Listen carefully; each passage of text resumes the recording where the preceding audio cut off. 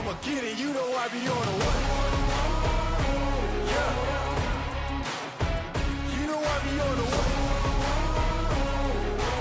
Man on a mission, I'ma get it, you know I be on a what? Yeah, it's all hard, ain't no fear here. You ain't giving this at all, you steer clear.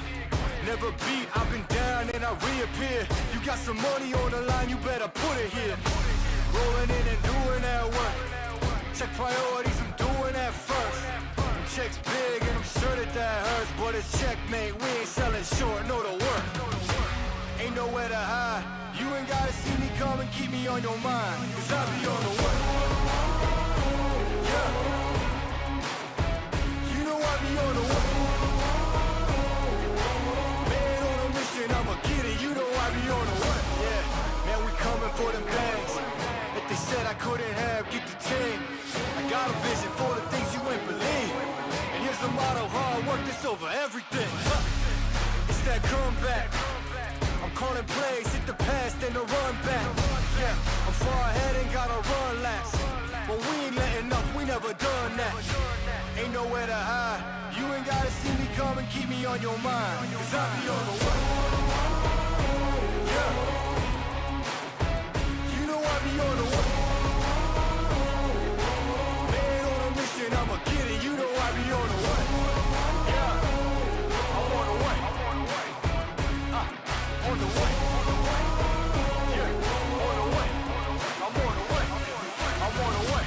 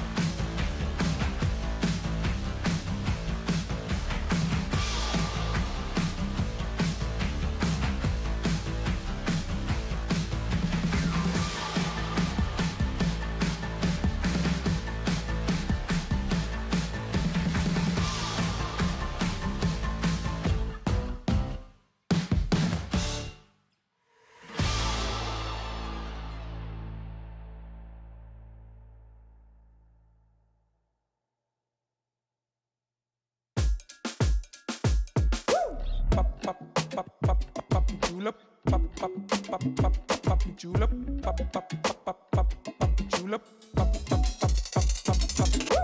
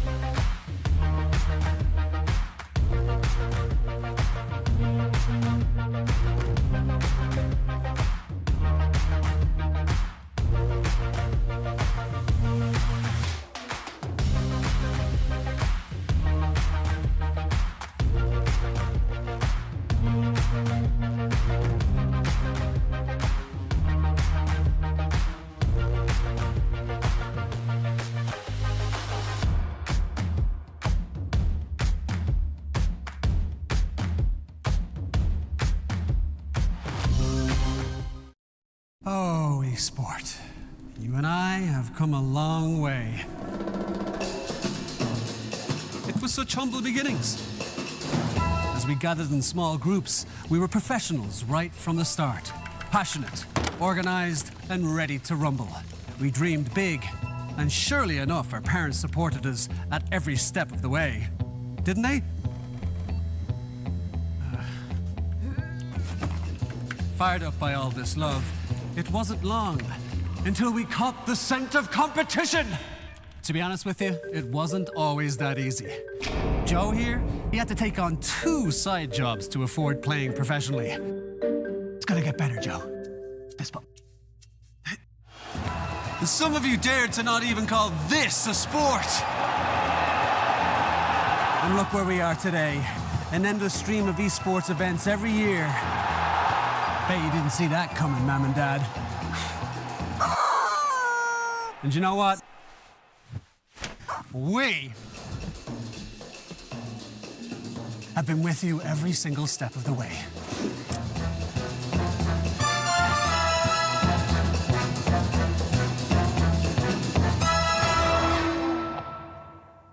Dream of working with people you watch on screen.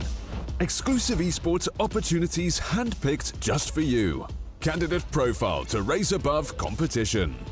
Let 10GG handle routines. Make a step towards your dream today.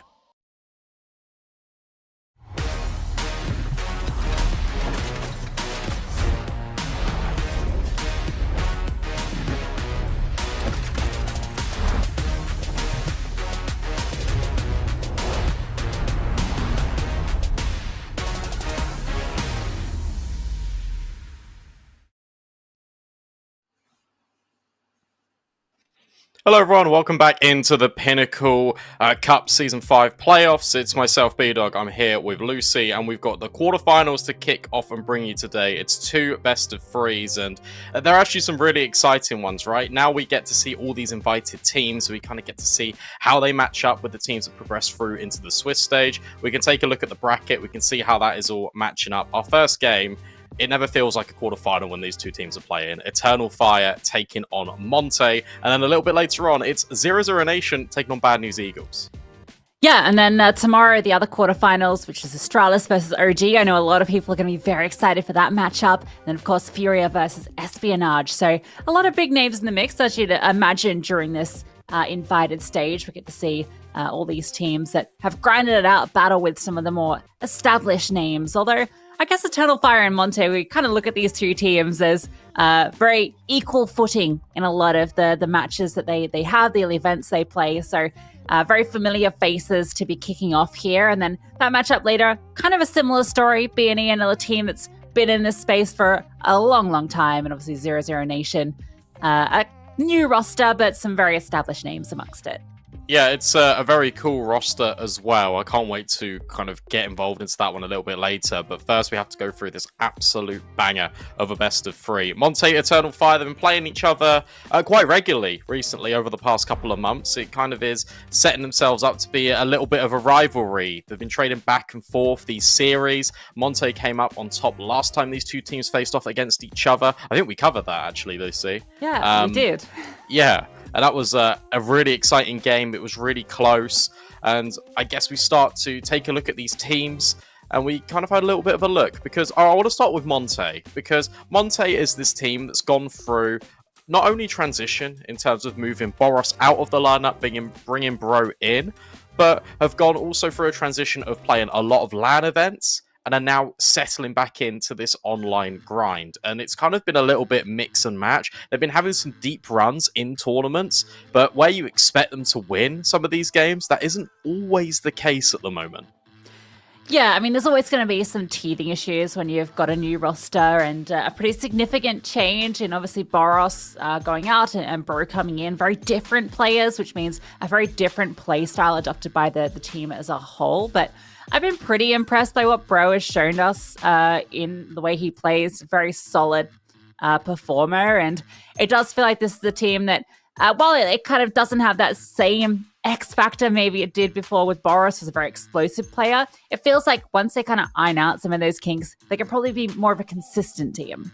Yeah, and that's exactly what Sundar Young was saying in some of the interviews when he's been asked about bringing Bro in. He says, we brought Bro in to have a little bit more structure. So obviously that's going to take a little bit of time to mold and form and kind of get Bro established into his roles, but also the team playing somewhat more conservative Counter-Strike. There'll obviously be explosive elements in there, but this is the direction Sundar Young wants to go in. And it can also be a little bit of a challenge because you've kind of reached the heights of playing these LAN events, and then you have to come back down and grind yet again. But each one of these tournaments is so important. The fact you're an invited team here, you haven't had to go through this Swiss stage, you're coming in not as the underdog this time for Monte, which I think is very interesting as well, because when they play without pressure, when they had the underdog tag on them, obviously it's the whole meme of respect underdog. That's where it kind of comes from with Monte. So they're playing with a little bit of pressure because they haven't had to go through the grueling stages of the group stage. This is their first game. It's the quarterfinal here in the Pinnacle Cup, and this is where they begin their journey within this tournament. And you compare and contrast that to Eternal Fire, a team that I'd argue could also be invited here, but they went through, they did it the hard way. They lost to Orcs in the group stage, a team that's heading Pro League a little bit later on in a couple of weeks, but since then haven't really looked back. Xantares has been phenomenal. It feels like he's in and revitalizing probably the best form I've seen him in ever. Wakadia as well, fantastic academy graduate that's come through, really puts up the numbers. It kind of helps out if Taras isn't always available. And Woxic as well, a very consistent AWPer for this Eternal Fire side.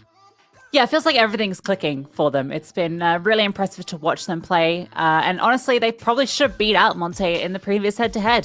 They lost it in overtime on Anubis. If they picked that one up, it would have been a 2-0 going Eternal Fire. So, you know, despite them being 15 ranks different on the world standings, I wouldn't read too much into that.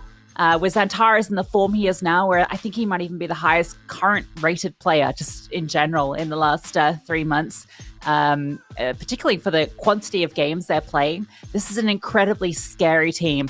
The big issue and the big question around them has always been who else is stepping up alongside Xantares, because it's not always there. The consistency between the rest of the team hasn't been there, but the new roster feels like it's going in the right direction. Well, Katie is a big part of that as this young talent stepping up. And this is the most excited I've been about Eternal Fire for a long time. Yeah, absolutely. And I feel like it's important to also speak about the journey that Eternal Fire have gone through, because take a look at some of the teams that they actually lost to kind of coming in. And I was wrong. They didn't lose to Orcs. It was actually losing to Los Cagutos, which is even more of kind of a blemish on the record. I'll be honest. That game, I watched that one, I commentated that one, and it kind of felt like Eternal Fire just weren't really all there. It kind of felt like a really rough day in the office. I feel like you can kind of look at that and think, wow, that's a really shocking result. But at the same time, look at the journey that Los Cagutos had.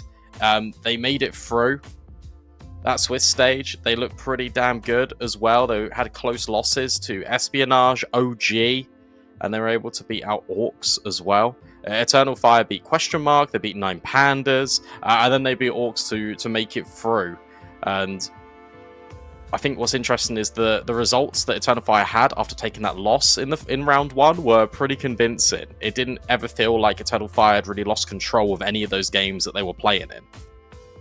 Yeah, it's quite the grind for them to get through here. I think particularly when you contrast it to Monte, as you're highlighting, who come in as a invited team, right? And it's such a different conversation, despite them often being considered in a very similar breadth. So it's kind of crazy that that's the storyline coming into it, because it's really hard for me when I look at these two teams to actually pick a favorite.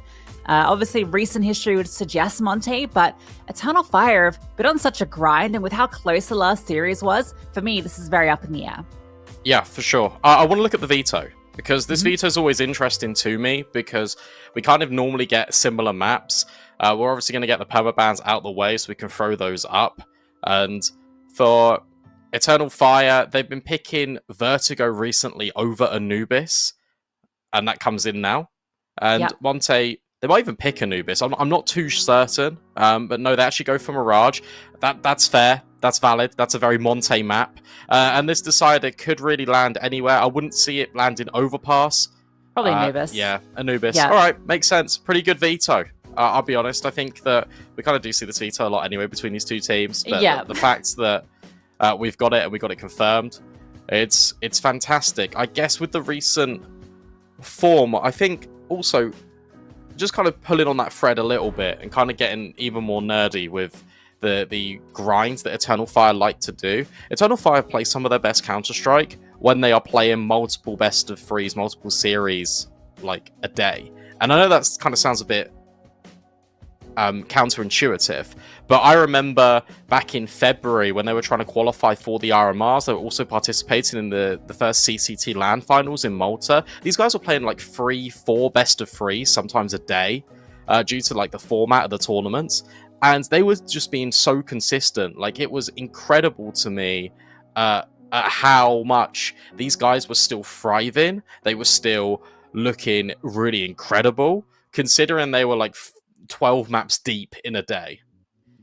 Yeah, I mean, I guess part of that just comes to you end up doing things. You're playing that much, and you're playing often the same, similar sort of veto, similar sort of maps, and you're doing it so consistently every single day. It does sort of give you that level of consistency just purely through the repetition. It's like with anything, if you just keep doing it, you're just going to get better at it, and you're going to get into that zone. Everything's going to be constantly clicking. Now, obviously the other side of that coin is burnout, and you know that is something to always be considering with the amount of events, particularly earlier on in the year. And I don't know if that's a contributing factor as to why they eventually made roster changes, but I think these are all things that definitely have an impact in and out of the server. But I feel like where they're playing now, it's looking really good. We're going to the exact same veto that it has been every time these two teams match up, Brandon, which is kind of crazy. No one just goes for a curveball to kind of, catch the other one out. But I guess given they've traded series and how close the last one was, you may as well just try and revisit the same ground that you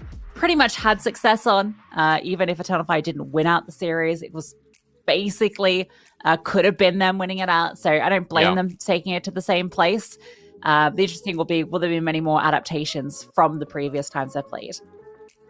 Vertigo always feels like it's going to be Eternal Fire's map, and I guess that's why they picked it, right? Monte, they've lost both of these head-to-head encounters. Mirage has gone back and forth. I remember casting the Central Europe quarterfinal where we had Mirage being the first map on there, and that was Eternal Fire, I think, winning out the half 9-6, and then their T side was just really lacking. I think Monte put up such a stellar CT side. I think Demka was close to a 30 bomb in that game, if I remember correctly. I think the CT side looked incredibly good, and then we head to Vertigo. It's completely different. Eternal Fire put up a fantastic T side, and then Anubis as well. I think that was the battle of the T sides. So I think the only difference in which Monte kind of has a chance is if they kind of bolster up their defense a little bit. They go away and they've actually reflected on, okay, how can we deal with Eternal Fire as well as we did in that game on Mirage last week? Because if you're able to kind of get that going, then I feel like that's the recipe for success. But I don't want to speculate any longer, Lucy. We're here. We're right involved in the action. It's Monte starting on the CT side, Eternal Fire on the attack. On their stomping ground of Vertigo, where they are very much at home. Got fair bit of utility out for the T sides. Actually, quite a substantial amount of utility. And they're going to be fighting up towards the ramp, so smokes will they execute. Player tucked in towards sandbags. Krasnov could do a lot of work here. There are HEs, but dare say they're not going to be flushing him out with those. No, he's going to swing, catches the perfect timing to deal with Lacadia. There was one HE left, and that is going to do the damage. So trade with the utility. Xantara starts the fight on through. Voxic gets one as well. Fighting over the top of the smoke. Warriors trying to get some kills back, but runs out of bullets and runs out of life. Bro in the 1 versus 3 as the bomb gets planted. Yeah, this is very difficult for Bro. He's also been spotted out by Voxic. Now they can just play together. Just trying to make sure they don't get isolated. Bro creeping forward. Hasn't got a kit as well. There might be one on the floor for him, but Eternal Fire are playing this one perfectly. They're just waiting. Trying to make sure that they don't do anything a little bit wrong. And no, Voxic even wide swings, takes down Bro, and that is a really convincing start. We can see the replays of how this all unfolded. Krasnov finds the opener and then gets naded out the server, and from there it's just individual gunfight after individual gunfight, all falling in favor of Eternal Fire. That's a really great start to their T side. Yeah, I really like that approach to ramp as well. Just getting that initial contact. Yes, you lose the opening kill, but they have the utility there, the double HE, which is either designed to go towards heaven if a player's playing from the headshot angle, or it's designed for that sandbag. So really cool to see that for the trade kill. It's going to be the force buy back from Monty. Warrior's got the scout. Everyone else with pistols. Bit of pressure over towards B. Bro throws out the HE, falls off. Tunnel fires start to scale. They know there's not going to be a lot of utility to push them back. And the boots coming through for Xantares. Over. And that Molotov is perfect to flush Bro back. Xantares doesn't quite get the duel. Now he starts to push on forward. Smokes are landing. He wants to fight this. The rotations have come on over. Now they're just going to scale them through, trying to force their way into the bomb site. Xantares has done so, and Wakadi has just scaled all the way through with the MAC-10. Wox is going to come on over as well with his. He can start to clean up, get all that extra cash coming. Personal gets one consolatory frag, but that's all it's going to be. Yeah, lovely stuff, and I really like this idea from Eternal Fire. They've been employing this quite a lot in recent Vertigo games I've played. The B executes always look really strong, and they've always got this mid element. And when it comes to activating on mid, I think Eternal Fire have got one of the best kind of policies in the way that they set themselves up in that late round. It feels like the lurk always hits the most perfect timing to come in. And it's based off the contact that they gather on that B site to Eternal Fire. If they don't really see much resistance, the mid lurk holds and they waits a little bit longer to try and catch these players in transition. Or if there's a lot of players and the gunfights are coming back and forth, then suddenly your mid lurk catches off one of the site players in the back of the site. And then that's another way in. Just USPs. Force by already contended with here by Eternal Fire. And a solitary flash on SDY. I'm so surprised to see Oxy buy the AWP. Yeah, same. He had the MAC-10, so he didn't die or anything and reinvest.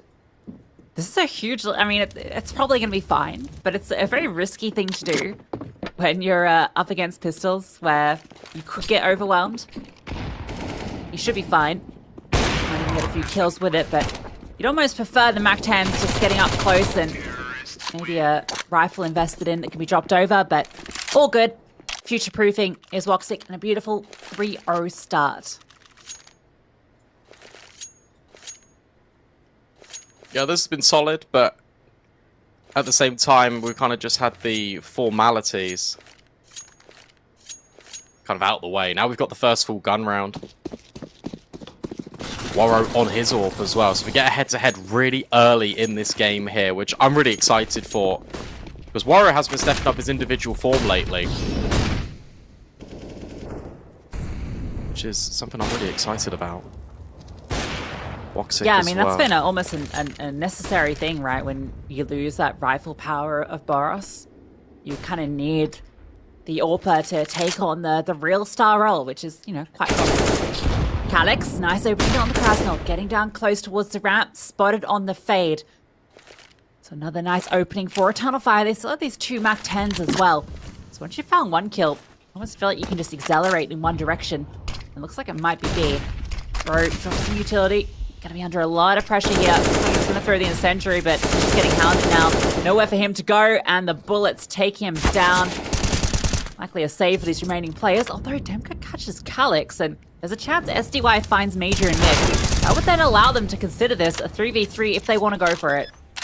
Yeah, I think it's definitely an enticing option, especially because the bomb has only just been planted. You know as well that Eternal Fire were on these SMGs. They're still on their bonus weapons. Wacadia's up close with that MAC-10.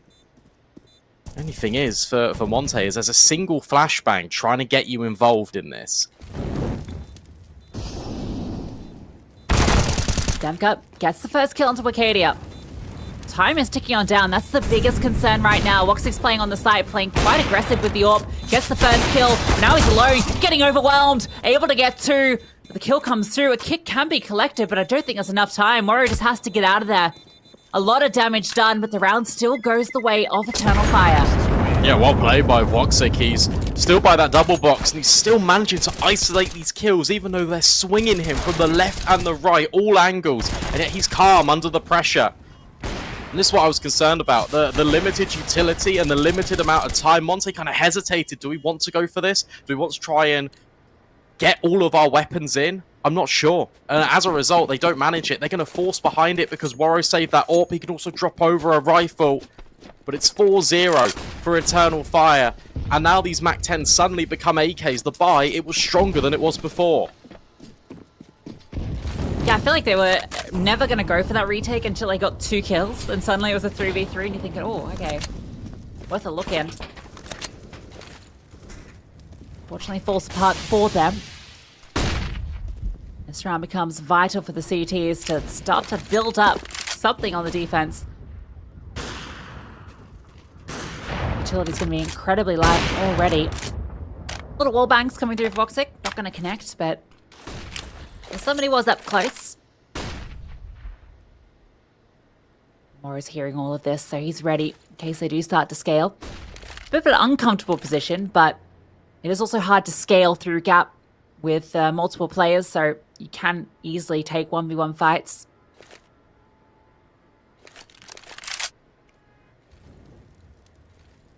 This is really interesting. So they've applied flashbangs towards both A and B, but they've both not acted on it.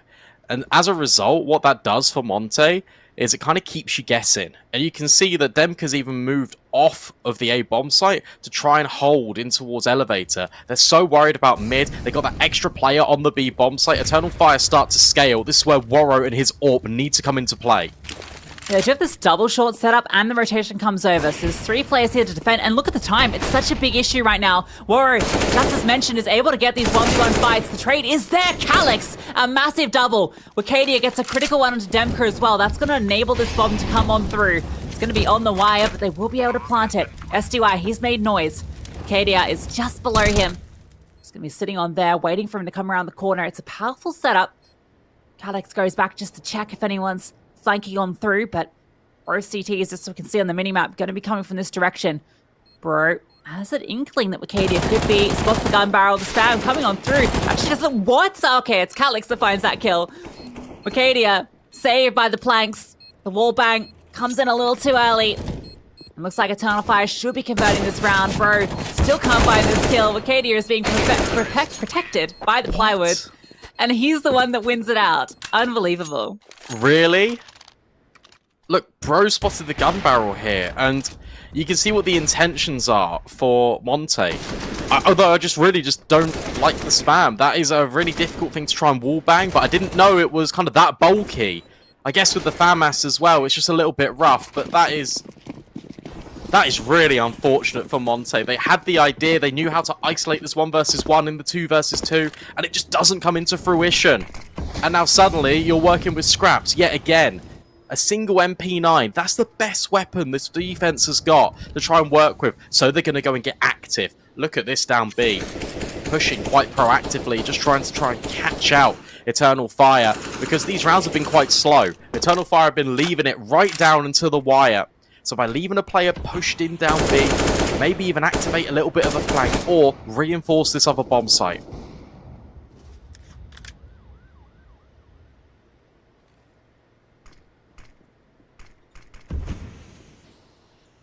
Double up in towards gap. We saw that find them success in the round prior, although with much worse weaponry this time. And Eternal Fire got a few players grouping up in towards ladder. In like a B split on the cards as Antaro starts to sneak his way forward. Calyx doing the same over towards B. Has Wakadia by his side. First player spotted out Bro, but SDY, he's the X Factor tucked into the corner.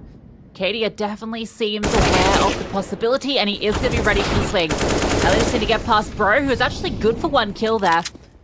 That's all it's going to be. Krasnov gets a nice frag in towards mid, but Woxic's there. Out in the open with the AWP, still hits the shot. Demka, no reason not to have a poke here, see if you can get yourself a rifle to take over. But this is a beautiful start for Eternal Fire on their map pick. This is really structured. And yet again, I want to kind of give a lot of highlight to what we just saw there with that B split. Because one player gets really aggressive for Monte, down in towards the B steps. As soon as that contact is taken from Eternal Fire, that's when the activation starts. Because if you can worm your way in towards the back of the bomb site, not only can you catch these players off guard that are being distracted by the initial Eternal Fire presence down below, but also you're just creating so much space for the rest of the team. The timing of the mid-lurk is so important. And that's something that we're going to see round in, round out for Eternal Fire, because it is all by design. And I think they're one of the best Vertigo teams on the T side when it comes to exploiting mid.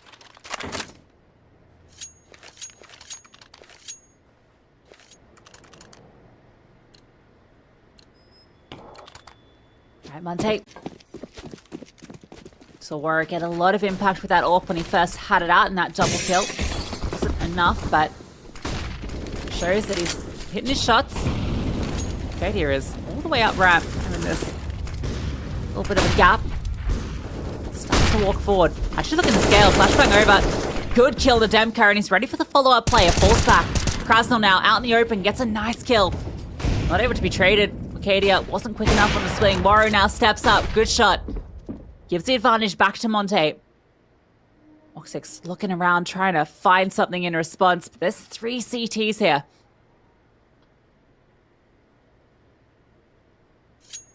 Yeah, look at this conditioning as well. You see Sundai Young came back to check middle. Then suddenly Bro has to come over. He takes it. So now you've still got this 3-player reinforcement here for Monte to deal with Eternal Fire. Util reigns in. Woxix in such a powerful position by the sandbags. So he can catch out any of these players trying to cross, trying to come through towards ramp. But it's Warrow in towards gap that finds Xantares. Nice trade out of Woxic. And they know that Warrow's still here. And Warrow needs to keep pushing forward. But that puts him straight into the guillotine. Yeah, finding these kills out of nowhere. And Woxic catches SDY peering around the smoke. You mentioned how powerful that position is. We just see it. Calix baiting out the bomb, although he's just going to commit to it. Smoke comes down to give him cover. Bro has to pull off the clutch now. Smoke. Wait, that's actually giving him a bit of an avenue. He's going to hear the scampering away. The issue is he knows that this AWP's in play, but the smoke could be used as the one way. Comes up on over, he's legged. Looking now for Calix, who he knows should be tagged from that utility through. No kit though, a huge issue. Calix not giving up the fight at all. Even has a Molotov he can throw on over. Has the line up forward, it comes over the edge, and Calix comes out wide for the fight, but Bro can't defuse in time, surely. Yeah, no kit, just has to try and get away with this AWP.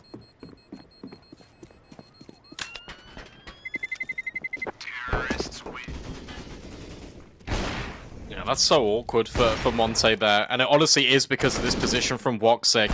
As soon as he finds that kill as well, if you take a look at how Warrow was setting himself up, he was always taking contact on towards gap as soon as pressure was felt from ramp.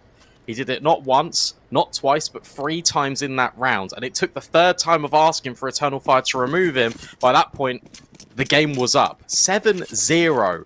And whilst we are getting these close rounds in, this has now been the 2nd round where Monte don't have enough money to afford a defuse kit, which means they can't win it out, which is just so awkward. Look at this now, a different change of pace in towards mid. No one is here apart from Bro, who's now scaling and is now dead.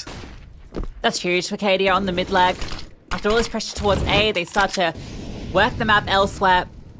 Conditioning had set Monte, particularly with this lighter buy. They felt they had to overly reinforce part of the map. There's a chance here. Nope, never mind. Orxic fast on the flick down, denies Demka. Xantares is holding if anyone starts to go hunting. Speaking of hunting, the T's might even be interested in this. I don't know if they've heard that AWP firing off. They know it's in play. They certainly want to give it a look at. Yeah, Warrow is dead. Wicadia gets the first kill, and he's just going to dance around. Warrow's not saving. Oh, through the smoke as well. No one gets to live. It's flawless from Eternal Fire. Nicely done. And that's the reason why you've got this acceleration now is because Eternal Fire know the money is really limited. And if you can isolate the AWP fight, say the AWP is in mid and you've got a player double swing in, you're always going to get that trade. Or if you go into an MP9, that's still a favorable matchup. You're kind of entitled to win. Major's calling a beautiful game right now. Xantares, though, hits the deck early. That's so important. This is the first time in a while. I was going to say, we've seen an opening kill, but look at that acceleration from Major. Trying to open up B yet again. There is a player on construction. SDY is here, rotated in from that mid position. But the mollies, just so overwhelming. Spam not connecting. Woxic's already holding the flank. Yeah, great combination of utility there. Woxic gets his. Krasnal is close by here. Oh, Voxic, the bomb, that's the issue. He realizes it's exposed. Krasnal repositions. And despite all the ground they got on B, they have no bomb. Can't plant it, that's the objective. They have to go back and find it. Krasnal with barely a slither of life is the one keeping them in this round. It's going to have to be the higher HP player in Calix that goes on the mission. They do have time to work with here. Krasnal is just hoping that he catches the right window, has SDY to come and join him. Comes around the corner, nice shot! Not a common angle to be pre-aiming, but he is ready for the fight. Oh, 2 versus 2. SDY might be able to catch Major here, and indeed he does. Calix gets information. Shouldn't be expecting another CT here, but with all the time that's passed, they could be anywhere.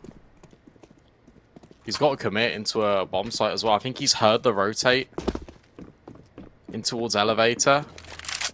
He's definitely considering it. This is so difficult. Great molly for SDY, although there's an opportunity for Calix still to plant this bomb. Fakes it out. And now they reposition into Ellie, and they double swing in tandem. Sundai Young leading by example. A fantastic free pace to get Monte there first. Yeah, and the great part about that entire round was, you know, obviously a fantastic opener from SDY, but then as soon as they lose middle, they're pushing down, they get this kill on towards ramp, and they keep going, and it completely catches Channel Fire off guard. They're able to capitalize and find the bomb, and that's where it all just sort of falls apart. You almost believed a second there that Calix was going to get both of those, and they came around the corner so quickly. But Monte finally on the board. Zantares comes in for an oh my god, what a transfer for Zantares. Like a robot. Oh. I mean, what can you do about that? Not a great deal. Warrior has to fall all the way in. An Eternal Fire. Just going to layer up this utility. But they're not going to commit. They're just going to pump the brakes for a moment. Again, creeping, allowing this AWP to make further progression. Sundai Young now starts to work gap. Flashbang is good for this cross. And now Warrow trying to get involved. And he does. Ooh. Finds Woxic. Eliminates him from this position, but SDY overextends straight into Zantares, and Wicadia deals with Bro. And now they've got a confirmed position of where Warrow is, but it doesn't matter. They don't care. Already, immediately, you've got this fast fight. Calix has run through B. They're not even thinking about whether they've won the round. They're thinking about whether they find this AWP. Warrow knows it. He wants to try and find some kills just to alleviate the pressure because they are going to be hunting him like nothing else. He's feeling a little hard done by, I feel. Gets a really nice kill in Voxic, but SDY Oh, no. tries to peek in and... Oh, yeah, Major catches the timing to come around the corner. Look at this. See you later. That's gorgeous. Flashbang as well. Great for Major. I think there's difficulty for Monte, though, because you can see what they were trying to do. They wanted to get aggressive to try and get a kill back. But the issue you've got is that Warrow does it at the same time Sundai Young does it. And you're holding for each of these eventualities, but only one of them wins the gunfight. And you're already limited in the amount of players you have if you're Monte. Okay. And that makes it a little bit easier for Zantares. And he, once again, is finding it quite easy, opening up on towards these pistol players. 2 players already dropped here for Monte. This looks like double digits for Eternal Fire. By all accounts, it should be. Katie's going to catch Krasnal as he starts to crawl on down. They can just force the issue into the bomb site. Clear corners, and all is well. I'm a little surprised by how dominant this has been out the gate. Feels like Monte haven't really had a chance to even try anything outside of SDY's aggression towards mid. Feels like it's just been attempting a little bit of ramp control, trying to fight that. When that loses, fall back, and then Eternal Fire just slowly pick you apart. I think it's also, again, a credit to the decision-making being made by Major. Because if we think about the kind of normally how Vertigo gets played out on the T side, we're battling for ramp. It kind of feels like an A-ramp simulator at times. And think about where Eternal Fire have been ending a lot of these rounds. There's been a lot of progression towards middle with these splits. There's been a B bomb site attempt, I think 3 or 4 rounds, kind of consistently. We're getting a lot of variation, which means that you don't have fast rotates, and also it means you don't really feel as committed to kind of take these early fights, because if you're in the wrong spot, that is an accident. Doesn't get any better for them, does it? I thought the M249 on the Gav. It should only be the Negev, right? With the amount of money. Oh, yeah, it's on the ground there. Could we get a zoom in on the gun that's on the ground in CT's fort? Don't know if that's possible while the pause comes through. But yeah, misbuy. Not going to happen in CS2. But it's certainly going to happen to Krasnal now. And that means he's working with an MP9. That is...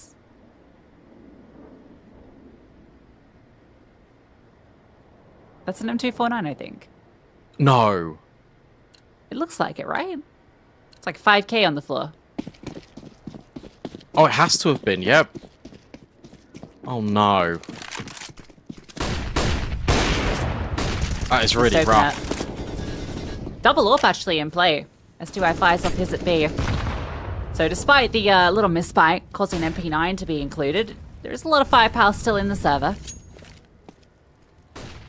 Maybe it's the change-up they need.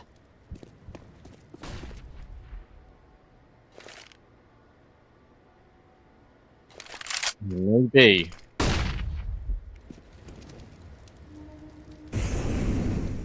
Yeah, look at just how slow these gun rounds are for a fire. They're not showing presence anywhere. And this again incentivizes doubt. Bro remains on A. Bro doesn't feel contested at B this time around. This is very passive. Eternal Fire are waiting for Monte to overstep. Come into their vision, into their line of sight. Alex, where's this smoke going? Yeah, I thought when you were setting up smokes here in T-Squad, it was going to be a fake out towards B, but oh, War2K, nice shot onto Major. Good flick. Has the bomb spotted as well, so a lot of information gathered. Katie gets scale quickly though, so does get space back. With these smokes down, does look like he's considering the swing around. Krasn's on a flank. Drops on down. Alex accounts for it, but can't adjust in time. I give it the half-hearted look. That's 2 players now down for the T side. This looks like a good time for such an issue. Charging on through is Antares. Gets the first kill. The transfer doesn't come on through. Ricadia's dropped 1, but the smokes have all fallen. They can just take these pot shots every day of the week. There's no time for Woxic here. Drops the smoke on forward, throwing the utility wildly out. Maybe he can just plant on the corner. Actually has the time to commit to it. Just managed to plant it. No, bro spams him. It looks like the smoke wasn't deep enough. So it is denied. Yeah, much better out of Monte. And the thing is, they don't bite. They don't overstep. They don't give Eternal Fire what they want in that round until they've committed in towards a position. Rushing up towards the A ramp, that's where your mid flank gets involved, and that's after Krasnal took the space originally down in towards ramp with the flashbangs. Krasnal goes from an M249 to an MP9 to an AK-47. Quite the round for him. Yeah. A matchmaking series of weapons. Again, the pressure over towards A. Antares. He's the one to take contact, but it's actually Major that gets the kill. Krasnal with a fast trade back. Rob very low, and Woxic. I thought for a second he was just going to go for a wall bang there, and he actually would have connected if he had. Krasnal was so close to it. Ooh, look at Demka. Demka's hit this timing. He's just waiting. Krasnal's going to group with him. The swing. Oh, it's been spotted by Woxic. Just lucky to get out alive there. Calix is holding for a flank, because if he gets that kill, then suddenly the B bomb site's open. Little do they know it's for Eternal Fire. Everyone is here for Monte, and they're going to evacuate. Yeah, I wonder if they kind of have the read on this now, because it's been so often that everyone comes here. That's a huge kill as well. That's going to keep these players committed, and the rest of the team can start to go back towards B. SDY is making his way over, but it's just him. He has the AWP, which is something. The utility coming on through. He should be able to scale up, and oh, he's caught. Calix comes up quicker than SDY was ready for, playing the passive line, and he is punished.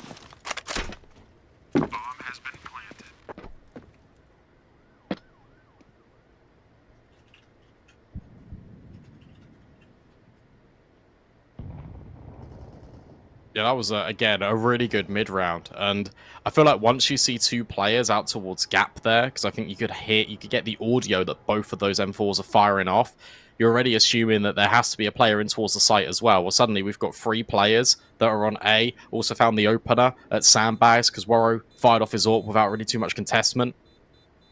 So for Eternal Fire, you can have a kind of advantage going back towards B. Worst case scenario, there's 1. Best case scenario, there's 0. 11 rounds to 2. Every time Monte feels like they're getting back in, they get shut right down yet again. Look at how wide Worro is. These flashbangs are so effective at just isolating these kills. It was Calix's flashes that time. Major has been setting them up as well. It's been really good to see the utility usage out of Eternal Fire. Dominating this T side. Monte desperate for a couple in these closing rounds of the half. And Demka, seems like he's getting curious over towards Crane. Oxic scaling. He's going to go wide swing with the AWP. What a flick from Oxic. So fast with it. I think he's looking for more. Starts to scale up. Denka rethinks the decision to go around the corner. Deploys the one way. Counter smoke just to allow this AWP to continue to work. May just hit the timing in mid. Oh, he's walked all the way through. He's into elevator, and he hasn't been spotted. They walk past each other, bro. Okay, bro's about to see him, but Major... Oh, the flashbang! Arcadia! Oh, no, that is devastating. Major would have had a kill for sure. It's such a weird fight.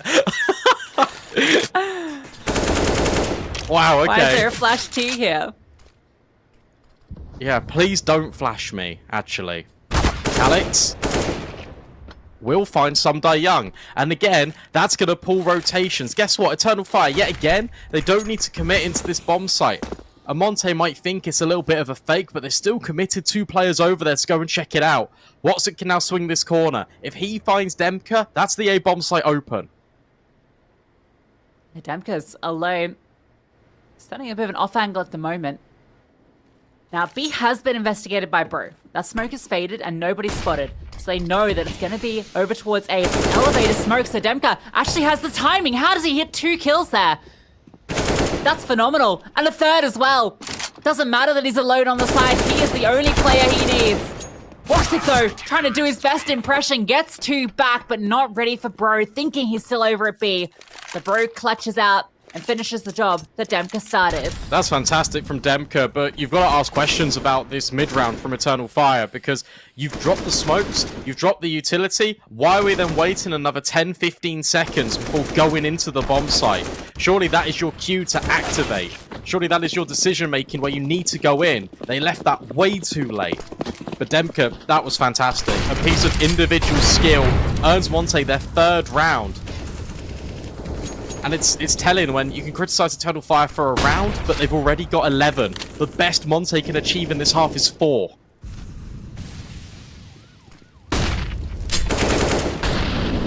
Nice opener for Calix. Flash set up, dodges it perfectly, spots out the extra player as well. Arcadia has been spotted, walking on through. Woxic's gonna swing, but Demka catches him through the tarpaulin. Should funnel these T's back over to the other side. Arcadia scoping, making his presence known. Was a flank. Ooh, Arcadia's about to walk around this corner. No, swaps to the AWP, but the no-scope misses. Warrior wins out the fight. This forces them to go to B. They have to go quickly. Molotov is good. The corner, SDY starts to burn, drops the smoke. He's the only one here. They're just trying to run him down. Staying alive, he's chilling out in the smoke, hiding, hoping he can last. And Calix scaled to catch Demka. A fantastic response from Eternal Fire puts them in the 3 versus 2.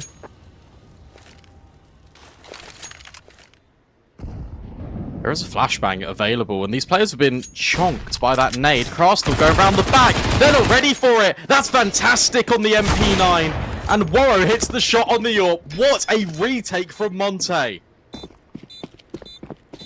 That's insane. I can't believe you never see that play work. They're doubled up there, both looking the other way. There's a supporting flashbang as well, and it's enough to get 4 on the board for Monte. That flashbang pops as Crastle is behind the kind of the blockade as the flashbang explodes, so he's never affected by it. That's so cool. And I think this is clever as well, and I wanted to call it out. Major doesn't deal with Sunday Young until Calix takes a more advanced position in B, so he's able to catch off the player rotating in through the smokes because he thinks they're not far as advanced as Eternal Fire actually were. A lot of moving pieces, a lot of cool little micro we're seeing in that final round of play, but Monte come out on top.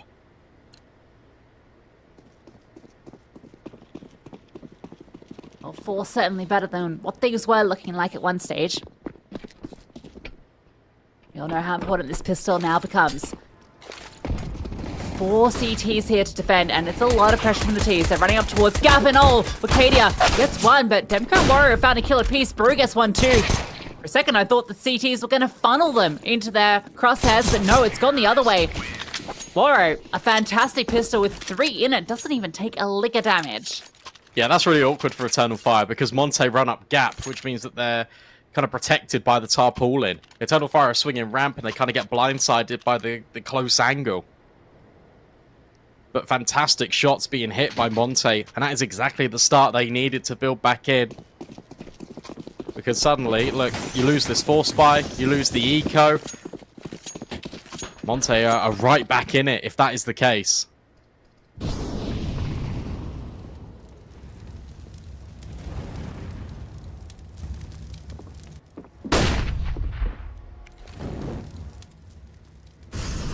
Warrior's waiting for the smoke fade.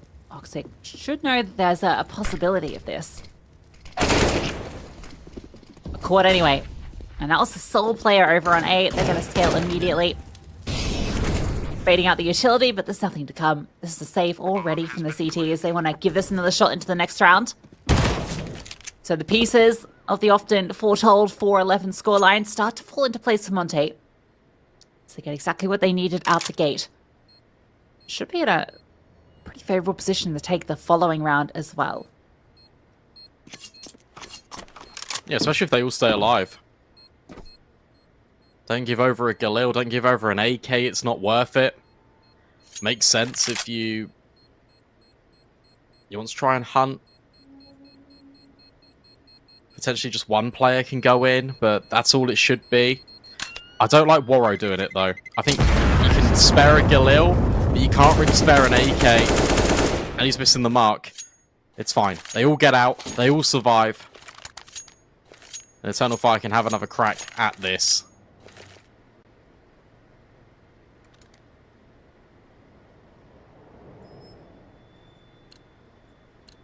See if they do anything different this time around. They had a very heavy B lean. Tara's is chilling out in mid. Okay, they're waiting to hear the info and then they're going to respond to it. So they hear all the footsteps and they're like, okay, it's going to be A. Let's all go here. So Tara's just standing in with his knife out, just like looking at the floor. Here with your eyes, as we all know. Start to push forward. Demka gets the first kill. Wicadia fast on that trade. Now they're fighting. Oh, the MP9s are doing work. And Major's Deagle gets a massive kill. Calix spots the final player. Falls back, knows. They've got their advantage here. A 2v1. A gun collected for Major. But SDY can still make this happen. He wants to isolate this first fight. Calix can't afford to give it to him. You see how much SDY knows that he needs to win this. And oh, wow, no chance. Calix, a huge shot. And what a round from Eternal Fire. Yeah, that threw shades of the pistol. That felt very familiar to that. It's just they wanted to take these fights. And they were like, okay, Monte, you want to brawl ramp? Here, come and fight us with our SMGs.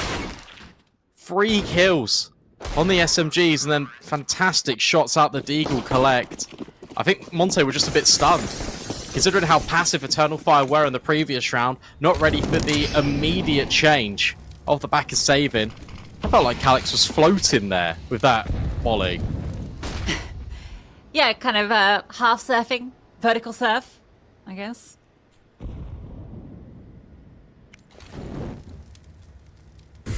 Monte lose their sets. Very scary for them and their chances on vertigo. Certify know the importance. Roxic. Nice skill on SDY. It's kind of crazy to go into this position with SDY there. Quite catch the timing of it, but it works out for him. Calix has taken a very advanced space in towards stairs. Monte are kind of forced to go in towards... Oh my god, well. In towards the utility of Xantares.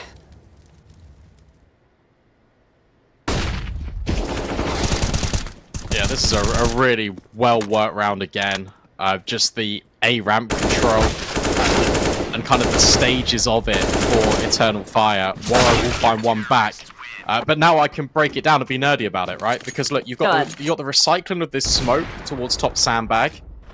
Before they want to go for a swing in towards ramp, Xantares is still staying alive by just keeping the cover off that smoke, drops the nade, and drops the incendiary to funnel them back. But a perfect flashbang comes over the top, and they all swing gap in tandem alongside ramp. And there's no way through, but they're doing it in stages. They're taking little pieces of ramp and then fitting it together like a jigsaw. And now, in a position no one would ever want to be in. 6-13 down, you have to take the eco. You've lost 2 kills early. And that's a HE that looked like it could have done more. The bullets should be able to do the job. And these pistols not looking like they're going to get anything done. So it's going to be 14-6 for Eternal Fire. After a decent run from Monte, they had 5 rounds in a row. 4 or 5. Start to now crumble towards the tail end. This will be their last stand. Something worth mentioning, a positive for Monte is despite this being a 14-6 scoreline, Warrow is nearly on 20 kills. That's good. The issue Especially you've looking got, towards Anubis. yeah, but the issue you've got is the fact that, Mirage, sorry. well, no one else is really kind of keeping pace with him. Sumdai Young, normally quite an influential rifler, not really arrived here, hasn't had the best start. Demka has only just hit double digits now. Bro is getting punished over towards B. Oh, Demka's been spotted. Couldn't get away, but, well, that does lead to... Oh my god, Kantara is just taking liberties. Wakadia steps up as well. And they're crumbling in the ramp. SDY gets 1 kill back, but he's brought down to 5 HP. Warrior's not looking very healthy either. Is Woxic flanking with an AWP? Is that what's going on right now? Yeah, he's in ladder. He's in ladder, right? Yeah. Top of ladder, though. So that means B is actually really open. It's a lot of trust in Wakadia. Okay, Calix is going to come on over. I think they just realised we'll just play retake B if it comes down to it. Every other pathway is covered off. They're still making noise over towards A. So Woxic starts to descend the stairs. There's no way out. Just has to be forward. Warrow starts to make his way up. A flashbang being set up. Looking like they might want to pop through. A second one getting readied. Comes over the top in a moment. Woxic is on this flank with the AWP. Walking up. Slowly but surely. Making his way up from behind. Warrow takes the forward fight. Goes down. And there's a no-scope from Woxic. The flank comes through. SDY doesn't know it hit him. That's map point for Eternal Fire. They're playing this so well. The utility that they're putting down is really disrupting Monte's game plan. Even when they wanted to fight forward there, Monte just wanted to brew up towards the ramp, and they can't manage it.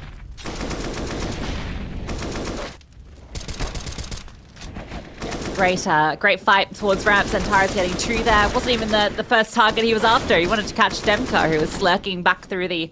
Slurking? Slinking. He was slinking and lurking back through the smoke. Slurking. Gross. It's not a nice word, is it? No. But it's our word. Oh no, don't put this on us. Different variations. This time we've got deep ramp smokes. And then we've got progression from Wakadia down towards the ramp. Good nades. But Woxic will have that fight all day long. Xantara's a major. Yeah, this is a clean-up. Sumdai Young, nice trade. But it's a 2 versus 3 to keep your team in it. Warrow's only on a Galil. There's no guns he can really scavenge without making noise. That's why he's just creeping further forward up here. Gets in the smoke. Ooh. Nice trade. Nice collection onto Xantara's. Major, though, you're not really ready for that. Yeah, great re-aggression from Major. S2I has an opportunity here, though. He has the bomb. Plenty of util. He has the element of surprise. Where's this flank coming through? Okay, it's less surprising now because Calyx is pushing up ramp. There is a gap in towards mid. Obviously, that's where SDY was last seen. They should be aware that there's a possibility of him rerouting here. He has a lot of time, so I wouldn't be surprised if he even clears in towards CT just to get an idea if there's a player sitting passive. Convert it into the 1v1. Calyx coming up here is actually maybe a little bit of misinfo. Yeah, that's hit the timing. But Major's not really overextending, which is everything. And as soon as this smoke is dropped and the bomb plant's been heard... Well, he hears the running away of Calyx and he goes for it, but Major could have just swung there and he is going to swing. He wanted to line up the HE first and that's going to be enough. Eternal Fire take it 16-6.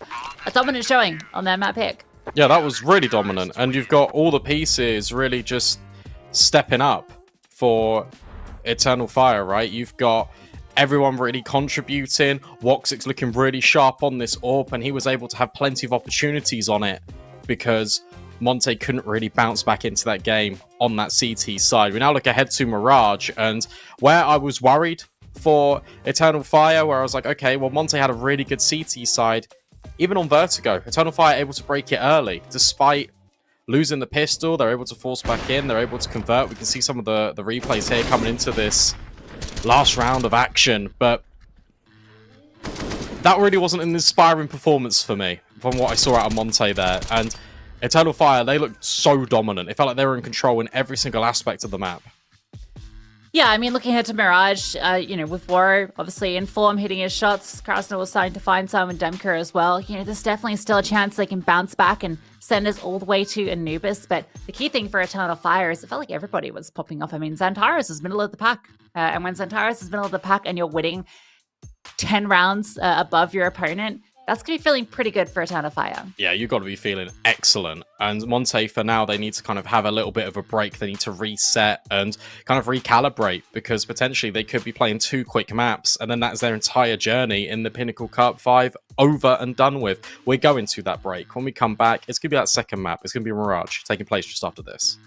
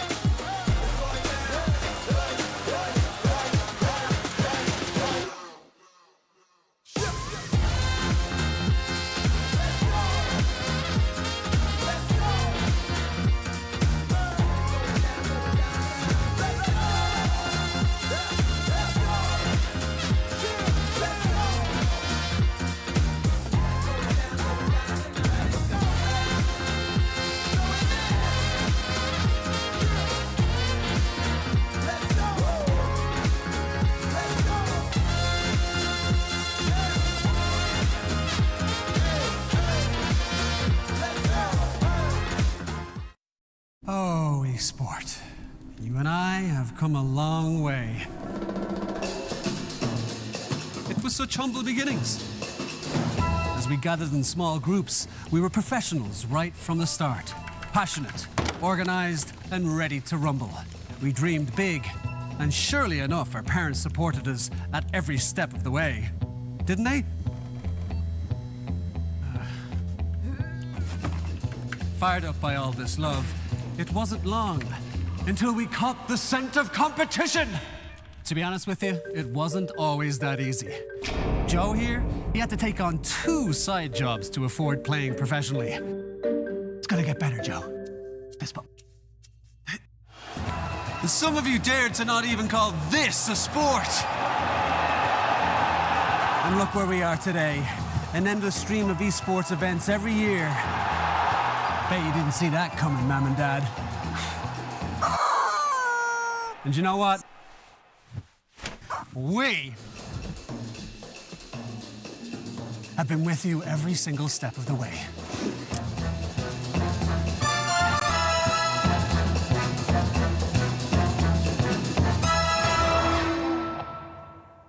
Dream of working with people you watch on screen. Exclusive esports opportunities handpicked just for you. Candidate profile to raise above competition. Let 10GG handle routines. Make a step towards your dream today.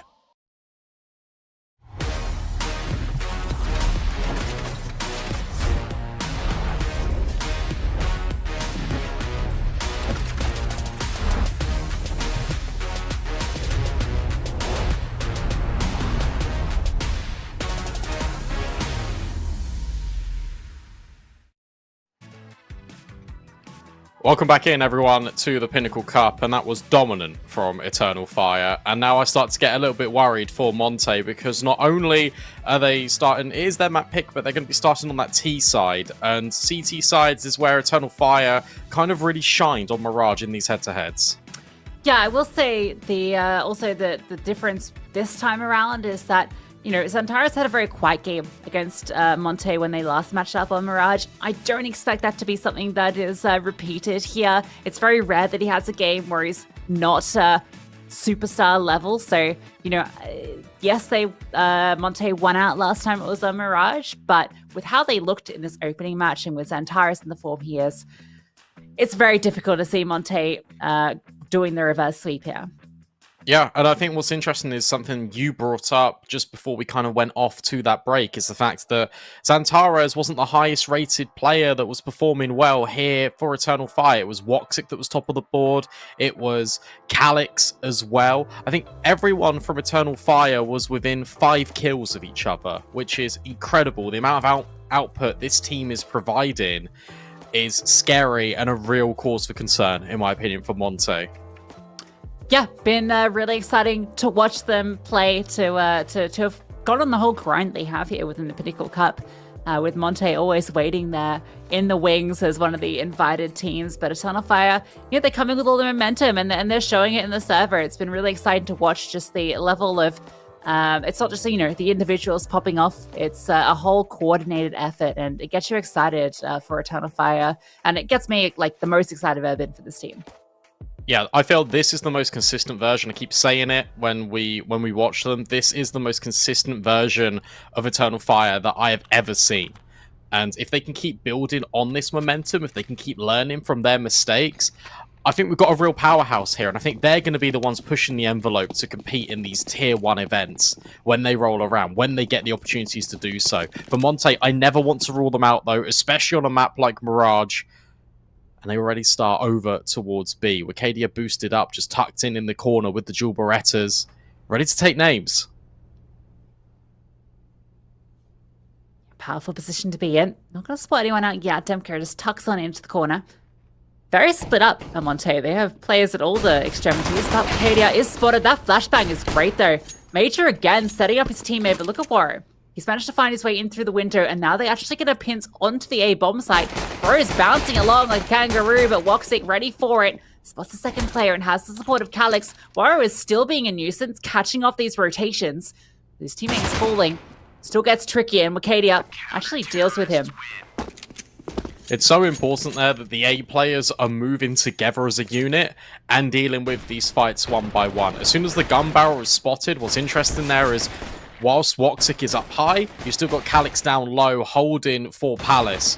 And make sure you've got that peak. So even though Warrow has been such a nuisance, you can't really capitalize on the space he's gained because you're not finding any other room anywhere else. And it's that attention to detail, right? It's the fact that Eternal Fire know that that is going to be the case. So they leave Warrow alone. They go, okay, well, we can eventually throw enough bodies to kind of contend with Warrow. Let's focus on the matter at hand. Let's focus on these objectives, and then we can deal with him in the backlines a little bit later on. Not going to be investing into this one. And a bit of damage done. 1 kill found to the pistols, but that's all it's going to be. Rifles collect the majority of those, but not the biggest deals. Antares, this is MP9 early after finding that 1 kill, but they'll just be happy to have only lost the 1 player and just the SMG. So they can upgrade that one to a rifle, and a good start to the half. Yeah, the fact you've only got Major on SMG now is completely fine. Not the end of the world. He's your IGL. You've got your key components on the better weapon rate. And that's the main thing. Monte, they E-code so they can bring out the rifles 1 round earlier. Despite not having bomb plants, SDY takes mid on his own. But there is an element to this. There is a component with the underpass players, Warrow and Bro, creeping forward. And Woxic, I don't think he spotted them on that timing, on that jiggle. So Xantares needs to be really careful he doesn't get overwhelmed. Keep it unfortunate timing there for Woxic, but smoke comes on through.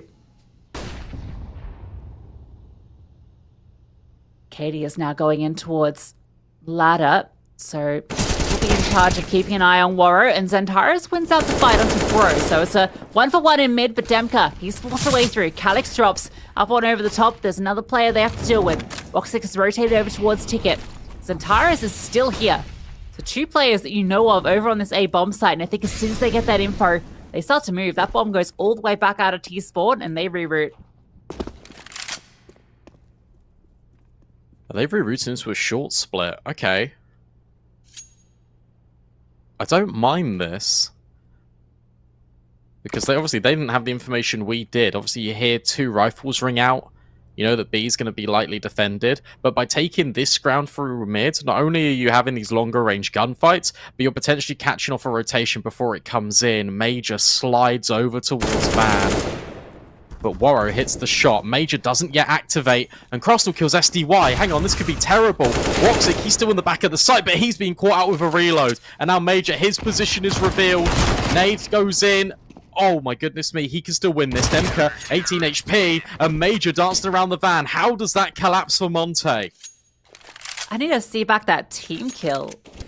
I don't know how this transpired. That is crazy. What a great rotation from Eternal Fire as well to get everybody over there. Oh, I see. Trying to fight into Woxic. Woxic's caught in the reload, so that's something. But Major plays this beautifully. It's a shame, actually, the HE didn't find that kill initially, but really well done in the back of the site. But Major winning that round, not just with his double kill at the end, but also just the call to get the rotations over to B. Good decision to invest for Monte. They haven't committed everything in, but they've put a large majority in because they know the money is quite limited for Eternal Fire, but they're cleaning it up like it's absolutely nothing. Warrow finds 1, but that is the only thing he will find. 4 players live for Eternal Fire, which means that bank can start to build up yet again. Monte can still keep applying this pressure, but they need to also start getting rounds on the board and also just bombs down on the site. We haven't had a plant yet.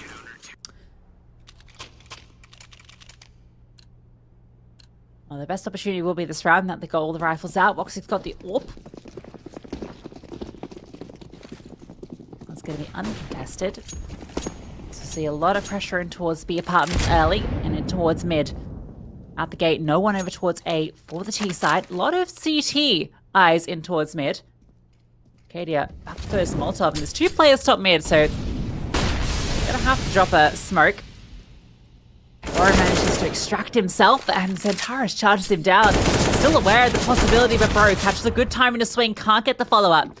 That extra piece always there, lay it in for Eternal Fire. Krasnal, though, finds an opening, gets rid of Major in towards short. That's given them space here. They need to get the bomb. It's really important this player lives. SDY falls.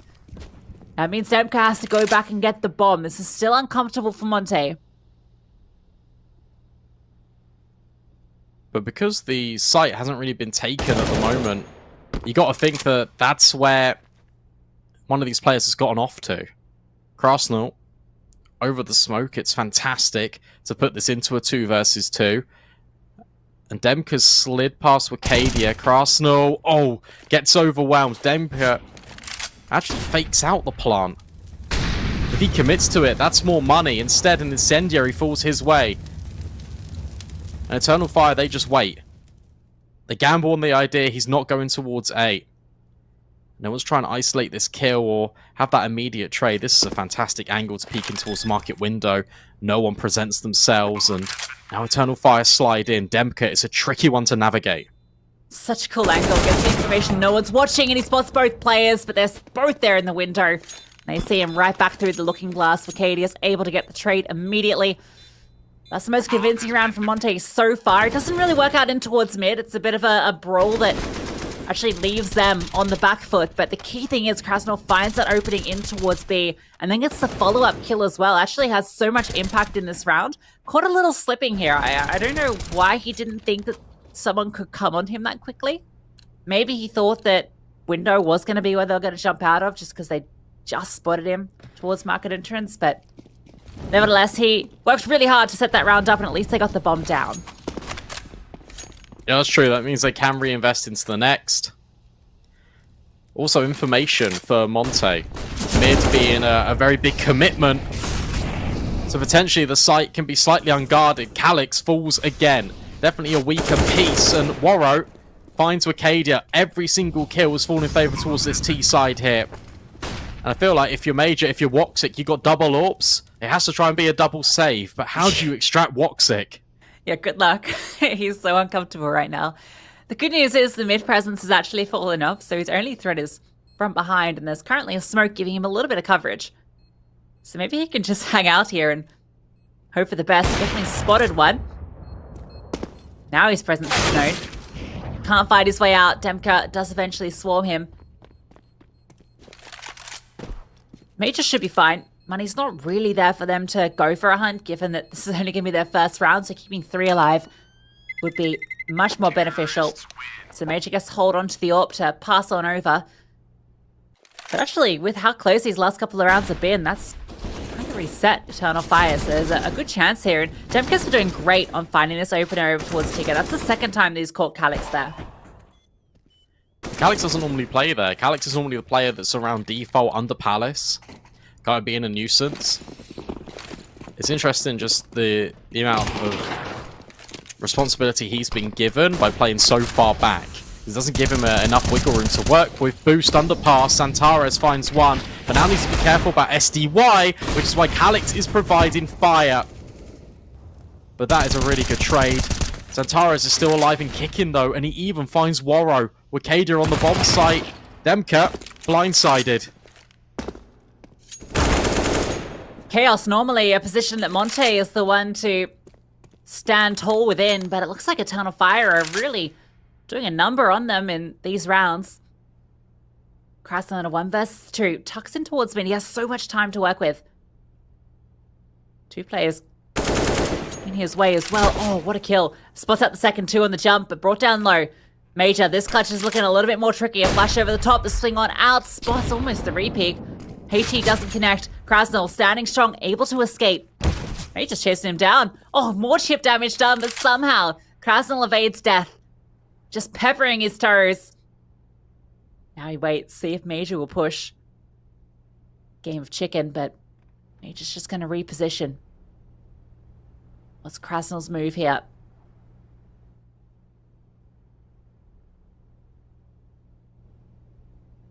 I feel like with Major not seeing anyone on this route in, he's probably going to tuck round in towards B in the next couple of seconds. But no, okay. Wants to take this passive line. Longer range, knows that Krasnal is 1 bullet from death. Fake out on this plant, allows more time for Major to come on over. Krasnal now starts to punch in the digits. Oh, but Major wasn't sure whether it was B or A. And that then allows space for him to get in towards apartments. This is weird. And there's no defuse kit. Yeah, smoke can cause some issues, though. If he drops that one down, taps the bomb, Krasnov will have to come and start fighting. Major can't really afford to go for these long clears. He needs to get this bomb tapped or just find this kill ASAP. He needs to come in the next second or so. Spam the wall, something.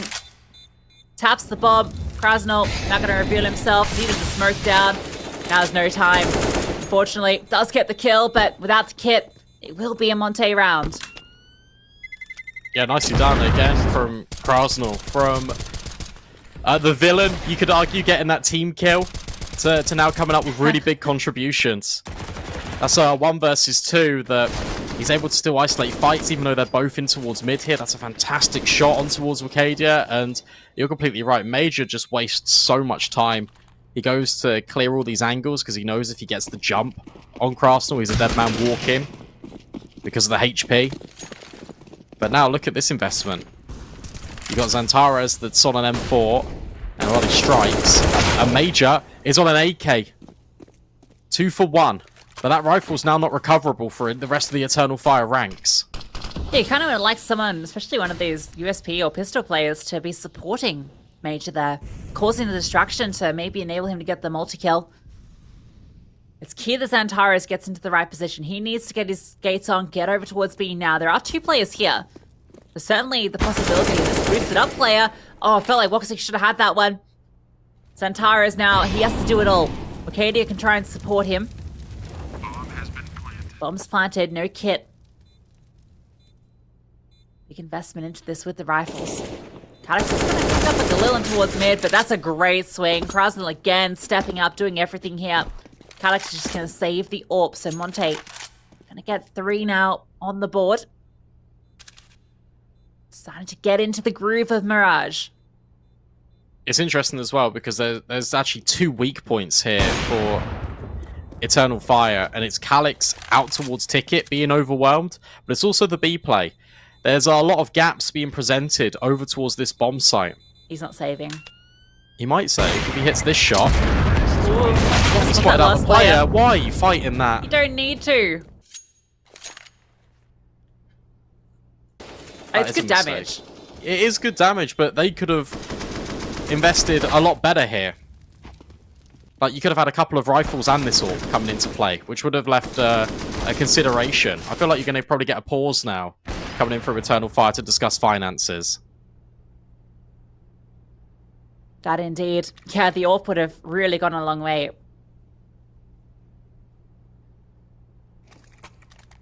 You feel like you want to invest here, but you got 2 players that are not going to have the most comfortable one. And one of them's Xantares, so surely he gets dropped if they do invest. He's been given the M4. That one comes from Wicadia, who's actually on level with him with kills currently, and they're actually going to half buy it. If that all been saved, I think it's a full investment. Yeah, I agree. You're obviously not wanting to invest everything here because of the loss bonus, but at the same time, you know the economy from Monte is weak, despite having now these consecutive rounds in a row built up because they've not been clean out of this T side. Boost up. Is that why we're going to see this M4? Yeah, but it's dead. Wicadia, at least is in close proximity, but he doesn't have armor. And he's probably dead to Krasnov. Yeah, that's it. That's the round done. You got to save this for Eternal Fire. Yeah, keep the armor. You'd love to get a rifle. That would be beautiful if you could manage it. Major not able to hold onto his MP9. Calix gets a kill, but it's onto a Mach 10, the one player you probably didn't want to find. But yeah, I like that round from Monte.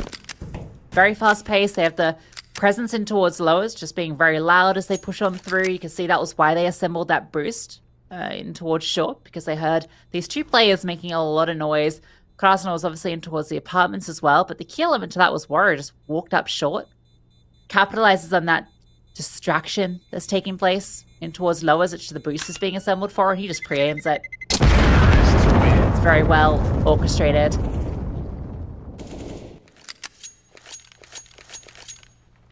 Yeah, Monte know it's probably not worth hunting a Mach 10 or even a 5.7. So they just pump the brakes. They wait to see if Calix gives them the kill, but instead, that doesn't occur. Now we get another investment. Now we get a round back for Eternal Fire. Woxic on the AWP,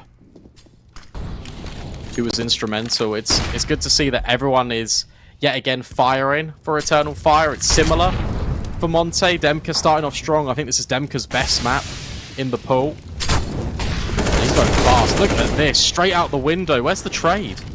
Where's Major?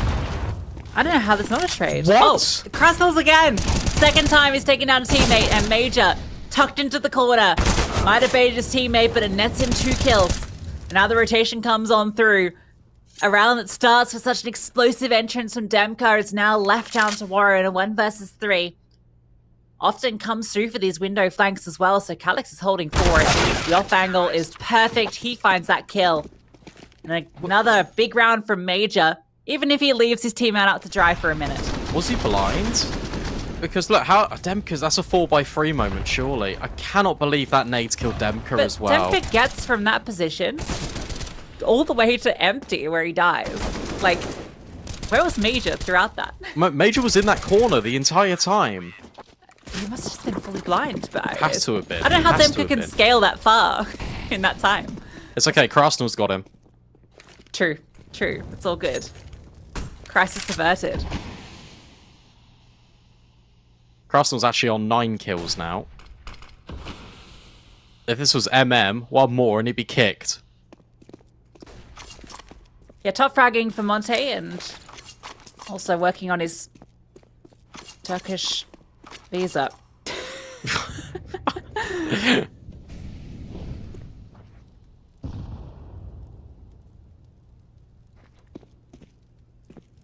Got another short boost being employed. This time it's Wakadia up.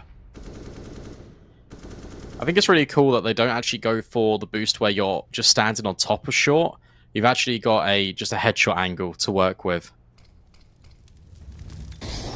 Mid space being taken now for Monte. Krasnell needs to clear out some Tares. And he does. Fantastic. I think that smoke that was thrown in was a little bit loose from Woxic. Major again. He stares at Wakadia, watches him die. And Warrior capitalizes. This feels like a very, like, kind of rinse and repeat round we're seeing out of Monte, where they get the mid space and they just wait for the lurk of the B-Apps player to catch the kills on short. Yeah, this B-side has got a massive hole in it. I mean, early on, it was a lot of pressure over... Ooh, nice tap. Good luck saving the AWP. They're swarming you like ants at a picnic.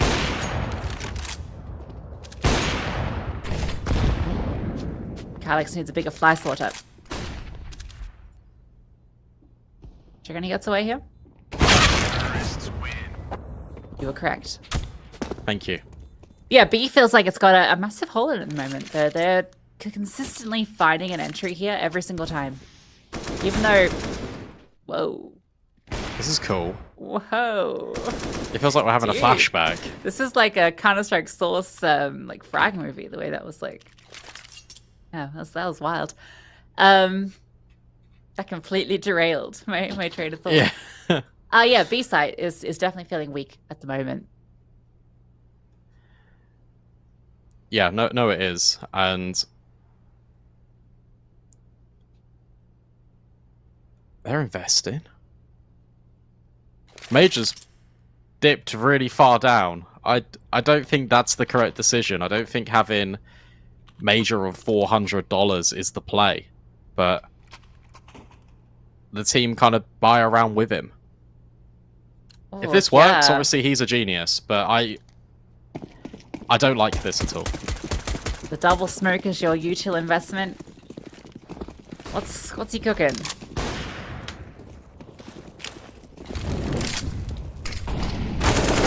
Solid, and wow. There goes your MP9s. Here comes your boost. Third time lucky. Stop him. Why?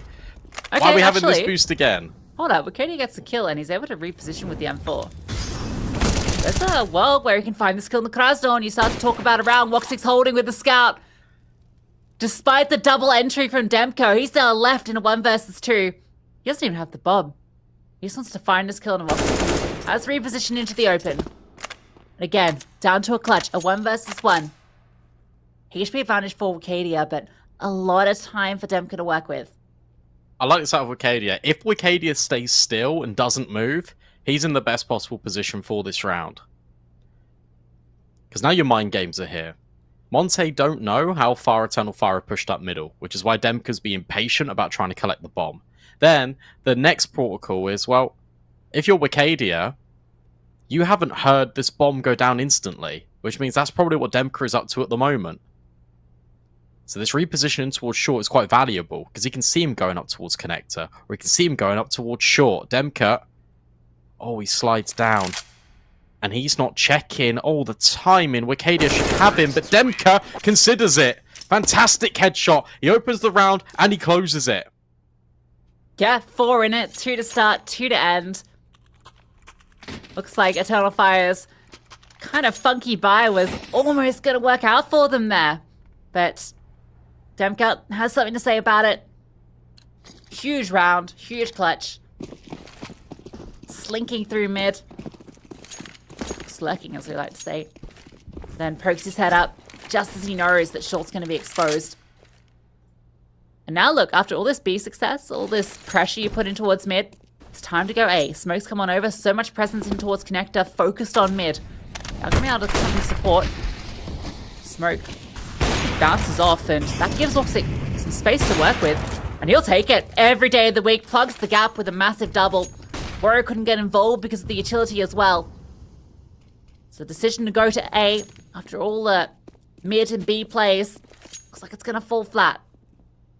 I think what's interesting as well is you didn't actually see the double connector setup. So Eternal Fire can just run exactly the same setup again into the next round. And that might be something that catches Monte off guard.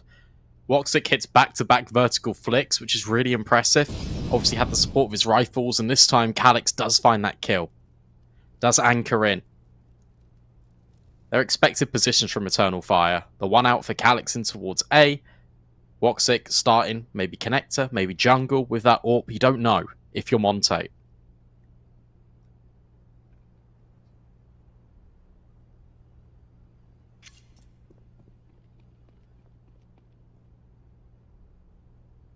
Well, 30 seconds to reflect on where that went wrong.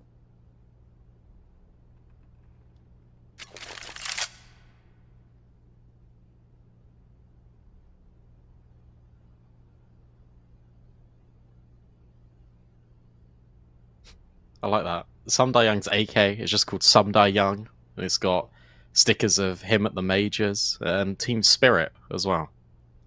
Pretty cool. You just called it Sunday Young. Yeah. Could you imagine if you just had your AK, it was just called Brandon? Yeah, that I understand it for him. I feel like it'd be like way more cringe if I did it. Because like if you pick up an AK and it's like Some Die Young, and I was like, oh, it's Some Die Young's AK, that's cool. And you pick up a B-Dog AK, and it's like, well, why have you called it that, you bozo? Bozo dog. That's what the B stands for. That's what I hear. Alright, well, rinse and repeat. Let's give A another shot, shall we? But this time, with pistols. This will be the round that it works as well. Calyx about to get his head ripped off by a Deagle. I can see it now. Yeah, they're not ready for it. Yeah, here comes in towards mid. He's trying to do supportive flashes, and his head gets ripped off by a Deagle. Woxic, that's a nice kill just through the gap. There's not a lot of utility, but they have managed to get the bomb over. Oh, look at Antares is Antares. on the longest flank. He's on an adventure, and that adventure has only one end to it. It's the demise of Monte, but that bomb going down, Warrior with this AWP can still make this look interesting. They've got AKs as well, so they've actually got pretty decent setup here. All comes down to this flank, the timing of it. Antares comes around the corner, spots out one, the spray continues. And it's actually Wicadia that chimes in for 2 kills. The flag gets it done, causes enough uncertainty, allows the rest of the team to come on in. And that's because Monte went contact. The rounds in which they've been able to take the A-bomb site, it's not been done with too much utility whatsoever. They've all been about the element of surprise, because normally they telegraph their entrances with flashbangs. That's how connector has really been forming. That's how mid-control has really been established. And that's where in the previous they tried to go A. Double AWP. for Eternal Fire as they look to hit 9. Now, do keep in mind that Eternal Fire's T side was very rough against Monte last time around, so they'll be definitely wanting to get that 9th to even feel comfortable given the past matchup. The speed from Sun Young. He's managed to avoid a good chunk of damage, but he's got down a little bit. Flashbang's fallen over Major in a great position to avoid all of that utility, though. Knew exactly what was coming. Calyx catches Krasnal. Say that one 3 times fast, and he's looking for more, and there it is onto Bro. Xantares finds Demka as well. It's all on to Waro. This one, a 9th. Most assuredly. Waro gets a good kill, and has some smoke so he can play around. Looking for Woxic. That flashbang from Xantares actually gives Waro the kill. So maybe that 9th not so assured. 1v5 becomes a 1v3. Repositioning into Palace as well. There is a Wakadia AWP holding in T-spawn. That also means if you're able to find an avenue here, he's not in a comfortable position to retake with. No one at CT, so that isn't going to allow Waro a pathway through. Spots that one in the drop, tries to go for the fight. But you have to come with your fists ready if you take it on Xantares. Calyx catches Krasnal, Calyx catches... Okay, yeah, it's hard. Nice try from Waro. Really like the way he's trying to isolate those fights, but then you go into a 1 versus 1 where you're jumping into Xantares' angle. It always feels a little bit rough. 9 rounds on the board for Eternal Fire. I think that's the same as they amounted last time, if I'm not mistaken. Yeah, it's one day last time these two teams faced against each other. But you're right, the T side was lacking for Eternal Fire. And they're hoping they can change that and put Monte down in 2. I think last time was the decider, right? Not the second map. This was first map. Vertigo was second. Map, right. Sorry, Anubis was decider with OT.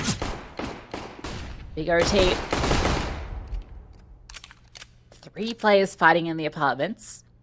Taras, though. Oh! He hits those. That's kind of wild. Whoa, lucky to get away. That's like a classic Xantares angle where he's just holding the pixel line ready for your head to walk into his crosshair, but no, it doesn't actually work out for him.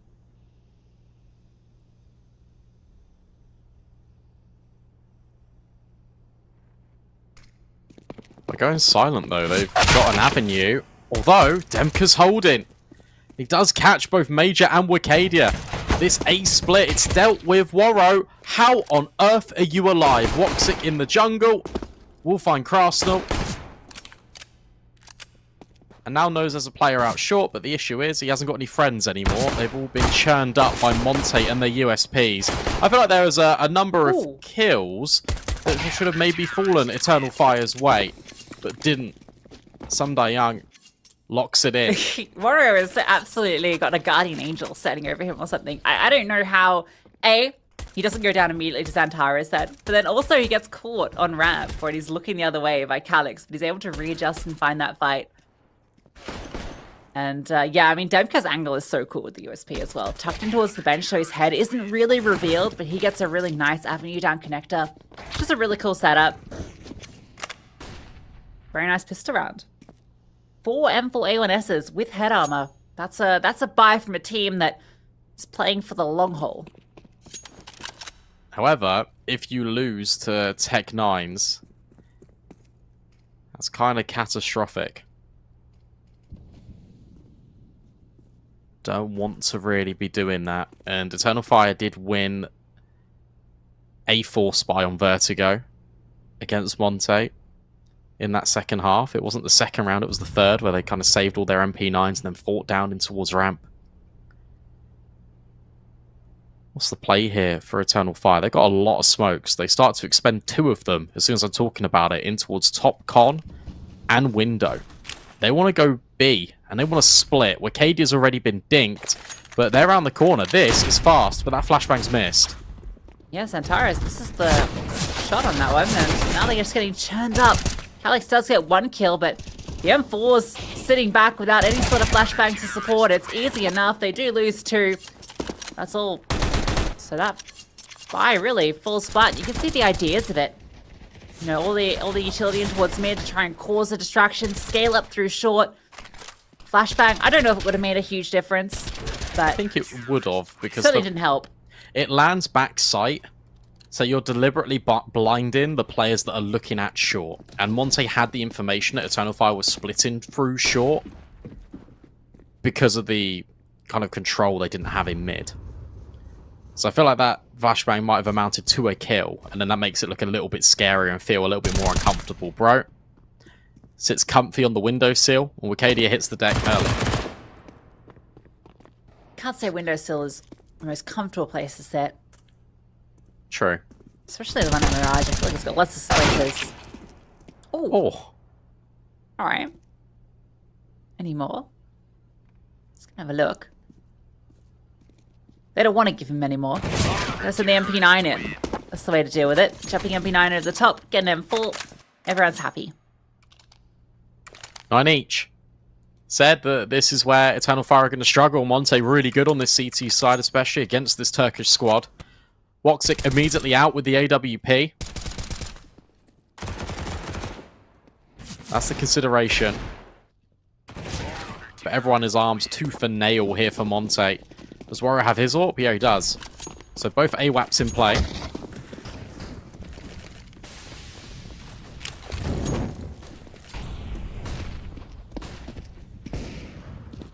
Major could be the one that gives up the first fight, bro. Ready for him to swing across. This time around on Mirage, I feel like the supportive utility hasn't been quite as spot on as it was on Vertigo.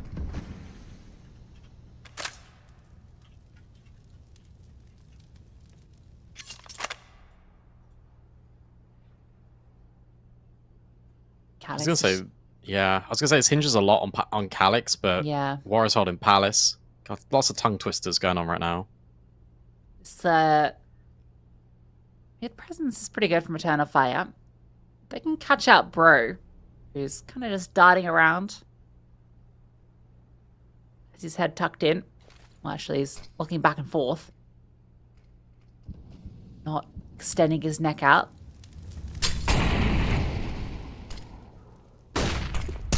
Not anything yet, but that's a great flashbang. Check that one out. Demka straight into connector. Nasty Y sends him to the grave. Again, it's Woxic left alone. Even saving the AWP, looking like it could be a very difficult mission for him. Dropping utility desperately behind. Nice shot. You don't want to give out too many lives to him, but also you definitely don't want him to save the AWP. Oh my god! Alright, offer one up to the god. He'll take it. Every sacrifice you want to give. That flick. Oh no, he's out of ammo. Uh-oh. He's dead. He's dead. They might leave him till after time as well. Yeah, Demka. Oh, no. Ouch. Now that is worst case. The cool flick. 350. Just think about the cool flick. In vain, though. It's cool, though. It was cool. Yeah, I feel like, look, Eternal Fire, they're really proactive on their CT side. Oh, Warriors saw him for ages there as well. They're really proactive on the CT side, but they're not so much on the T side. Nice smoke and flash, bro.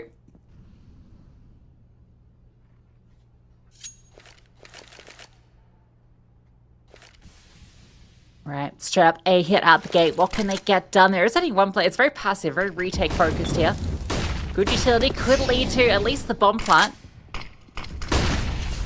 In fact, even the counter smoke from the CTs is going to give them a bit of space. The bomb hasn't actually scaled up. It's sitting all the way back. They didn't get it down. That's the big objective here with all this space taken. They haven't fully invested into this round, so bomb plant is the key objective, but 5v5, there's definitely a chance that they can even get a little bit more done. Oh, Wicadia. Yeah. Thought that was always going to be the outcome. Nice shot at Calyx. There are still 2 more players here in CT. And that smoke going to allow them to scale up towards the top of ticket. Calyx slides in towards the firebox. They should know this now. We've also got Major who's tucked in. It still gets a little bit weird because they are peppering you from every single angle. We've got a reminder that gotta go get on the bomb here. Nice shot out of Warro. That should all be it. But, you know, 2 kills, a bomb plant, you take them. Yeah, that's pretty good. I would have loved a kill on the side. I think that's what they were initially kind of looking for. You really want to get yourself a rifle for a player that's playing default or playing Underdark and then just being able to set up in the post plant. But it's a good couple of kills, good bomb plant. It'll have to do. It is Monte extending the lead.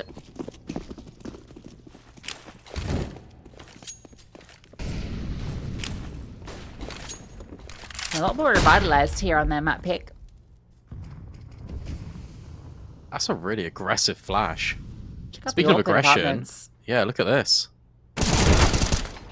And Tara's caught again. Crossler didn't even hit a headshot there. He just hit all the body shots.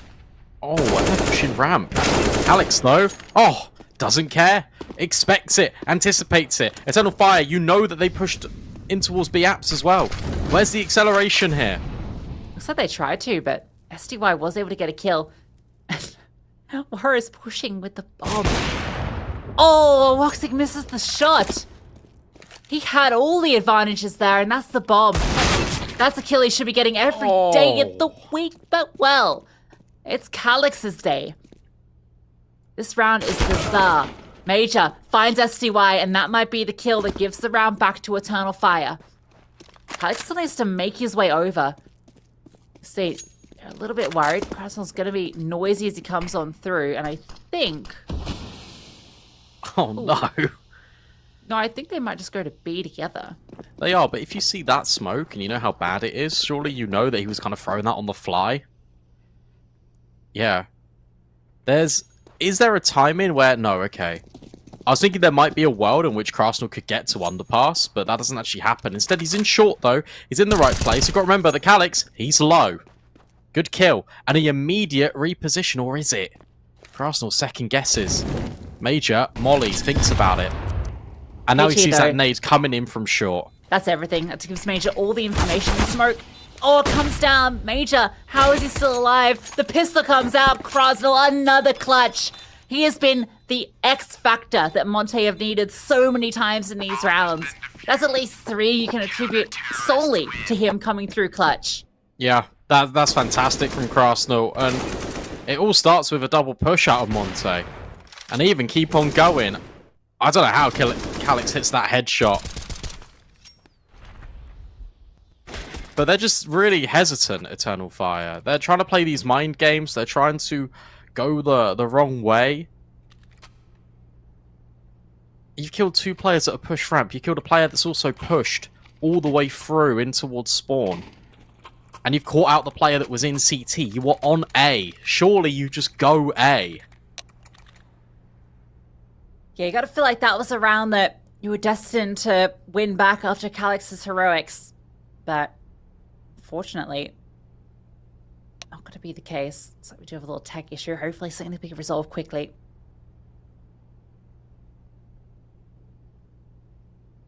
Mentioning Krasnell, responsible for 3 clutch rounds. I mean, that's the difference. 9-12.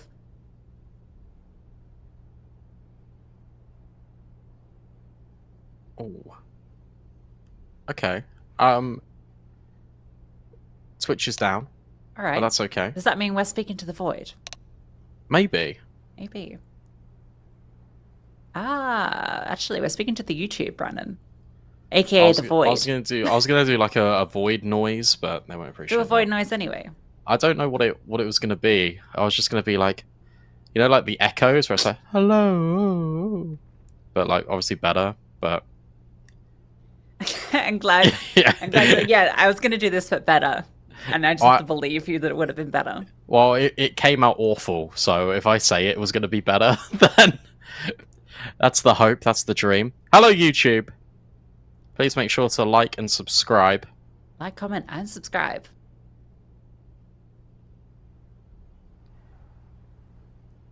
Have a good day, Brandon. Yeah, it's been nice. Yeah. Get to watch some quality Counter-Strike. Off the back of winning, losing ELO as well last night. So, I've been told that you have to refresh Twitch.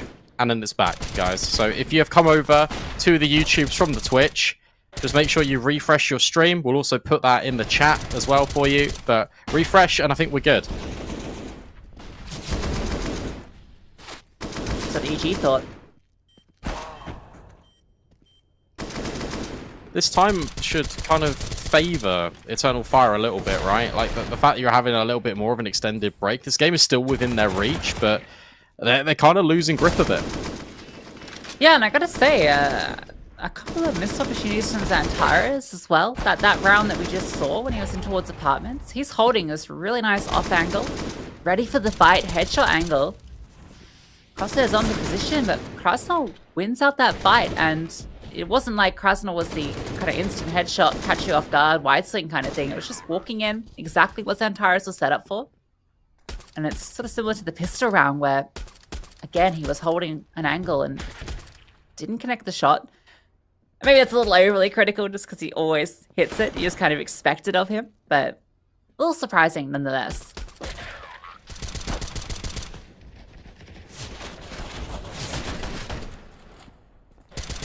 Yeah, absolutely. And you got to talk about Krasnal, really, and the fact that, well, we've got him team killing 2 players, which actually leads to Eternal Fire winning rounds, and then he's clutched 3 of them. So is he like, he's net positive 1? Yeah, I don't know if did both his team kills result in lost rounds. I don't know if the first because it was one... the nades at the back of the site. Yeah, you could argue the first one wasn't. Yeah, I feel like he was gonna die anyway. He just helped his teammate. I think it was SDY along. And I mean, it's in the name. True. Very true. Where's this one going? I think Anubis. I think we're getting Anubis, yeah. All signs kind of point to it. Monte are really building back into this series. They're feeling a lot more comfortable. But like Eternal Fire are overthinking quite a lot of moments, and that has definitely been the difference. Even in this round, like honestly, they just should have gone A. Yeah. Also, I can't believe Roxy misses that shot. That's kind of crazy. They did so much work, and Major was already so advanced that Yeah, that's it. he didn't need to come back. I mean, they didn't know what Krasnal was, but they knew he couldn't have been, like, I think at the time, was it Calix? Was, like, still in towards T-Spawn with the bomb. Yeah, he could have easily just run it. It was free. Yeah. So I thought it a little bit in the oven too long. Crispy round. Very similar, actually, if you look at the kill distribution between the two teams. Yeah. Really similar.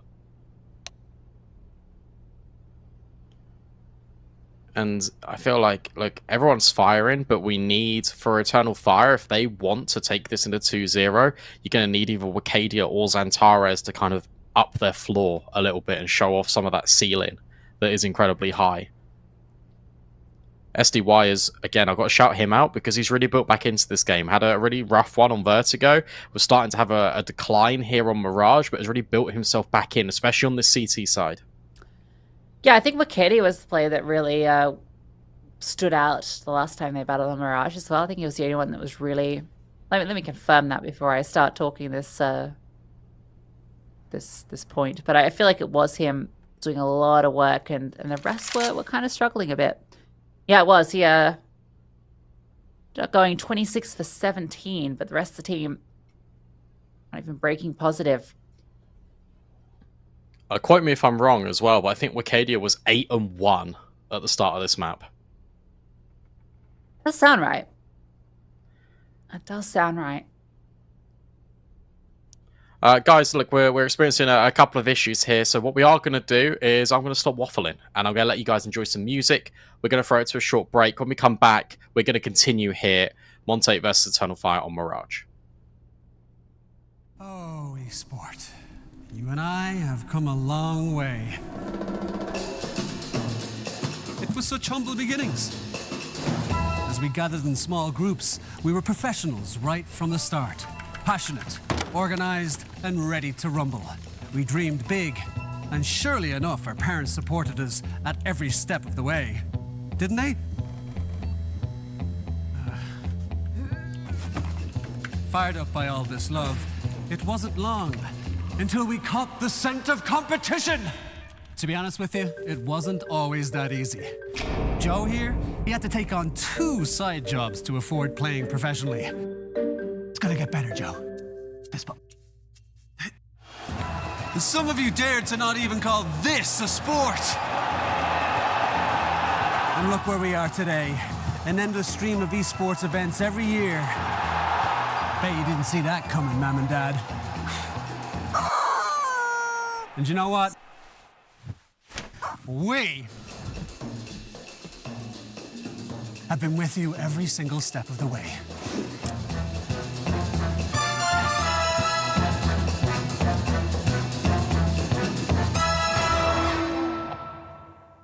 Dream of working with people you watch on screen.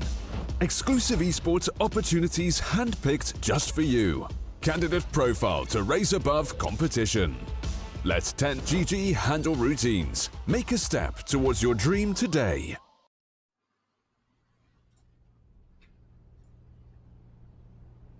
Here we are, guys. Like, not too long at all. And we're counting down as well, which means we are back. We are ready. And we got another gun round. Yep, ton of fire. Desperate to find one on this T side. It's been a struggle. Some very close calls, but so far, really not getting much done. And this is an A play out the gate. 3 in towards ramp, 2 in palace. No presence yet. That smoke lands at a bit of an annoying time. 2 smokes actually in towards palace. It's actually a bit of a blunder from Monte, because now you can have 1 less to actually defend this site with. It's done enough, though. They're pulling back just a little bit. They're worried about potentially flanks coming in. Major drops a smoke in towards window. That's going to keep at least Sundai Young focused on middle. This push in towards ramp could be everything. Is Major going to have a flash for this? Yeah, he's lining one up. They're going to come up Palace at the same time. Oh, Warrow. Even though he gets pre-fired, still hits the shot anyway. Demka stuck in the corner, gets dealt with. Warrow still fighting on the site, can only find 1, and now the split is in for Eternal Fire. 3 on 2. That smoke, oh, it lands at the perfect time. Oh, the tapping from Bro, though. He knows the plant that they're setting up for with that smoke. That's enough to make it uncomfortable. Coming now out into the open. They're desperate to get the bomb down, and it's to their demise. Every advantage that they get falls away, and Morxic has to come up big. 2 missed shots. And that's 2 chances gone around, out of their hands, when it was right there firmly in it. How does that happen? How does Woxic miss both of those shots and then they just start planting in the open?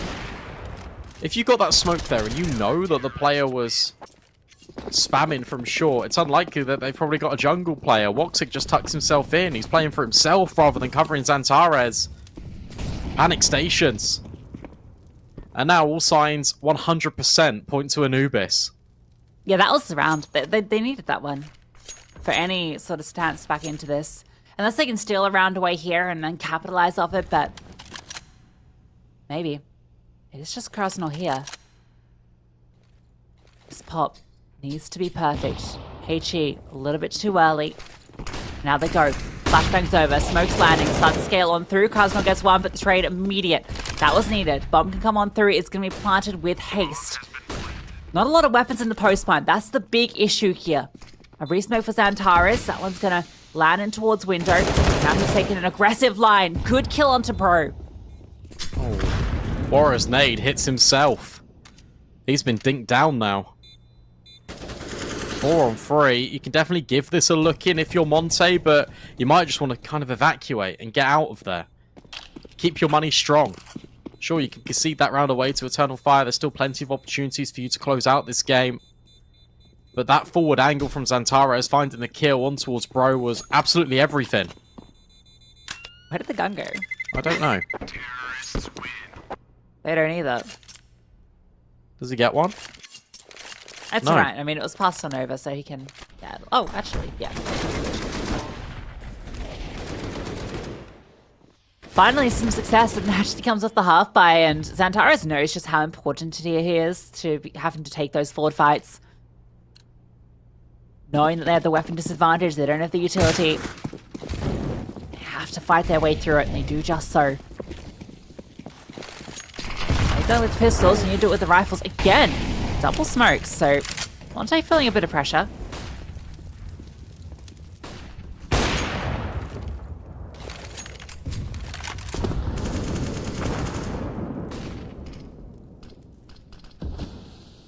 And they're out. Look at this reposition. Sumda Young's already rotating over towards B. Look at this read. And it's going to be confirmed info because yet again we're going for this double apps, double ramp push. Major Calyx, if they fall here, which I think they might, they're not really considering this at all being a possibility. Oh, Monte have read this so well. Bro falling back does make it a little uncomfortable. 1 for 1 is enough for Eternal Fire here. Remove Krasnol. Oh, Calyx, you need to get this kill, and he does. That's the bomb spotted, though. And they have to accelerate now up short. They need to find Bro. Tucked in the back, gets another kill. Still a 3 versus 3. Katie has a smoke that he can throw over towards, it's like Market Dort. The bomb will get planted, and they might have done enough here. There's a kit on Warrow, but he has to come up through short. He's alone. There's one towards the apartments, but that's irretrievable. Kadia needs to win this fight. But Warrow, very fast flick. Now the retake's on. Absolutely, and Calyx has also been spotted out by Market Door. We need to swing on a timing, and would need both of them because Woxic is isolated. Warrow finding that kill on short is everything. That just gets the gears into motion for Monte. And a 3 versus 3, and it felt like the Eternal Fire were going to lock that in based on how far away Monte were from the initial fights. But no, not the case. Bro finding the kill is everything, just staying alive, and that is fast out of Warrow.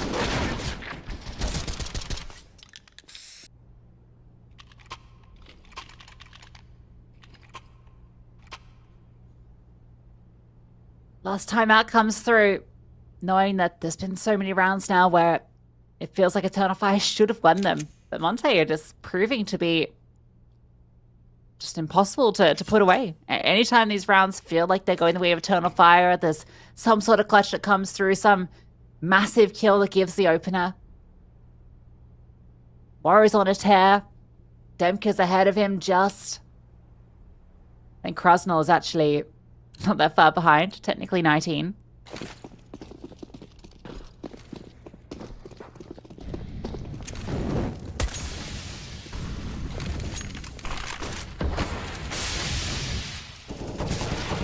Zantares spamming in towards window. A fair bit of damage onto SDY.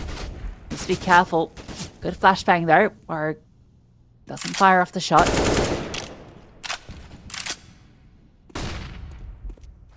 He's sticking around.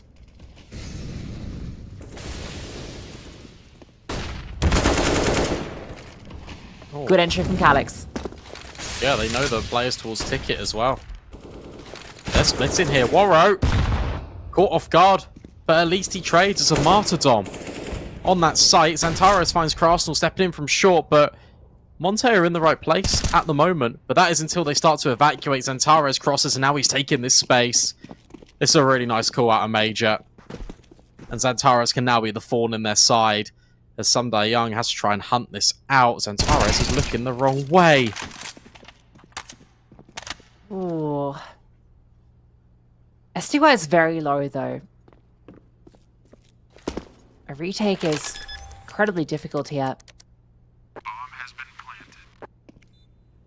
They are going to start to move up for it, but it has to be Bro that does it all. Major's with the AWP in towards apartments, but he's very low as well, so it's really his 2 players with all the health. Nice boost up for SDY, but he's not going to spot anything off it. Unless Major comes on back. But I think now, not spotting something immediately, they do have to save.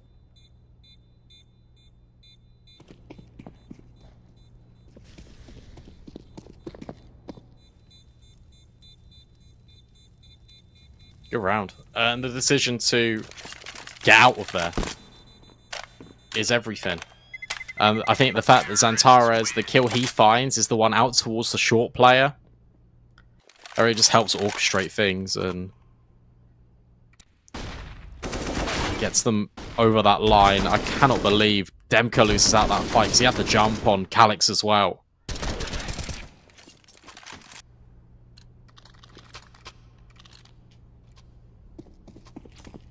Tara's just not a Mirage player, and I can respect that. Give him Vertigo, give him Anubis, he thrives.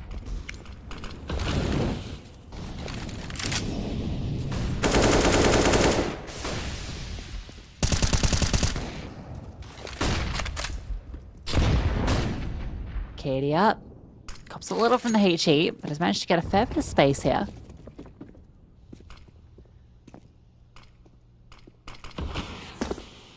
Redeploying of the one-way in towards connector, and is being held by the AWP.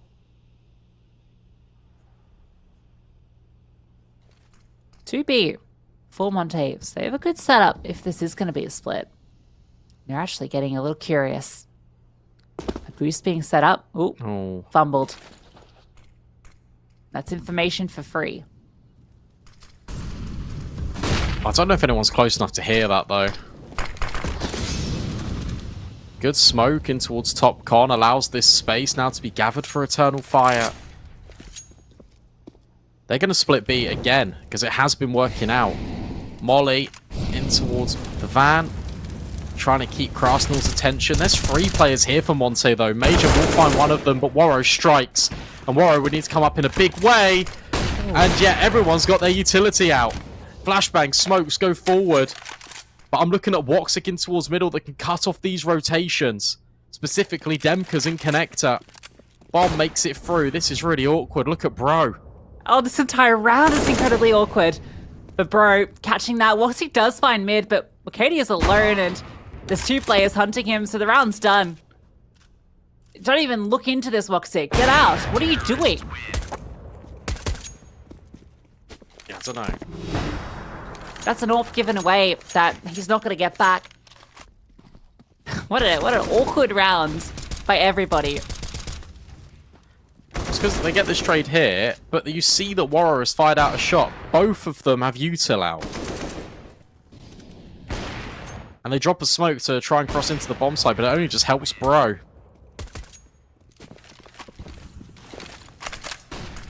Perplexing. I guess Woxic probably... Okay, nice opening to Santaris. He probably didn't want a situation where he lost his AWP after time again. Yeah, true.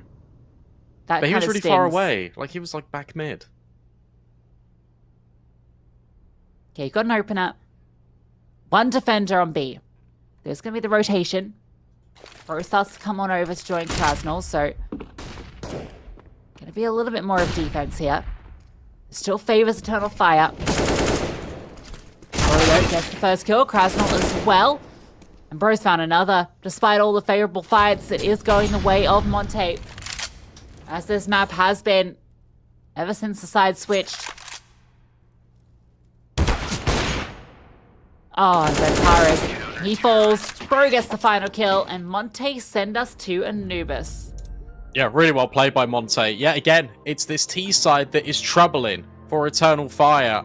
Monte do everything correct. You've got Krasnell coming up with incredible clutches. You've got Eternal Fire that are coming up with indecision, which just wasn't a factor that we had on Vertigo. We had so many different variations of that T side. We had just a blend of acceleration, taking deliberate points of control, and then resetting. We didn't have that here. It just kind of felt like they were running a default, trying to see what would work, and then going from there. And that's not really how Eternal Fire like to play, in my opinion, and Monte punish and send us to Anubis.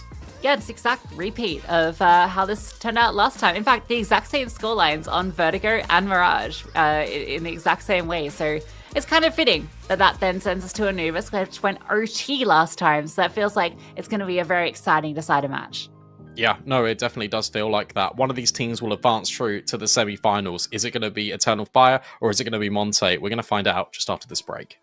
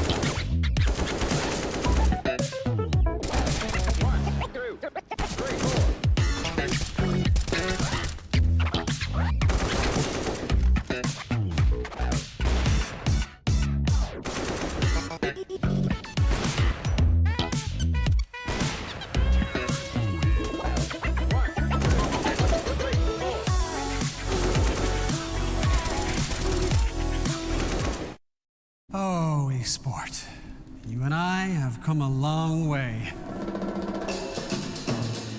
It was such humble beginnings. As we gathered in small groups, we were professionals right from the start. Passionate, organized, and ready to rumble. We dreamed big, and surely enough, our parents supported us at every step of the way. Didn't they? Fired up by all this love, it wasn't long until we caught the scent of competition. To be honest with you, it wasn't always that easy. Joe here, he had to take on 2 side jobs to afford playing professionally. It's gonna get better, Joe. Fist bump. Some of you dared to not even call this a sport. And look where we are today. An endless stream of esports events every year. Bet you didn't see that coming, Mom and Dad.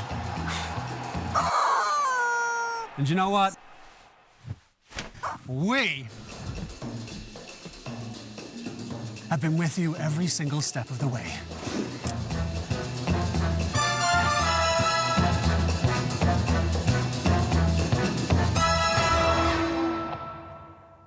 Dream of working with people you watch on screen. Exclusive esports opportunities handpicked just for you. Candidate profile to raise above competition. Let 10GG handle routines. Make a step towards your dream today.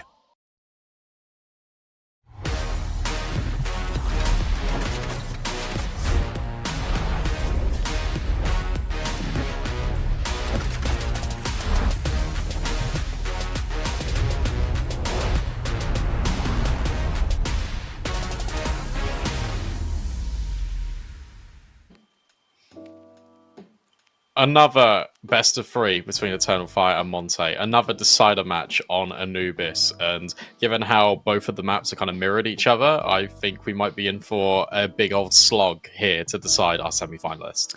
Yeah, I think the script says that we're going to overtime on Anubis. So maybe we can just skip forward to that inevitability because everything else is going exactly as it was foretold the last time these 2 teams matched up. Now, I do want to mention the last time they did match up on Anubis because I think it's important here because it was a tale of T-sides, Brandon. Both teams got 10 T rounds. So I'm looking at the CT sides from these 2 teams and seeing if either of them can win out the half on the CT side because to me, that then sets into motion the most likely victor. Yeah, right. Knife round's important because whoever wants to start on that T side will... I think they opted last time to start in the CT when they won the knife, if I'm not I think they did, incorrect. yeah. No, you are right. Yeah, Not so incorrect, Monte won the knife round and they started CT. Okay. Interesting. We'll see last time you're saying. Yes. Yeah, okay. Not this time. We Not don't this know yet. time. No. This time, I wonder if we'll see a different choice going to T side. Because it's definitely a conversation around noobs. I actually saw a Reddit thread about this last week, about why don't more teams start on the T side of Anubis. Plenty of compelling arguments for it. I think you're a big fan of the T start, right? I am. But with that being said, I understand why teams elect to start on the defense now. Because like the meta has been figured out a lot more. I feel like we are seeing these time-ins for rotations coming through as well. And I guess before we jump into this decider map, we can take a look at the bracket and we can kind of see how everything is shaping up. Because look, here's what's going on right now. Eternal Fire and Monte are actually 1-1 right now. The decider map will be Anubis. And then coming up next, we've got 0-0 Nation taking on Bad News Eagles, which will be a really exciting quarterfinal. I think what's interesting for me is I think whoever wins between Eternal Fire and Monte will go through to the grand final.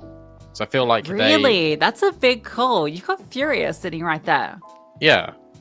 You don't think Furia, this new exciting Furia with Fallen, Cello, 2 really strong players coming into the mix, clear upgrades. I think Espionage win that quarterfinal. Oh my god, wow. Okay. That's a bold statement. Yeah, well look, you got to have at least one spicy take per broadcast. And No, I agree. It's going to be an Eternal Fire 0-0 Nation final. No. No? I don't think so. I think spicy take's not allowed? No, your spicy takes are allowed. I just don't think that's the case. I think Astralis are the favourites. Yeah, in the they tournament. absolutely are. Just the entire tournament, right? They all looked really good at Cologne, let alone right coming here playing against teams that definitely aren't, on that same level of play that when you look at the tier 1 circuit. It feels like this Astralis they've grinded out tier 2 over the last few months, and it feels like they're actually now feeling comfortable to step back into the tier 1 space. So them coming here feels like 100% the favorite. Yeah, I think so. And I think also what's interesting to consider as well is that OG are kind of hit and miss. Yeah, that's a nice way of putting it. Really hit and miss. And they missed hard today. They lost to Bet Boom earlier, I think. So yeah, now they go in. That's in IEM Sydney close quals. Now they've got a lower bracket round to kind of contend with as well. And they're going up against how do I even pronounce this name? Do it. Nasikt. And Nasikt were committing with it. Nearly beat Apex. It was a 2-0 to Apex in the end, but it was 22-19 on Overpass and 19-16 on Anubis. So they're no slouches. And Apex definitely a better team at the moment than OG. Here's a schedule for today, though, focusing back on this. Anubis about to kick off very soon between Monte and Eternal Fire, and then Bad News Eagles 0-0 Nation a little bit later. Yeah, we just got the knife round taking place. Brandon, I swear, like this music in the background, I could just listen to you talk with this background music, and it's just like so relaxing. That's a really nice thing to say. Yeah, you've got a really nice voice. I'm glad you picked a career. Turned it up. Okay. There we go. Yeah. Can you do like a morning radio introduction for the game? For the game? Just be like, morning radio. Oh, so I haven't listened to morning radio in a while, but it's basically just like, rise and shine, gamers, here we are. That's too much energy. That's not what I want. More sultry. Be a bit sultry. Like sultry. Good morning, everyone, and welcome to the broadcast. Or good evening, where you are in the world, but I'm sure it's morning somewhere. Monte, Eternal Fire, they've been battling on these battlegrounds. First we had Vertigo, then we had Mirage, and as it's always foretold, we always get a decider here on Anubis. That's beautiful. I enjoyed that a lot.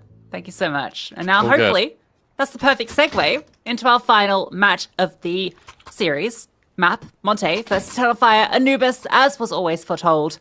It's going to be a barn burner. Eternal Fire gets start on the T side, where both these teams usually find their success. So who won the knife round? I don't even know at this point. Probably Monte again. Let's assume. Could have been either. It could have been. This is fast, and this is exactly the same pistol that we saw last week. And Demka goes, hey, I know what's going on here. SDY, ready, raring to go. And this did not start off in the manner that Eternal Fire were hoping for. Yeah, 1 for 3. That's perfect for Monte. They're going to fight through. Flashbang on over. There's already a fast flank, though, so even if you deal with these 3 players on site, there's going to be an ace up the sleeve. And here it comes on through. Bro to deal the finishing blow. It's going to be a pissed around going the way of Monte.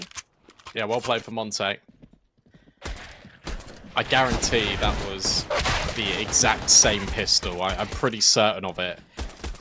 That we saw last week against these two teams. And Eternal Fire wanted to run it right back. This time Monte reinforced for it.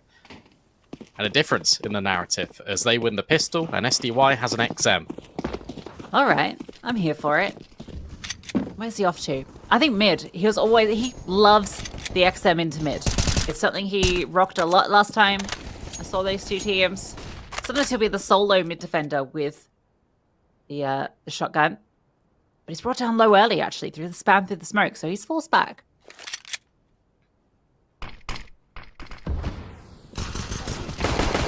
Instead, you've got Bro, who only finds 1. Hang on a second, this starts to get a little bit scary for Monte. At least they've got reinforcements here in mids, and it's not 1, it's not 2, it's pretty much all of them. 3 players ready and raring to go. Demka finds 1, tries to go for this adjustment, but now he's being helped up by Warro, who is also quite low. How did Warro get this low? Yeah, it's a little concerning. Oh, there's that M4. They actually managed to pick it up. They were trying to desperately get it to do more damage, but all good. Damage done to everybody, but only 1 falls. And I don't know if they didn't actually recover the 3rd M4, so It actually ends up being very expensive for pistols.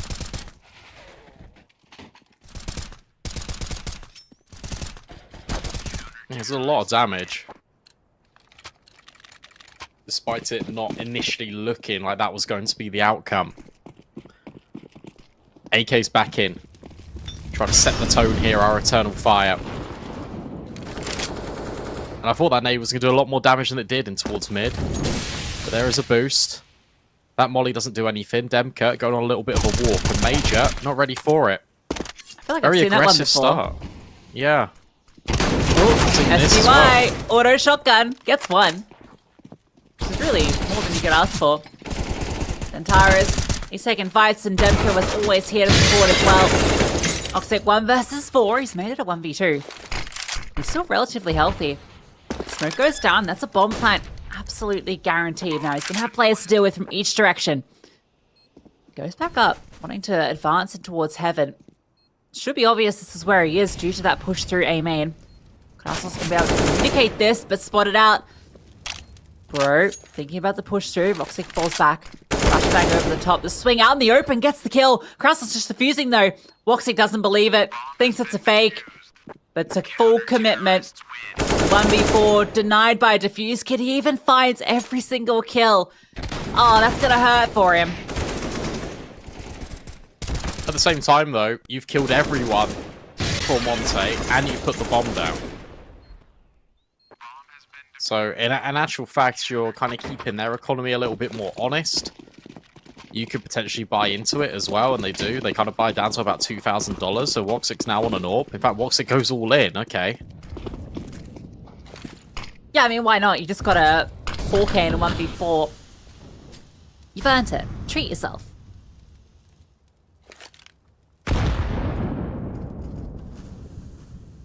They are bullying this player boosted up towards A. That's a nade this time. Monte doing a lot of prioritization to get early damage and early kills. Try and disrupt the tempo of Eternal Fire, something they were doing so incredibly easily. On Mirage, and say the CT side is really strong and it holds down its nerve. Eternal Fire are going to be on the ropes. No one on A. They've actually brought back both defenders to support mid, and it's the right call. Zantaris tries to just peek into it. SDY is holding for him. As Zantaris peek for this round. Cadia, I thought for a second they were considering boosting into the corner, but decide against it. They're going to wait for the fade, and 3 players on the side. Major, you're not getting past this AWP. Not if you walk into the corner. Now they can completely focus their attention to this one avenue. Everyone's going to come on through. This one, pretty limp with it.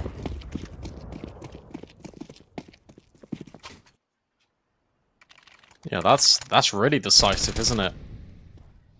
That felt like Monte were taking each single one of those engagements on their terms. When we look at these replays, 3 of those kills were just players holding angles and waiting for Eternal Fire to walk into them. They were ready, they were prepared. And Eternal Fire, this has not been a dominant start, which we saw on both Vertigo and Mirage. They kicked things into gear pretty early on. It was Monte that were building back into games, it felt like. This time they started on the front foot. It's Eternal Fire. They have to do the heavy lifting when it comes back in regard to building into the game. Still early stages of this first half, but with that being said, Monte could easily snowball this out of control if Eternal Fire aren't too careful. Gonna be bursting through in towards mid, disrespecting the smoke, the utility to enable that push through. Look at this focus from Monte in mid. 3 players. Eternal Fire's aggression has been very one-dimensional so far, and Monte are happy to put the focus on that single dimension. It's forced them back as well. Major gets licked down low. Not literally licked. Can you imagine? We can see. Allows them to rotate an extra player. Demka is hearing Zantaris jumping here. Swing this. Yeah, that's beautiful. All the sound cues given over. That kills as free as he likes. And these 3 players on B don't have to budge. Arcadia running through. And that molly, oh, that's really going to unsettle things. They burn alive. They were stacked in, and Wicadia and Major just find the 3 kills. This was a 2-on-5. And now suddenly it's a 2-on-2. The equivalent of standing next to an explosive barrel in a video game for the bad guys. They get absolutely cooked. Demka starts to crawl through dark. They're actually worried about the mid flank, but Warrior's going to have to come back. The difficulty is it's the AWP.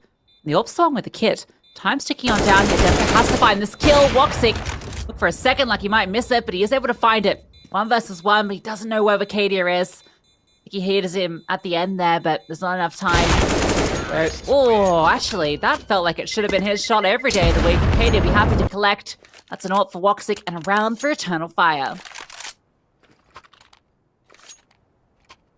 Yeah, that's really awkward because Monte had the right read. And when I'm reflecting a lot on the game that happened last week, Eternal Fire were prioritizing taking mid a lot, which is why we've got Monte reinforcing it. And then by having more players in towards mid, you can still gamble lean rotations to either bomb site based on where you think the hit is going to end up, where you felt the most pressure in the round so far. By Eternal Fire not having luxury towards mid, that's one less thing for Monte to consider, but they get absolutely churned up by the combination of Wicadia and Major. That's a really awkward round to lose, and this time Major's holding for this exact push. Krasnal, though, taking the aggression alongside Bro, and they are collecting 2 kills, and they put Woxic on notice. Major's trying to alleviate the pressure, and he's done so successfully. Calix, oh, that's beautiful. The extra layer on the A push. This time around, Eternal Fire have felt a step ahead despite a bit of pressure here, but look at the bomb. Yeah. Still an issue. Krasnal's very low, but I think that's actually incentivized him to take some aggressive moves. This is a cool angle. No, it's not. It's not a cool angle. It looks cool. It looked cool. Okay. With the camera swapped then, I got worried, but Woxic does hit the shot. He's low. He's going to get away. SDY. He's got full HP, everything he could possibly work with. If he can catch Woxic, oh, if he just got a little faster. No, he still gets it. What? Woxic comes why? back. Okay, well, he probably did that because SDUI pushed and killed Major down in towards canals, right? Of course, so he thought yeah. the luxury was going to be water. Calix now has to go on a mission, and SDY's already rotated, and if he just holds... Oh, if he holds this is so perfect from SDY. Calix making noise, but SDY doesn't collect. Yeah, he can. Oh, maybe not with that molly. Just never mind, it misses. 7, 6, 5, 4. Plant. Oh, he's moved. No, he hasn't got it now. Although, takes it out. SDY plays the time and wins it out. He died off the time. $350. Oh, that's... Yeah, that's a timeout. You call that immediately. You tell everyone to calm the fire down because it's burning and not in a good way. That was the same sort of round we saw so many times on Mirage where Eternal Fire were getting these advantageous positions in these really chaotic fights, but then fumbling it with the wrong rotations, not grouping up, losing control of the bomb, and oh, that one feels so bad for Eternal Fire because they did so well getting all of those different openings with Warrior dying to Calix, Major doing work onto Bro, the flank through dark. Everything was really well orchestrated, but it just falls apart. And the reason why it falls apart is because the bomb has to make its way safely. If Calix just retreats and he comes back and he holds the line to see that SDY hasn't crossed or is even in canals anymore, Woxic never gets caught off guard. So it just feels like we're kind of not really piecing that one together effectively. This is fast, but the flashbang doesn't affect Demka, and he mows down 2 with the help of Warrow. Krasnal can now be activated on this flank.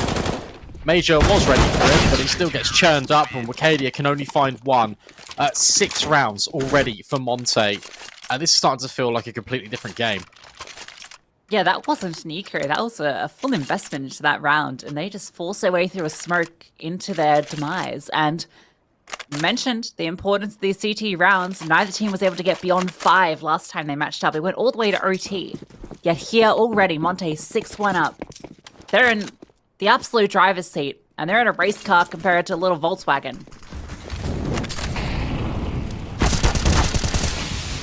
Wow, just bro getting aggressive, just taking Everyone's liberties. oh my god, what? Have you ever seen the FAMAS do that? No one knows how that sort of spray control. What? How does he do that? Great kill, but I mean, that's all it'll be. Actually, they've left the bomb, so maybe it won't be all.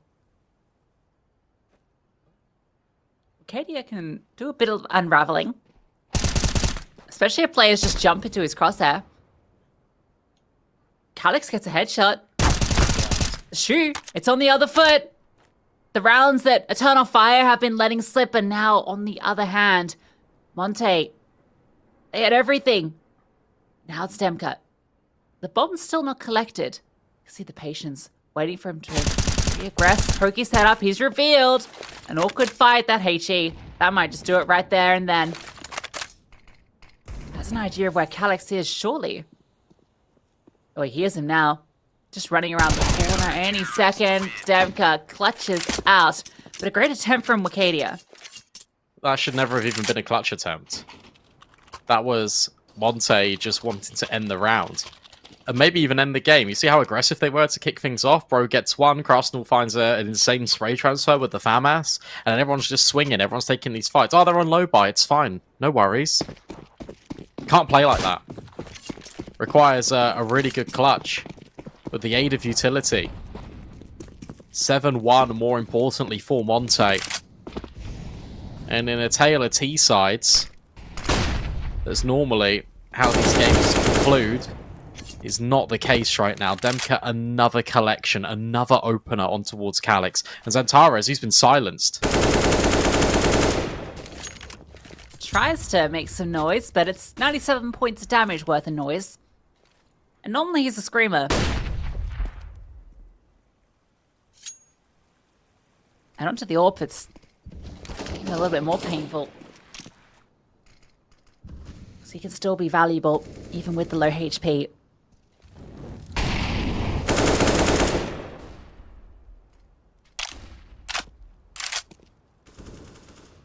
The thing is, where'd you go if you're Eternal Fire? Because you haven't got space towards A, you haven't got space towards mid. Yeah, it feels like a lot of these rounds are decided by aggression towards A falling flat and then having to respond a missed flick. That might have been the way through. Keep an eye on mid. There might be a drop on through at some stage as well. Into the backlines, Denver can go. Oh, they're fighting on full. Cool movement from Wicadia. Jumps around through the smoke and gets a kill on the Krasnal, but Xantares falls. Wicadia's low as well. I think Bro's aware of his positioning. Demka, a little bit of a cheeky one around the corner. Major sharp shot back, but Wicadia's going to be dead in a moment. Major, 1 versus 3. This landed for him. In fact, I just swapped to the AWP. 4 bullets in the chamber. Actually goes back to the AK when the smoke lands, knowing that he probably has to go for a spray here, and you don't want to be throwing through a smoke with an AWP. Oh my god! Oh, Major! That is so disgusting. What can you say? The fact that he keeps firing after he kills 2 players. That spray was like, he wasn't even lined up yet. He was slowly left crawling across. That's a 1v3 you never expected to see. What a Look way. at the money. Look at the money. It's gone. Warriors on an AWP, that's it. Okay, SDY is on a Mag 7, that's it. Oh my. This could be the building blocks. Eternal Fire win this one. It's an eco. 7-3 quickly becomes 7-4. And you're a hop, skip, jump away from closing out this half and making it really competitive. All off the back of Major having a hero moment.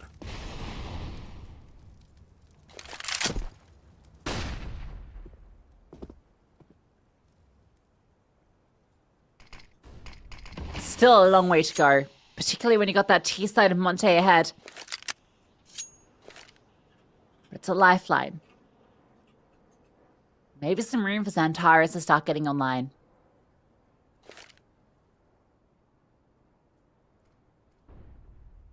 This Look orb. at this angle. Yeah, he's got that every day. Advantage on the peak. Katie's shoulder. A prime target for the bullet of the AWP, but that's just going to make them move over towards A. They know that AWP was there. Immediately, Warrior starts to rotate. He knows he needs to be dynamic. He's the key factor here. Krasnol's pushed forward and got an AK as well. Monte are going to have all their pieces in the right position. Krasnol's even starting to come on over. They need to get past this AWP. That's the critical part. Spotted out in towards the heaven. Nice shot from Calix as well. Does get away, but Krasnol falls. Warrior has to fall back now, play a little bit more passive. The T's start to take the ground. Calix, another unbelievable kill. Frosh is caught through the smoke, doesn't even get a chance to take a fight. Oh no, I thought the Mag 7 was going to do Mag 7 things and not get the kill. But it does. It's okay. That's money and an AK for SDY. SDY loves a shotgun. Yeah, this map, he always buys it in mid. He has the XM, like 4 rounds. Mag 7. Alright. Finds Calix. It's still expensive for Eternal Fire. Like, this is a 2 versus 2. More importantly, they do collect the round, but you're now coming into this with an AWP and an AK. Don't swing.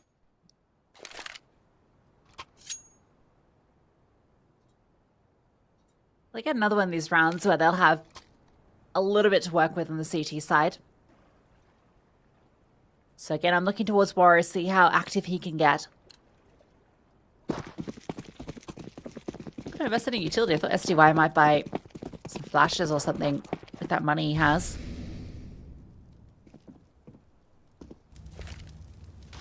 Warrior up B again. Actually smokes himself off, so just going to be holding passive for now. AK is being supported by all the USPs. Nice flick. Another kill goes their way, but it was just those pistols. SDY reveals his AK. He peeks in towards window. There are a lot of angry terrorists in the canals.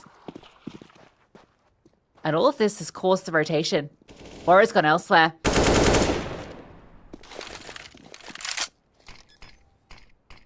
Got to be another save, surely. Has to be. Warrior trying to get involved. Might be given one if Xantares peaks, but no. He doesn't for the moment. And this is the right decision. Where it is a 4-on-2, you know, guess what? They brought forward an AWP, they brought forward an AK. You know that from the previous. It's actually the same players that are still alive. You could maybe afford to throw one out to Hunt, but Calix is low in money. Xantares is low in money. Major doesn't have anything in the back pockets either. So Eternal Fire prioritizing their economy. They let these players escape, but they are making it look like a much more even contest as to what it once was.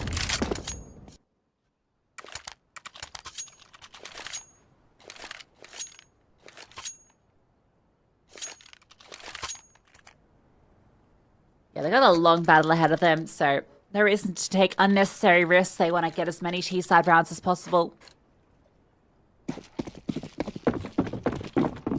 Now they have an actual battle. Had 2 rounds where they've really not been up against much other than an AWP and a rifle, but now it's the full shebang.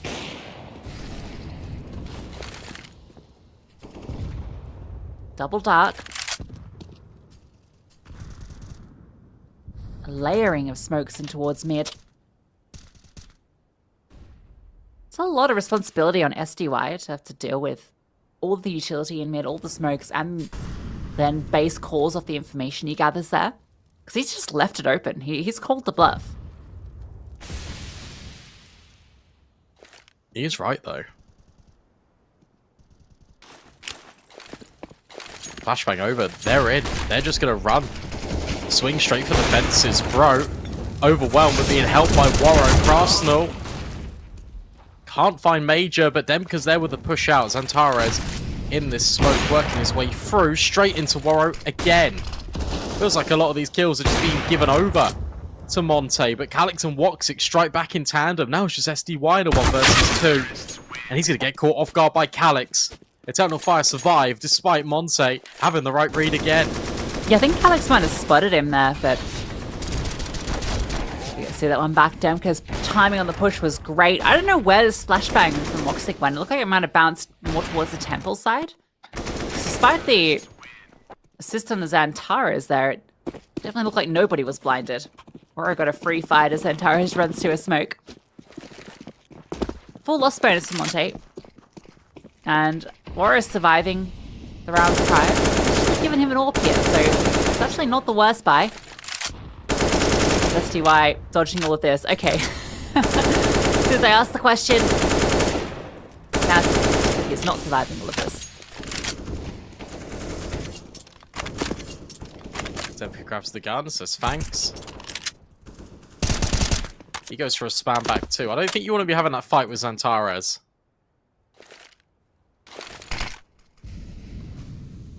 I thought Warrior was going to go through that smoke then. I was like, that's incredibly bold. Instead, drops one of his own, which kind of disguises this lurk smoke. Collapse on middle, results in a 1-for-1.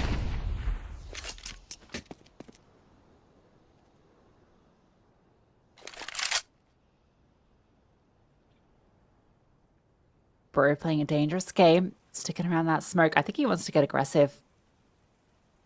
Being a man down does feel like some sort of play like that is necessary, and yeah, he's actually gotten by. Ooh, this is weird.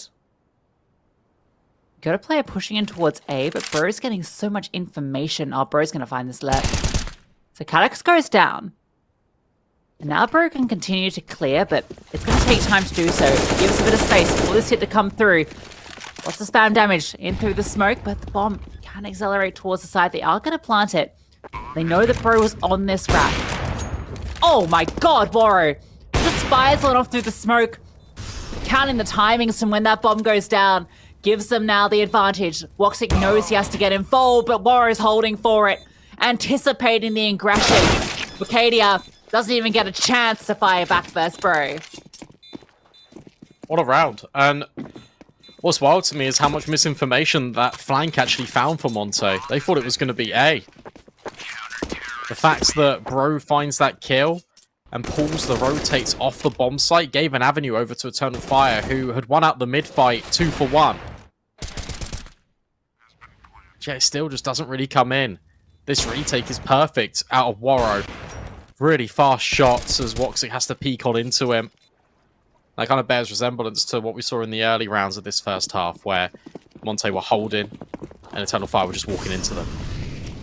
Yeah, now SDY gets the long-range shotgun, otherwise known as an AWP. Is that double AWP in mid? That's cool, I guess. I don't know. I guess it's cool. It's different. Okay, so the idea is SDY gets forced off, or the player tucked in gets forced off, and you're expecting then not someone to be holding. It's a cool idea. It's a great flash.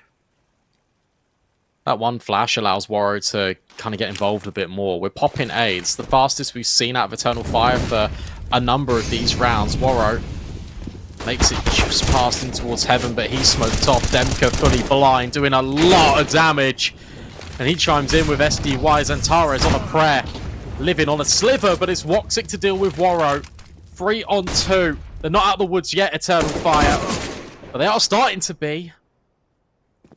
Crostal strikes back, and Woxic goes down a different avenue. B on his bike. Key thing here is they were so deep in towards CT or towards heaven that they get none of the sound cues, despite him running the whole way here.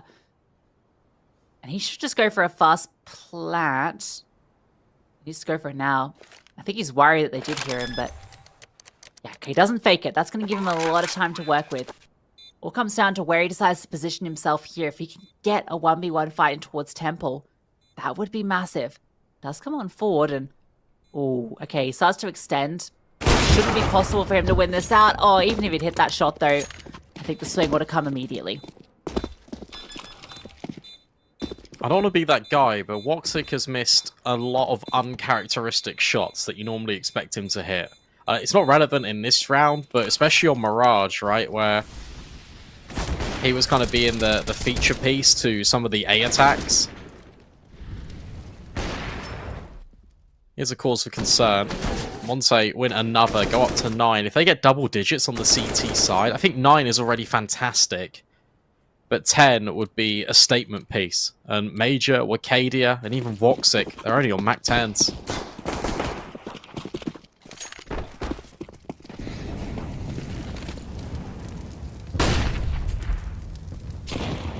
Not where they love to be. That's for certain. Looking like they're crawling in for a split. Molotov. Slide forward. Oh, good flashbang. Krasnell's firing blind. Moro, though, does deliver as his bro. Keeping it on lock. Moro's not missing a flick, that's for sure. He's been spot on. Don't think I've seen him miss a sitter yet. He makes the hard ones look easy. That's what Calix needs to do here. 1 versus 4. HE comes on through, does dodge it. Tops the AK. It's a little sound cue as well. Bro should have heard that.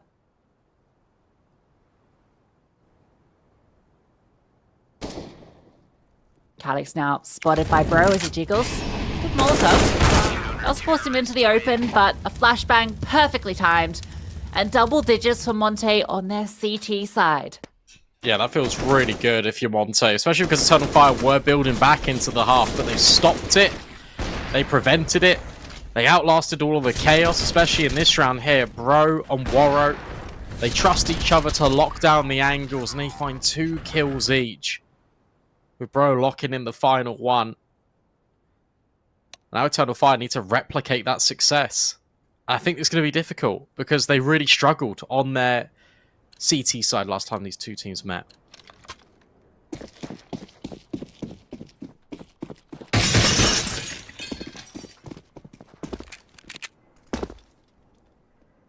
Yeah, it'd almost be this bold to claim that if they lose this pistol, it might just be over. Gonna be a B hit, flashbang over, straight on through. Player at pillar, noted, but dealt with. Gets 1 kill. Krasnell's doing damage in towards middle as well. That's gonna be a pain that they have to consider. Calix is holding for a drop down. He was just smoked off, made completely irrelevant, but now he starts to make his name known. Oh, does get the 2nd kill. 2 versus 2 now, but he's low. Charging on through his SDY. Warrior found Antares, and that is the pistol going the way of Monty. Every time they're strafing in the air, it honestly just feels like they are floating at times. I don't know what it is. But here, we'll see it again on this replay. It feels like he's in the air for so long. He's got so much momentum. So about their mass strafes. This is the 3rd pause being used by Eternal Fire. Faber on the mic. But you're kind of running out of them here. Say you build in. Say it runs close. Say you need a pause. You've only got 1 left.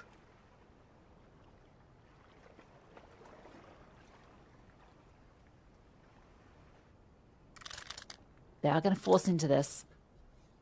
Do you like that? Are you a fan of that? Oh, you know, I feel like it's one of those calls that either looks great or it ends up being the start of the end, right? You can't blame them for going for it, given it came down to, what, 2v2? Massive lack of head armor. That's a big issue. They've decided to go for the MP9s over the safer route. They have players in good positions here. They've gone for the gamble, leaning more towards A, and that is where Monte are going. There's a lot of utility though, and the dinks, they're just flying through the smokes. A complete disregard of the utility. Santares is still alive, and that allows Woxic to find 1, but that's all it will be. And Wakadia, he might be able to find Demka, who is low HP. Maybe even deal with Waro. This should not be a Wakadia round, but it could be a Wakadia round. But SDY makes sure that that is not the eventuality. Yeah, let's watch that one back again. All them headshots coming through on unarmored noggins. That said, I mean, the kills they found with the MP9s, Hard to say if they would have got them with the pistols. So, you know, it's one of those situations. But now you're 7 rounds down and you've got a couple upgraded pistols. Xantares has armor. I like they continue to set him up for success despite having a bit of an off game by his standards. Demka, that was free as you like. He just hears them running.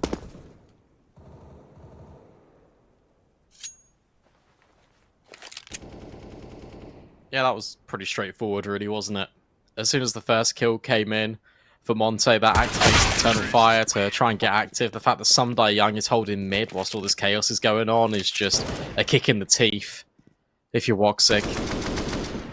This is just so surprising when we look back to Vertigo and how dominant they looked with Eternal Fire. It really just... they even started Mirage with a really nice sequence of rounds. It felt like they were hitting everything today. Everyone was firing off, very consistent across the team, but as the series has gone on, Monte have been able to really make a stand here and back in their place.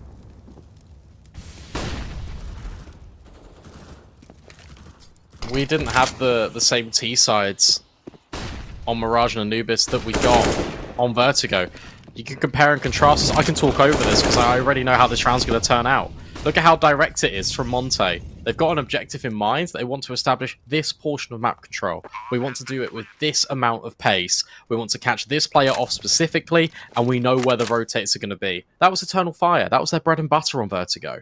Didn't see that on Mirage. Didn't see that on Anubis. It was very hesitant. It was very slow. And it just wasn't direct. And that's what you have to do against Monte. You have to overwhelm these players. You can't allow them to get settled. You can't allow them to kind of get into the, I guess, the motions of Counter-Strike. Edge gets MP7'd. Salt in the wound. Oh. Woxic heard him coming, but Krasnal's headshots are quick.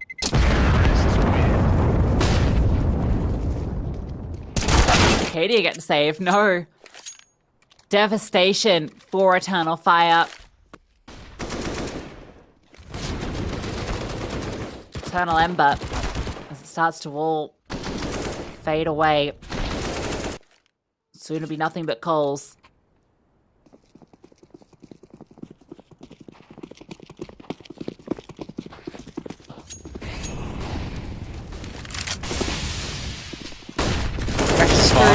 Oh, the flashbang is good. They get both kills. That was a great flash. It blinded both players there.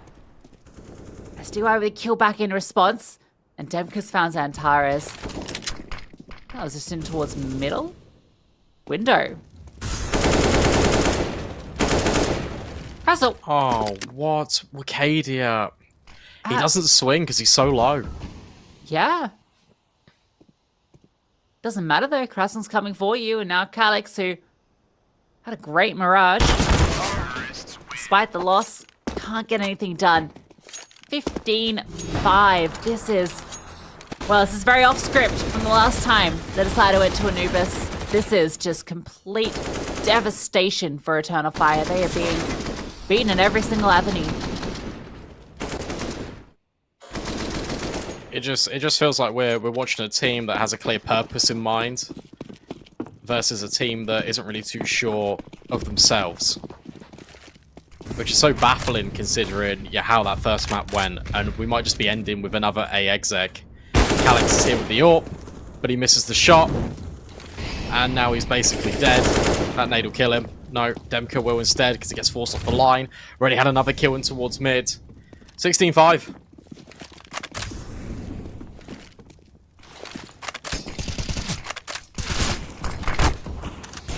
Feels assured, doesn't it? Major doesn't get a chance to find one through the smoke. Woxic does. Katie's found a little bit of space to walk on through. Gets one kill back, so managing to make a story of it. That bomb's not down, but every angle being held currently. Katie is spotted. Warrior's playing around. A fast shot from Warrior. The quick scope connects. Katie up, has to find 3. His position known. Brought down low. And it looks like the Deagle will be the one to do it. Morrow finds the final frag, and Monte make it look easy against the Town of Fire to take the series 2-0. Incredible from Monte and Warrow in particular. Yeah. I think coming into that, he was, plus 10 in the series, and the ends of the game, or like 24 kills there as well. A deserved victory for Monte after getting clotheslined on Vertigo. It looked confident on Mirage, and it looked dominant on Anubis. And we said that they might be feeling the pressure of not being the underdogs anymore, but certainly not in this instance. They are the first team to progress here in the Pinnacle Cup to the semi-final. Yeah, and they did it in a very dominating fashion, as we mentioned. Obviously, Vertigo, very tough, but a Ton of Fire are one of the best teams on this map. It's why it's their go-to pick time and time again. They bounce back with style. They don't let that loss get to them. They look good on Mirage, and they look even better on Anubis. A team to fear if you're Fury or Espionage. Yeah, no, absolutely. And now we can take a look at the updated bracket, right? Monte progressed through. And coming up next, we are not done. We've got another best of 3 to figure out who will be a different semi-finalist in that upper portion of the bracket. Bad News Eagles taking on 0-0 Nation. Supposed to kick off in around about 5 minutes. That's not the case because we're going to need a little bit of a break first. 45 minutes, I'm being told. So what we are going to do instead is throw it to that break. When we come back, it's our second quarterfinal. And we'll see you in just a minute. Oh, esport. You and I have come a long way. It was such humble beginnings. As we gathered in small groups, we were professionals right from the start. Passionate, organized, and ready to rumble. We dreamed big, and surely enough, our parents supported us at every step of the way. Didn't they? Fired up by all this love, it wasn't long until we caught the scent of competition. To be honest with you, it wasn't always that easy. Joe here, he had to take on 2 side jobs to afford playing professionally. It's gonna get better, Joe. Fist bump. Some of you dared to not even call this a sport. And look where we are today. An endless stream of esports events every year. Bet you didn't see that coming, Mom and Dad. And you know what? We have been with you every single step of the way.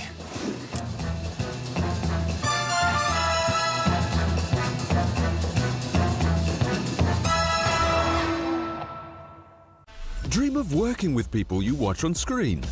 Exclusive esports opportunities handpicked just for you. Candidate profile to raise above competition. Let 10GG handle routines. Make a step towards your dream today.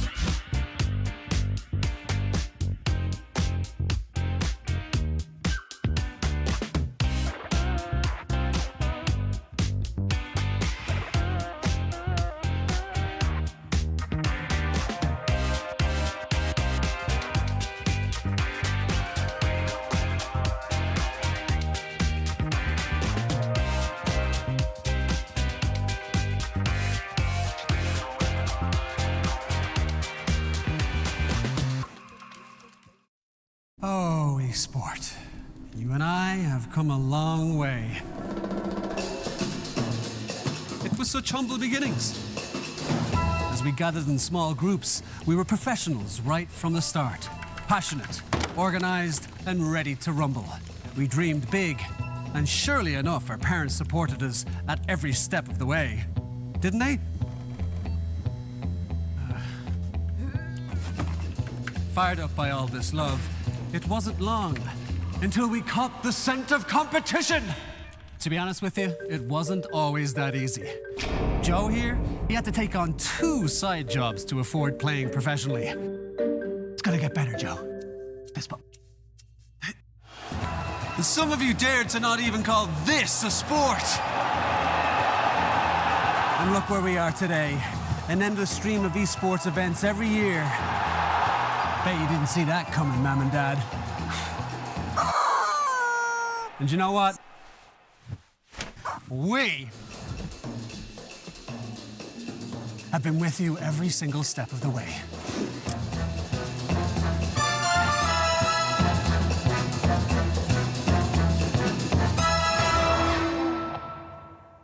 Dream of working with people you watch on screen. Exclusive esports opportunities handpicked just for you. Candidate profile to raise above competition. Let 10GG handle routines. Make a step towards your dream today.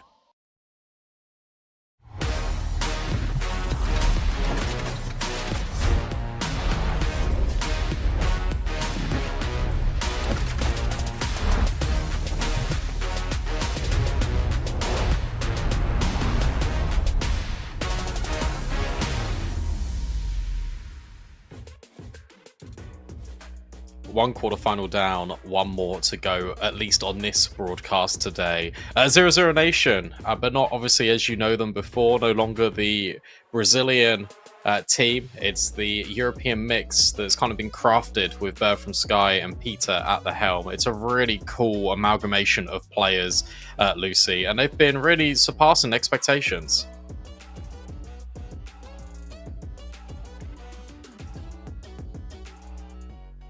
Sorry, I think if you look at this team of the individual parts, I think you might be surprised to find this particular combination coming together, but it seems to be clicking, it seems to be working, and yeah, it's gotten me a little bit excited about the future of it. Yeah, I was really worried about kind of how they would hit the ground running. I thought it would take them a lot longer to kind of mold into the team they're already starting to take place and really become. Here is that schedule. Should be pretty familiar with it by now. We're focusing on match 2. 0-0 Nation taking on the Bad News Eagles. And it has been bad news, really, for the Eagles in recent times. It's been very topsy-turvy, their online results. It feels like they've been losing to teams that they really shouldn't have been. And maybe this changes. Maybe with a new competition, that brings new perspective. And they can try and bounce back in. Because on paper, they are definitely the favourites here. Obviously, all the invited teams should be the favourites coming in, but the fact that Bad News Eagles have kind of been dropping in form recently opens up an avenue for 0-0 Nation to potentially steal this one away from them. Yeah, it's been kind of surprising for B&E, right, as a team that's stuck together for so long now, right? I feel like they're a team that jumped onto our radar almost 2 years ago, and since then has been a constant mainstay within both the Tier 2 circuit, but also within the Tier 1, particularly when it comes to the majors, the RMR runs. That's where they've really built a lot of their fan base from. But yeah, it certainly feels like, at least in recent times, basically since Paris, that it's been a little bit of a struggle street for them. But this is the kind of event where you'd be expecting them to maybe bounce back and try and get back onto their winning ways. Yeah, definitely. Let's take a look at some of the lineups. Let's start with 0-0 Nation. And something that I spoke about yesterday, and I'm going to bring it up again because I think it's a fun little fact, is even though this team has been under a Brazilian banner for quite some time, the organisation itself is Norwegian. So they're going back to their European roots. Bird from Sky has handpicked all of these players, and what a couple of collection of players they are. Nico, a dependable anchor. Searson, a very reliable AWPer with very good Tier 1 experience. JDC, who I think was cut short a little bit prematurely in his tenure in MOUZ, but when you look at the pieces they've added, and they always wanted to promote Yimfat into that main roster, that was always a matter of time. It kind of makes sense that he does make that cut in the end, but he's still a very good player. And Sus, this will be the guy that not many people know about. And he's been standing in a lot alongside Tier 2 teams. I think his most notable stint was on Endpoint for a couple of games, but he's always performed really well. He's always been towards the top of the board. This is his first sort of team, and look at a team, and look at the teammates he's got around him, and developing under Bird from Sky. Quite literally, Bird from Sky has taken him under his wing, pun intended. Susp is going to develop a mold into such a fantastic player. I'm really excited for the trajectory, not only of his development, but this team's development. Yeah, I think, I when I looked at this team, when it sort of first came together, I was a little hesitant to jump on board initially, because it kind of almost feels like, in a way, it's collecting, I don't want to say rejects, but players that, have been let go by their main teams, been let go by Big, let go by Maz, let go by OG, and then sort of bringing it all together into this new roster. But it honestly does feel like a bit of a breath of fresh air for some of these players, particularly JDC, who I've been really impressed with now that he's playing some of the roles that I think he prefers. Talk to me a little bit about Bad News Eagles, because Lucy, you've got quite an extensive history when it comes to covering these guys. You were there in the RMR when they made that run, when they were on the brink of kind of greatness again. It feels like their phase is kryptonite all the time. These two teams play against each other. They do well at LAN, but online, it's kind of a different story.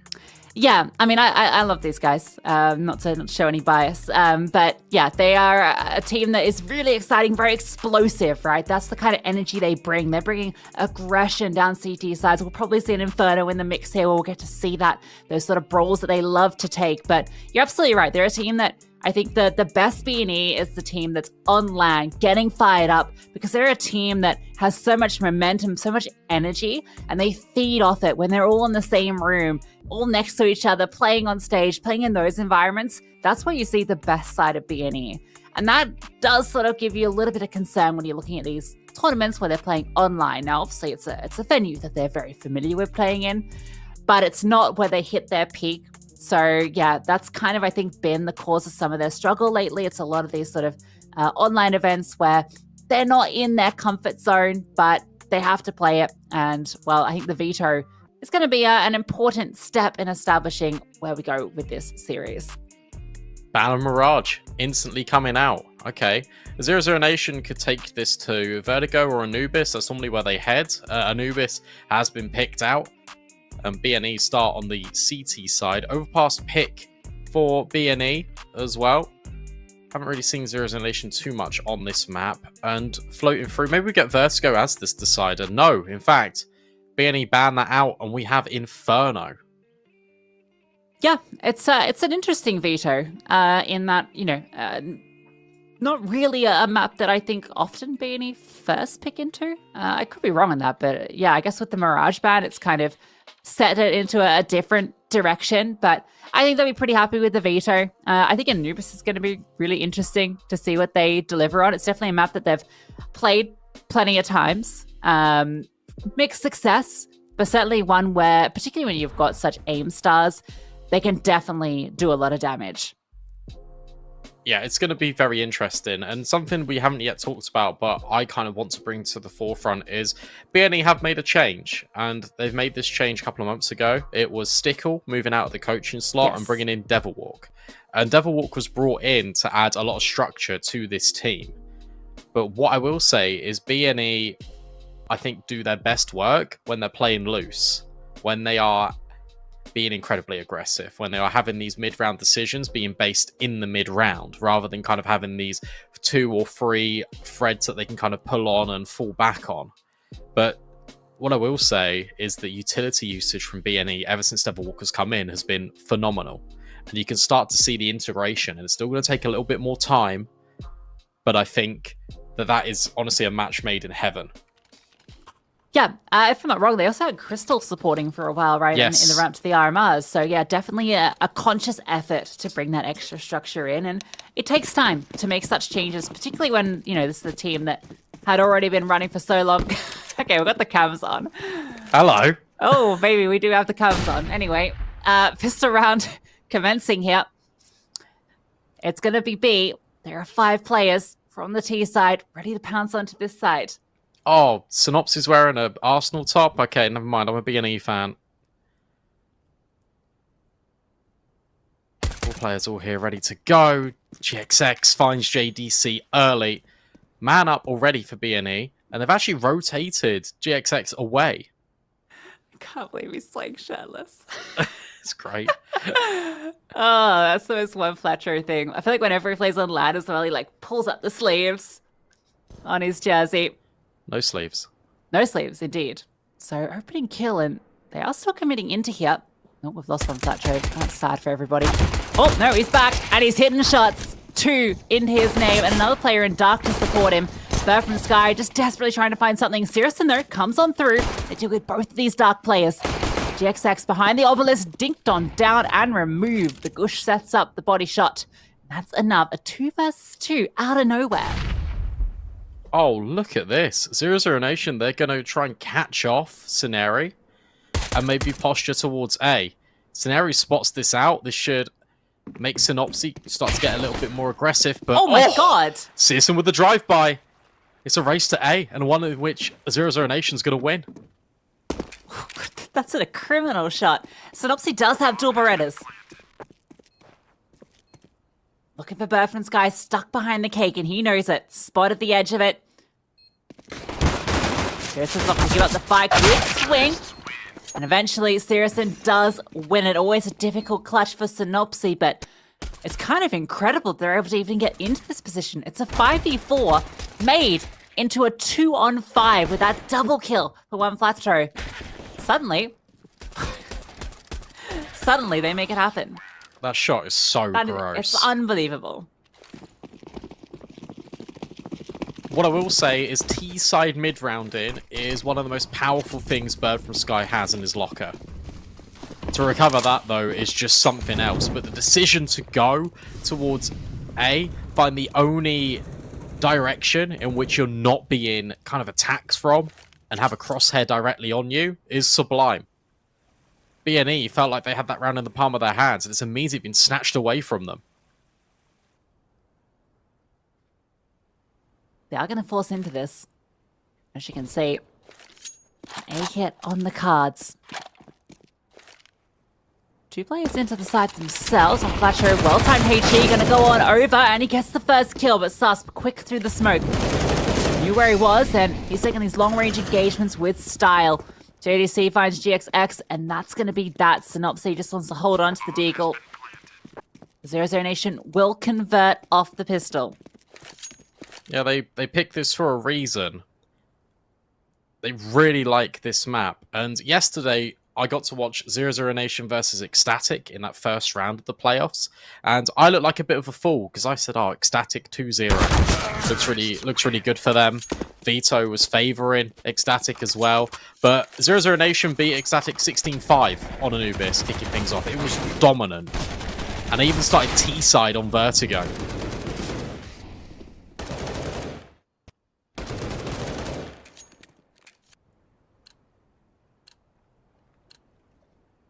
Well, it's just going to be pistols here.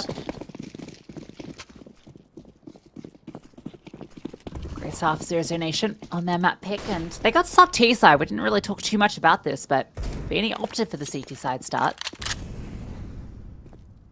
Having that conversation earlier around Monte and Tunnel Fire about the advantages of starting on the T side sometimes. I think particularly if it's your map pick, you're probably fairly happy with that. Yeah, you gotta be.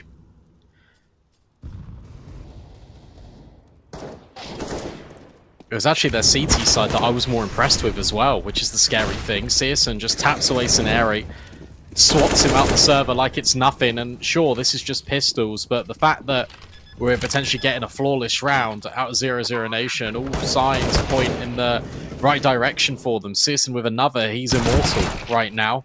We quickly laid to rest by Juan Flatro, who's hoping to get the Galil. Get his little hands down there, and he does manage it. And Nico actually can't really find him. They are hunting. Bird from Sky is on the run with the Mac 10. Just trying to clean him up and get an extra 600.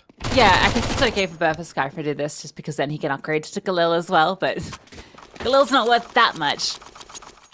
But that's actually quite good, because now he gets the upgrade from the SMG. Saracen will certainly get the AWP out. I feel like he's one of those. I remember, like, you know, when Big were kind of in their prime back in, like, was it 2020, 2021 during the online era. Saracen had more, like, scout kills than AK kills. This guy just, he scopes. That's his thing.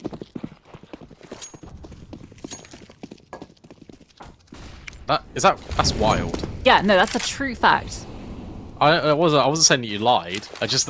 Yeah, I just felt like you were implying that I lied. No. It's just that is a ridiculous stat line, right? Oh, he's now got the AWP. He's now got the big scout. hoping to get a pick. B&E. The thing about Anubis is it's hard to find opening kills, especially on the CT side. So they're playing very passive right now. They don't want to kind of give anything up, but they might walk into Searson, who's scoped up, ready to deal with the player jousting for dark control, but it's Sceneri that finds Nico, who just swings on his own. They can push off this as well. They've got 2 players here, so it feels like they do have to get something out of it. Great nades. Really nice nade. Searson actually gets the kill. It forced one plateau through. That's so nice. Oh, Sus finds GXX. Synopsy drops in, will find one, and Sceneri with another based off that flashbang. 2 versus 3 on the retake. B&E, they've got a chance. Yeah, the reposition coming on through. Just completely ignoring Dark. That's the right call. Both from Sky, that's a big kill. Now they know. Both players coming from here. Rigon gets the first. Susp, an uncomfortable position. I think it's planted default, so he's going to have to work his way around. Bob's just being stuck. I think he's out towards main. He comes down the corner. Rigon, that's sharp. That's the first on the board for B&E. I feel like if you're going to have afterplants there, surely you plant 4 there. That's a cool idea with the nades, to force them into the AWP crosshair. Searson overextends and exposes himself to 2 players rather than just the 1. Phenomenal retake coming in for B&E, but these afterplants put a little bit of a question mark in 0-0 Nation's mind.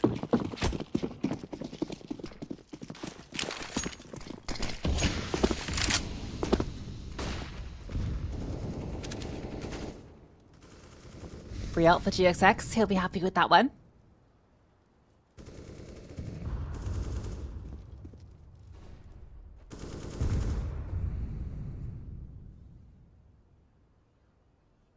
B&E know the importance of this round. I think only just clutched that one out. They are teetering on a knife's edge, so don't want to overextend early. So you have 0-0 Nation come to them, which does look like there's a bit of interest over towards B main. The pieces start to move around on the CT chessboard as well.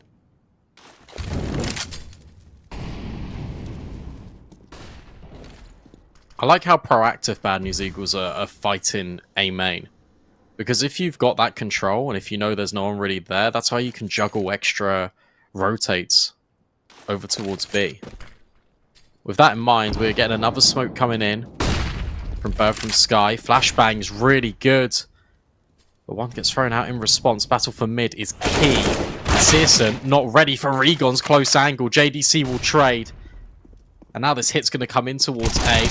And Sceneri has to hold on, but he drops the bomb. That is a big scalp to take. Sky's solo here. Sus charges on through, does win out the final scenario. GXX under so much pressure. Pushed from both angles. Dealt with by Nico. This is a little weird. One Flasher is pushing on through. 10 seconds left. They plan out in the open, which they might well do. Oh, he's not going to swing. The bomb will go down. Oh, sorry. No, it is on the other side of cave. It was safe. HE over the top. Brings one Flatro low, and he can't. Oh, actually, he does find a kill. The tail end. It's given Synopsy a chance. They know where this final player is. There's a kit. Just needs to hit the shot. Find Nico, and he's brought him so low. One more bullet will do it. The wide swing almost catches him, but Synopsy clutches out. There's an AWP as well towards camera he can grab. We'll get it. Because of the virtue of that kit, more than enough time to lock in the defuse. B&E with back-to-back retakes to kickstart this, but it gets scary how quickly this almost unravels. You drop the bomb here, it feels pretty good. Susp on these entries has been sublime, and it creates a space to allow Nico in. And Nico nearly does everything. But isolated fights, that's the undoing of 0-0 Nation, and B&E completely capitalize. Yeah, such an important round for them to win. 2 versus 3 as well. Flatcher gets that 1 kill. That's the name, Jess. That was enough.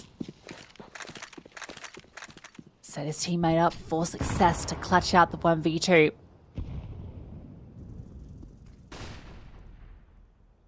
Bomb plants, though, and close rounds have given 0-0 Nation enough to invest. 3 AKs. They're looking like they're interested in mid. Feels like something that they've maybe identified as a weaker point, boosting up on over. So Searson, I don't know why he did that kind of jiggle then wide swing last round. Feels odd for the AWPer to be taking that contact. It's about to be crept up on. There from Sky. Oh, the flashbang is great. They knew exactly where he was. Snary, exposed, bomb out in the open. Siriuson's Deagle, though, hits the mark. Synopsy coming through mid. Has taken down part of the threat. Difficult retake, but one you tempted into in a 3v3. It feels pretty one-dimensional, though. Everyone's coming in from mid. Searson just tucks in. He's going to play close range. Sus might take all the first contact here. Oh, and he will. Fantastic shot on towards Synopsy. Play off Sus, but that's the name of the game. One flat throw, clear in, although overlooks Searson, tucked in, goes for more. GXX in the 1 versus 1, and Nico, all he has to do is just remain rooted. There's not really enough time. Smoke goes on the bomb, that allows Nico to peek, and he'll just about get it over the line. 0-0 Nation. These splits onto A have been devastating. Yes, but they started finding their success. Pincering in mid. And a great attempt in the retake. It's such a shame that clear isn't quite hard enough. The timing on it. Sisson picks the perfect moment to then swing. If he'd swung a little earlier, would have been a completely different situation. But that's resulted in the reset for the BNE.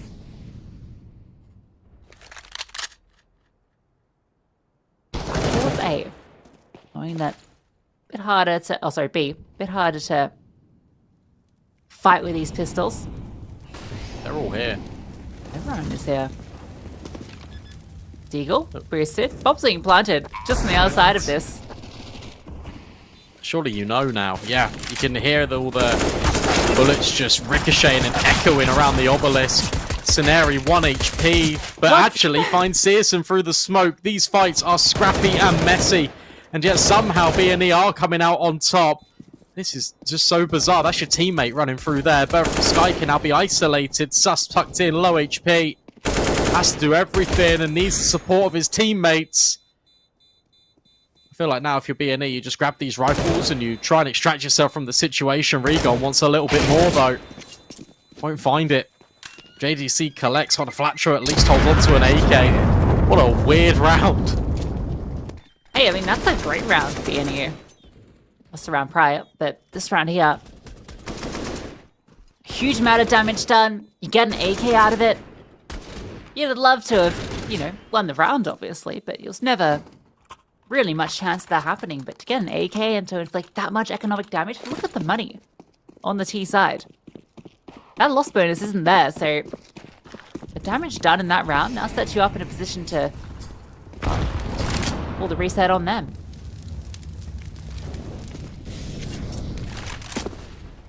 Sisson hoping for a peek instead. Gets greeted with a flashbang there from Sky, spamming with the Galil, but to no avail. As Regon nestles up on the other side of that mid-smoke. Another one of these defaults. Another one of these rounds where, based off the contact in mid, Searson might find himself an opportunity. As Sus works the waters. A lot of control actually being given here by B&E. Looks like a B split based on how progressive Sus has got over towards Dark. Synopsy starts to check it out. Doesn't see anything. Would even smoke things off.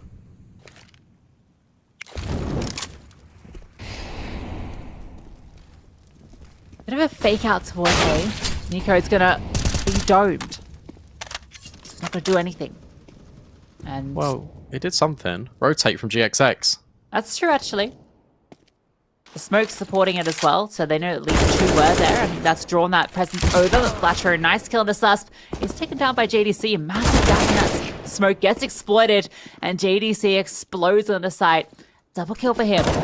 GXX, oh, felt like there was an opportunity, but he does take down JDC. That's gotten the bomb planter off it. Searson walking around. How is he allowed to get away with that? At least it's only for a moment. Eventually is punished. B&E winning out. Yeah, well played by GXX. The fact that he creeps closer does announce his presence, but it does everything. Because he's able just to get 0-0 Nation off that bomb. Force the orb out into the open for the immediate trade. This was nearly devastating from JDC. Yet somehow 2 entries on the B bomb site and put in a rotation towards A, it just isn't enough.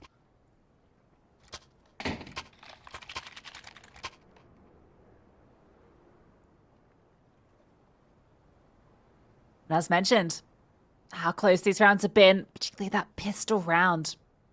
They just had the nothing, and they did so much damage. See immediately, 0-0 Nation completely in the gutter. Double timeout. What do you reckon you're calling a double timeout in this round for, Brandon? This happened yesterday against Ecstatic. Maybe Peter's just got a lot of ideas that he wants to convey for just the future of the half. So maybe if you take a minute worth of pauses and you go, okay, here's how I think you should design the immediate round, and now we talk about the future, and you go from there. It's an interesting concept. I haven't really been seeing it done too much, or if at all, but 0-0 Nation do employ it. So maybe that's just a coach-specific thing.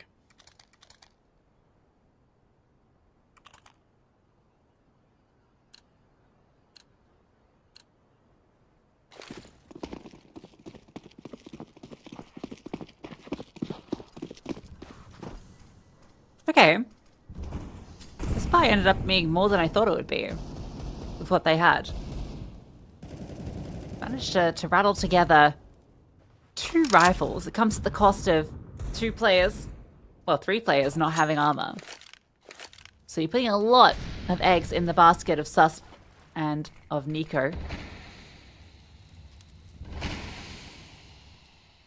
So you better hope that they can cook up a mean omelette. I think B makes sense, that they've been able to get in more often than not and find these openers.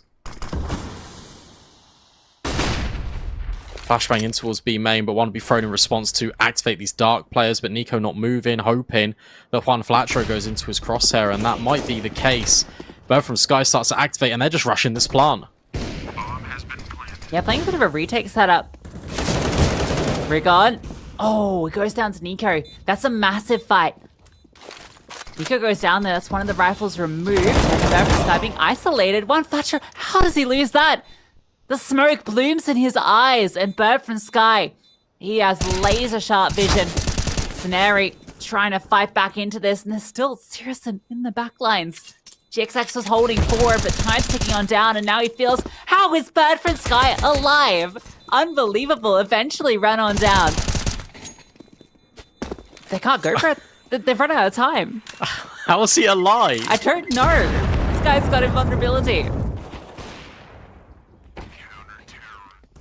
I wanna watch that again. Look, nice kill from Nico. This is a really awkward fight to take if you're Juan Flatro. He just got lost in the source, and they're trying to isolate the dark players because they know that Bird from Sky has only got a pistol. He's not going to be that lethal. He's not going to swing either. But my God, you naughty boy.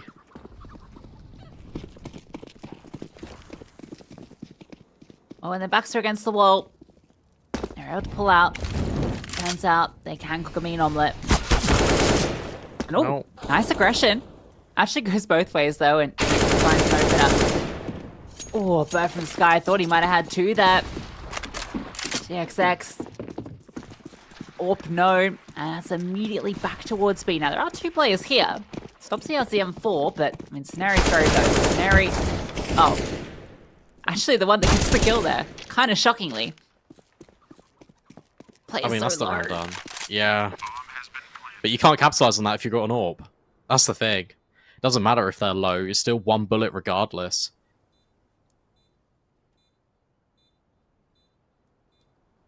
Oh, nice kill. But that's all it'll be. 7 rounds to 3. 0-0 Nation have figured out that this B bomb site is consistently weak. And they are just hitting it over and over and over again. If they keep 3 up here, that's perfect. GXX, all he's doing is just looking for more exits. I didn't expect this at all.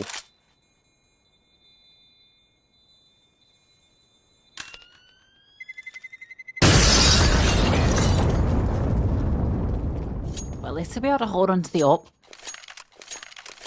And that round, just, you know, worth noting, it was only that rifle and AWP in play. Yeah.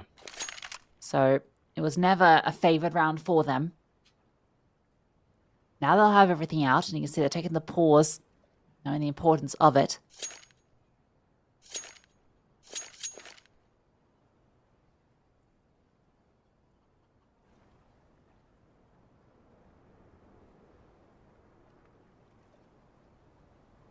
I feel like when you look at this team, Bad News Eagles, who are the players you really want to step up? I think it's Juan Flatro, I think it's GXX Orpa, and Regon.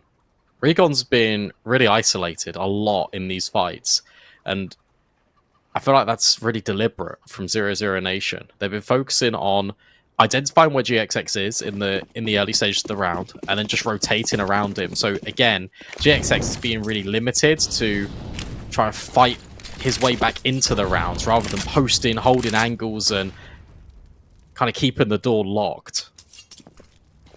Yeah, I mean, it can be a map that's difficult to get the orb activated on. Oh, that's such a nice bait. Surgeon jumps across, and it's spotted by the rifler, and GXX thinks maybe that reposition, he has an opportunity to come on through. Now a new Orpa steps up. Fortunately, not going to be seeing the action because A is where the T's are going. Nico, just gets given a fight by Scenery. Rigon called on him to have to step up, but he's fully blinded by Bird from Sky. The kill feed shows Nico is blind, but we saw that every day of the week. Oops, he gets one on the push, but this retake's not happening. A3. 0-0 Nation are an incredibly strong Anubis team, is what we're learning. This was the map they beat Spirit on as well. I feel like that's really harsh, to be honest. Not deliberately, it's just the way the seeding worked. But 0-0 Nation, their first games as an official actually came in this Pinnacle Cup. It came in the Swiss stage. Their first match to kick off things was against Spirit. Their second match was against Eternal Fire. So suddenly you're down 0-2. And it's like, okay, well, we need to band together. We can only play who's in front of us. And we need to bounce back. And they've now made it to the quarterfinals. And they are currently destroying BNE.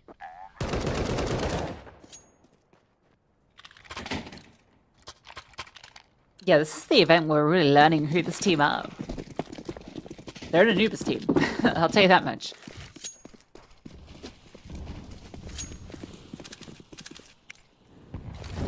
Deep smokes. You can see this to enable aggression, but Sirius's peering over the top. Has a small gap that he can work with. This is what the smoke was for. It was to enable this push-up, but they should be suspicious of this. To see this deep CT smoke come through. Ooh, okay. Aggression elsewhere. Canary in the back lines, only good for the one. But that might have given time now for Flatro to make his way through. He's gone deep in towards canals. The bomb is up on rugs, so he's in a powerful position. But I think this round might be determined by timing.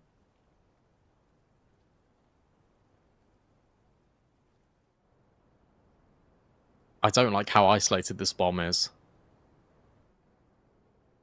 You know what's wild is if Nico walks down the ramp and just goes A, Juan Flatro doesn't see him. I think, okay, Flatro has decided it's time to get moving. Oh my god, he's missed everybody. Oh, he's seen him. There it is. He's aware of potential rugs play, but as he goes past the pillar, that's when Nico crawls on forward. He goes back. Time's an issue. They're going back towards B. This will be heard in mid.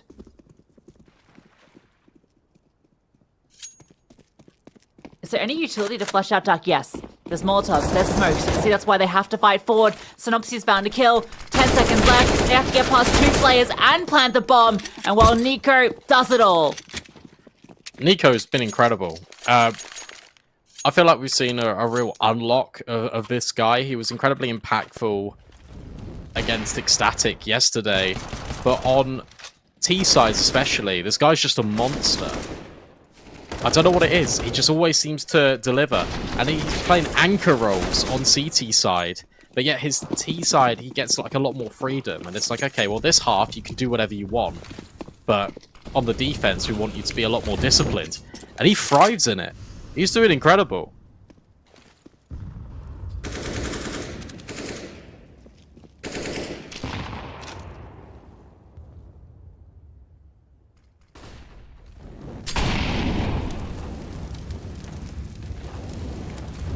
Everything does seem to be clicking for this new team. Their honeymoon period. Latro drops the smoke. Oh, onto that one for a minute.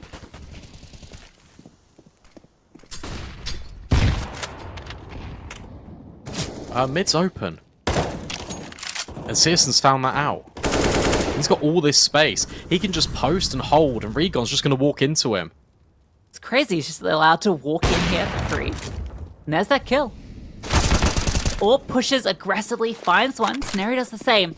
But hold on. Latro's found a kill. They're forced in towards A, but there's still an AWPer here in GXX. Posted up on the pillar, gets a shot fired, but it doesn't connect. Ooh, it's still a little uncomfortable. 3 CTs retaking from main. I don't know if they got the info that all of them are here, but they know GXX is, and he's burnt alive. Despite the advantage, it's brought down just to Flatcher, and needs to find 3. Searson incredibly low. He's got nothing to work with. Doesn't even have a kit, but he does have a kill, and he was ready for the second. But Searson a little quicker on the trigger. That's so scary, though. That round lives and dies by not this kill, but the other one. JDC on towards Synopsy. And the molly doesn't get extinguished by that smoke, which means GXX just burns alive. So close for Juan Flatro. These rounds are coming down to very fine margins to close out, but it feels like 0-0 Nation, they're just winning all of these disadvantageous situations. Scenario aggressive. Look at him go. Searson's going to get caught off guard. Scenario's actually been having a great game. As mentioned, not always the player you're counting on for this squad, but good to see him stepping up, and Flatro, he's getting warmed into things. Looking for more. Delivered off the back of the flashbang. Synopsy hits a slammer with the Deagle. And a follow-up as well. Despite being low, he goes for the fight and he wins it out. Great flashbangs. Towards B. We see it on this replay here. Like, Bird from Sky is just full blind. Which allows Juan Flatro just to anchor in. Oh. Nice shots. 10-5 would be good, considering the landscape of the first half. 0-0 Nation are definitely running away with things, but if BNE give themselves a foundation, and we know how good they are on T-sides, anything is possible. Certainly not out of the woods just yet at 0-0 Nation, but look at this. 3 players deep in canals already. That aggressive smoke gets redeployed, but this time no one's there for BNE.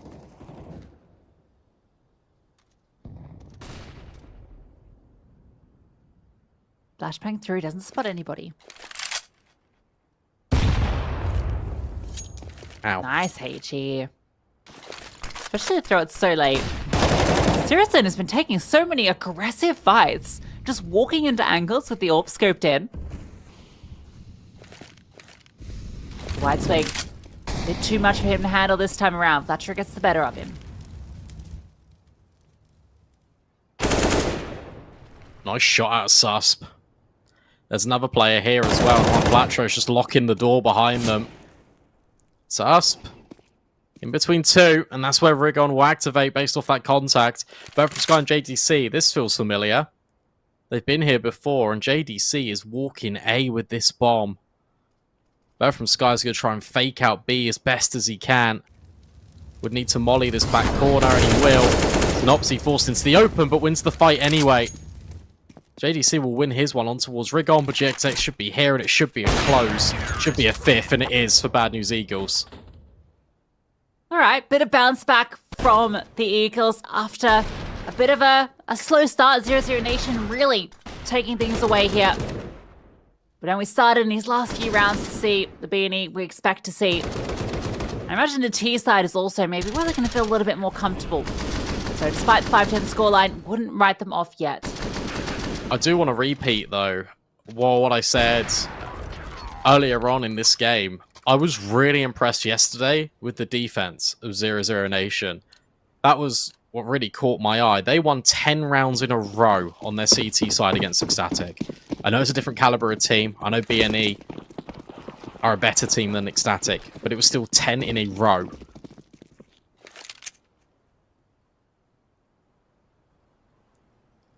And this is funky. 5A. Let him go. Pushing out loud as one. The bomb's not here, but they've found the kills. Lost one in the process. That's a lot of information. Yeah, I can see immediately they accelerate. Gonna plant the bomb, and everyone's still sticking around. This is the weirdest pistol round I think I've ever seen on Anubis. The thing is, you don't want to fight this if you're BNE, because you've got long range. Glocks versus USPs. Normally USPs always win. That's why they're tucked into these corners, playing off each other. Flashbang's not good enough. Second one equally not good enough. But Nico still hits another shot and finds the follow-up on towards Regon. All left onto Juan Flatro. Bomb not planted for him. Bird from Sky with the kit. He can just jump straight on it. This is messy. This is scrappy. And this is the stick coming in. Couldn't win out the fight. 0-0 Nation win the pistol. That is wild.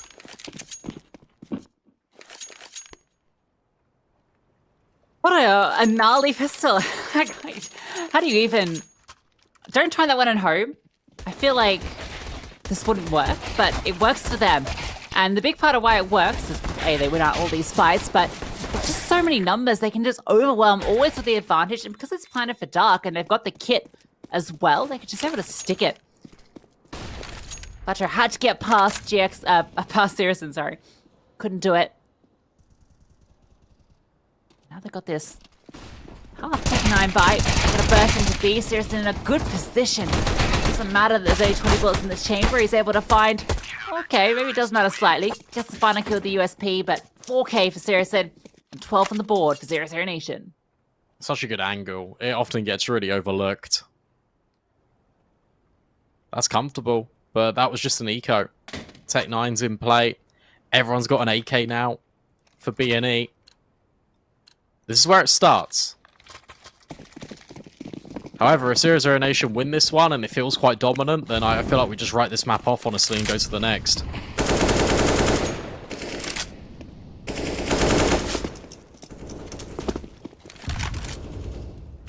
Might just be the case. We'll see.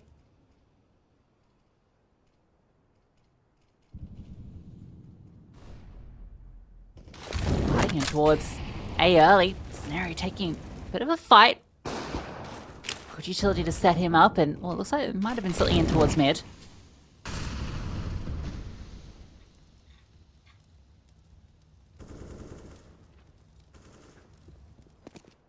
Of course, a lot of rotations just for Scenario's presence over here. The question is, can they make something of it? It's actually surprisingly slow outside of that explosive entrance into A main. It's more or less just been sitting around. Perfect Sky with the max 7 starts to come on board. Scenario hasn't moved. Gets that first kill. Risky reload because Nico steps on up and Scenario puts him down. Oh, and JDC doesn't overextend around the corner. Searson, oh no, looks the wrong way, but still adjusts somehow. Meanwhile, back at B, JDC not caught in transition. It's actually a team kill from Juan Flatro. Susp. Oh, next up to the chopping block. Everyone is dead at the hands of Juan Flatro, and Searson, 3 HP, needs to hold on to his AWP. I'm not even sure he'll be allowed. Should know he's a little afraid. Fletcher's already here. Okay, the scope in. Searson, sure. Oh no. Searson's not saving. There's just no way. Oh, fast shot. Do you want to lose everybody to this? No. Okay, maybe he will get away. It's kind of impressive.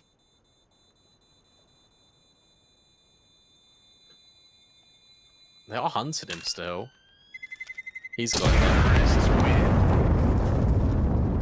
Nice shots from Searson. But fantastic double openers from Scenari. And that wasn't even the full commitment in. It was these entries, including onto Synopsy for Juan Flatro.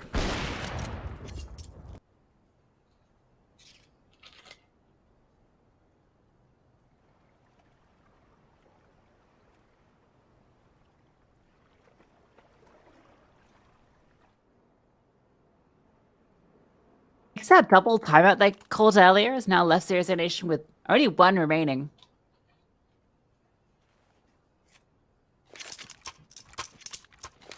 Obviously still a far way away from needing it yet, but we need to continue these explosive rounds. Particularly Facho has just been on a tear.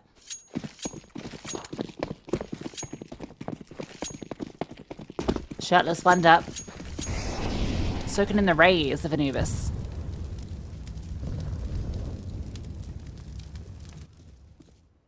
JDC trying to do his best Searson impression. This feels faster. It feels like B&E are about to throw the Hail Mary in towards B, especially with these nades and the flashbang susp. Actually just takes a chunk. Still finds the kill anyway. Needs to get the reload off, but can't manage it. Scenario overwhelms. Searson tries to step in, and he will secure. And that's going to force B&E away. Bird from Sky needs to be careful. He's only got a Tech 9. He's fighting mid with 3 players.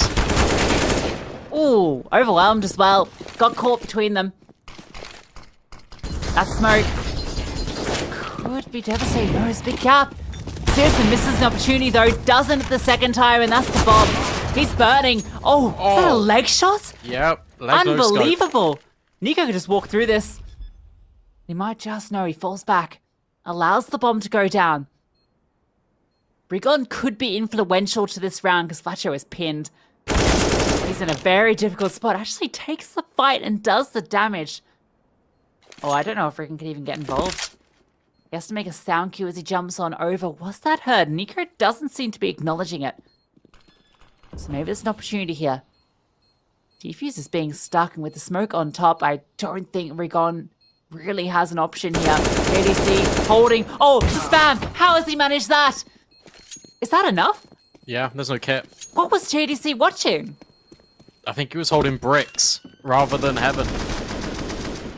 We can maybe see on the replay, but... What a steal. Yeah, incredible stuff from Rigon. Knows that the money's low, right?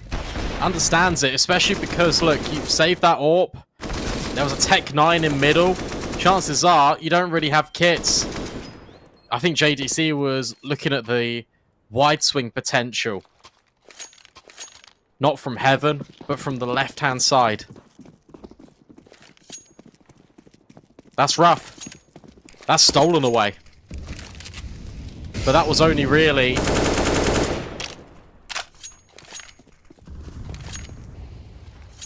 Oh, actually, it was a full buy. I was going to say it was only like a couple of guns for Zero's Nation, but it wasn't. Just got bamboozled by the Tech 9 of Bird from Sky. And now he's got the most expensive weapon outside of this AK. Fantastic flash. Synopsis still here on the other side. Susp surely dealt with. Split in towards Dark. JDC finds another one. Gives his team an opportunity, but it's Rigon with 3. Slams the door in their face.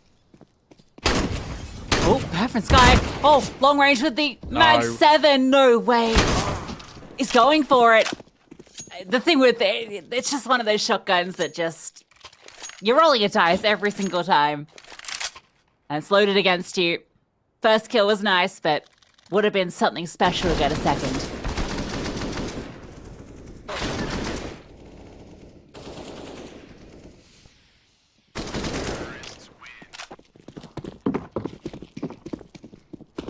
Unlucky. I guess not really. Great nade. Oh. Oh, and again, Susp. He's eating shrapnel. Searson is 25 and 13. The rest of his team are lagging a little bit behind. Need some of them to really get involved. Bird from Sky, another Mag 7 adventure. And this time it results in maybe even a second. GXX. Oh, will trade. Fantastic stuff, but Searson strikes from Dark. Yeah, Bird from Sky just needed to sit in the molly for a little. I think in that position. Oh, Nico.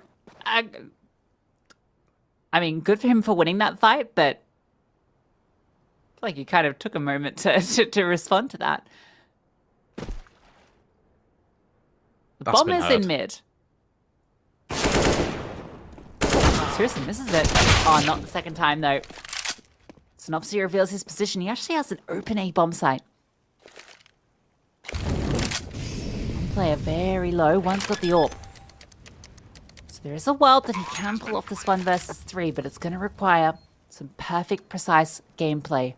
And getting a double in heaven, that would be maybe a way to do it. He's going to clear out in towards mid. Spots nobody. Nico revealed, but he's low. In fact, he's going to walk past the trigger discipline. Okay, finds that kill. Not ready for the swing. 0-0 Nation, after letting a slew of rounds go the way of BNE, they are going to pick this one up. That's actually really smart from Susp. He doesn't walk out off the back of Nico not finding contact. He wants to make sure that, well, the play from Synopsy isn't actually happening. Just waits for the contact to be taken for the low HP, then he can swing and be that element of surprise. 13 rounds plays 8 also. Even if Nico falls and he doesn't get the immediate trade, Susp, he can still wait because Sis was still activating on that flank. Money limited. Tech 9s, Galils, no AKs here for BNE. But they're going to go for a fast play. They're running through in towards A. Nico, under pressure. Steps up though for the first. Actually going to allow him to scale now. No, they've got the advantage. No need to lose his life. Sifacho is desperate to find something. Might just meet it. Oh, what? A dink with the Tech 9. Not enough for the kill. Rigon. Oh, Rigon. Okay, he actually gets the kill there. Got himself a Galil, and he's making it work. Almost even an extra kill there. Synopsy, tucked behind the pillar. It's planted for him. He's dancing around. They don't know he's here. This is the first shot, and they're defusing. Gets the follow-up, but there's enough time. The kit is there. A valiant attempt, though. That's so close. Rigon, that reposition down in towards the site and then swinging kind of on a pivot between those two angles was just sublime. He collects the Galil from his fallen teammate and then just does this. Incredible stuff out of Rigon. But it's Nico who started the round off finding that opening kill. And by him staying alive, it gives enough firepower and enough manpower for 0-0 Nation to overwhelm on that retake. 14-8. BNE taking another pause.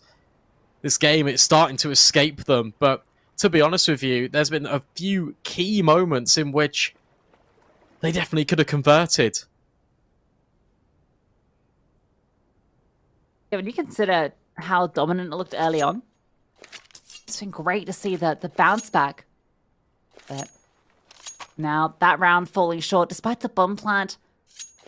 Oh, they are going to invest. I mean, it feels like you have to, right? You're up against 14. Yeah. It's not the worst, but it's so lacking in util. But this is a team that loves a fight. They'll take it to you.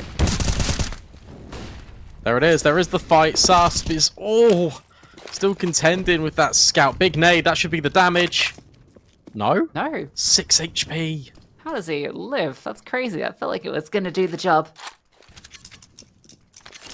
Does force GSX to play very passive into this round, but he has a scout anyway. This guy, once again, this Mag 7. Tell you what, it's giving me ideas.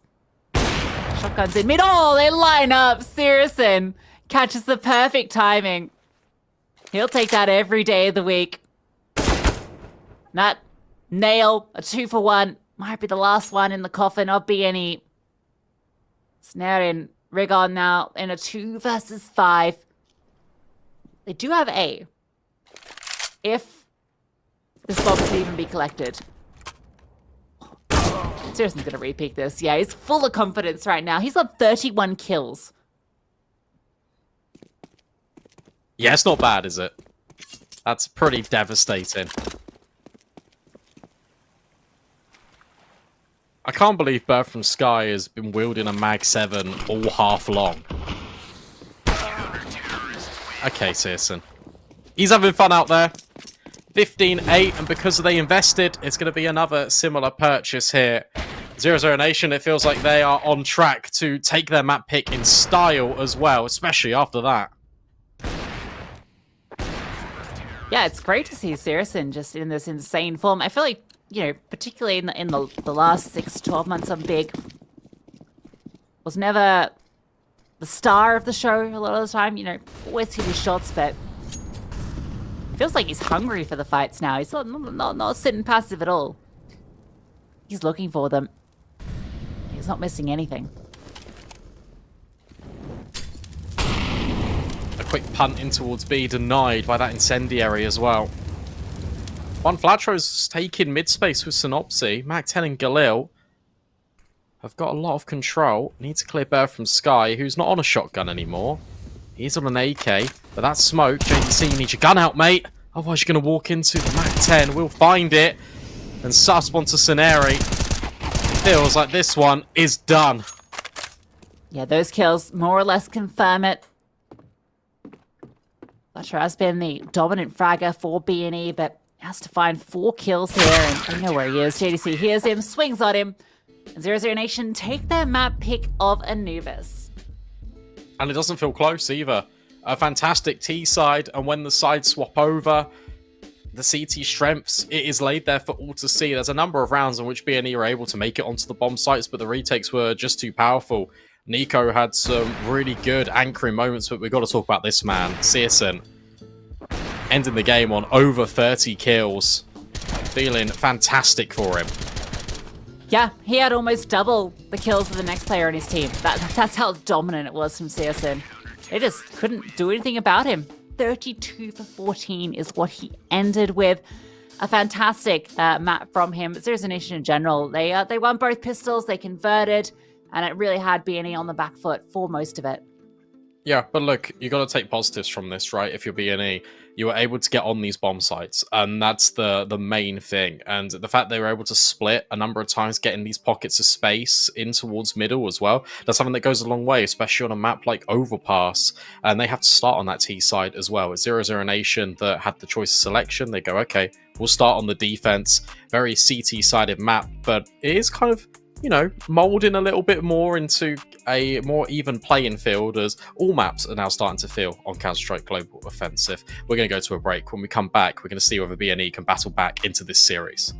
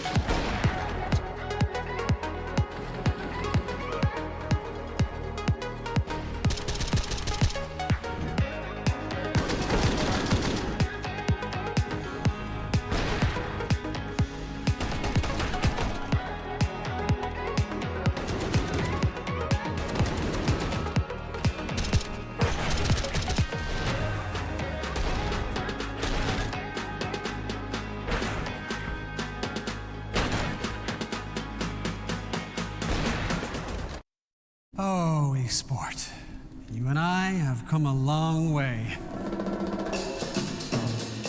It was such humble beginnings. As we gathered in small groups, we were professionals right from the start. Passionate, organized, and ready to rumble. We dreamed big, and surely enough, our parents supported us at every step of the way. Didn't they? Fired up by all this love, it wasn't long until we caught the scent of competition. To be honest with you, it wasn't always that easy. Joe here, he had to take on 2 side jobs to afford playing professionally. It's gonna get better, Joe. Fist bump. Some of you dared to not even call this a sport. And look where we are today. An endless stream of esports events every year. Bet you didn't see that coming, Mom and Dad. And you know what? We have been with you every single step of the way.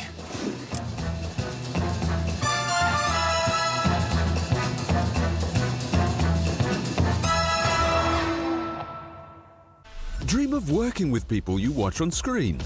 Exclusive esports opportunities handpicked just for you.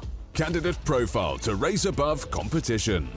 Let 10GG handle routines. Make a step towards your dream today.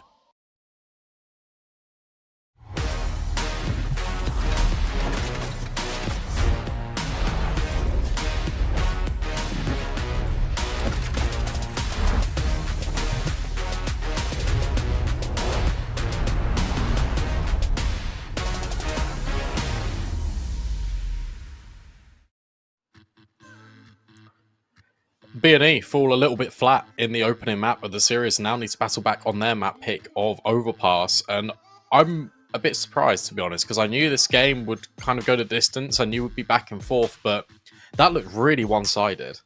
Yeah, I will say that I think Overpass is a very different story here. It's a map that, when you kind of look, I mean, Zero Suit Nation don't have a lot of maps played generally, but the 2 Overpass games they played weren't the prettiest. They got beaten by Eternal Fire and Spirit, and they actually really struggled on the CT side, interestingly enough. So they'll be starting there, and B&E, if they get off to a hot start, I feel like the 3rd map is pretty likely.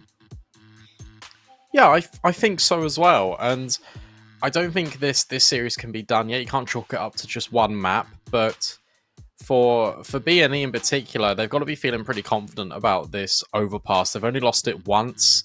Kind of in the last couple of times they've played it. They played it 3 times since coming back from the player break, but the caliber of competition has not been the greatest, right? They beat Sinners, they beat Nouns, and they lost to Alternate Attacks, but Alternate Attacks, they love a bit of Overpass. That is their bread and butter. Yes.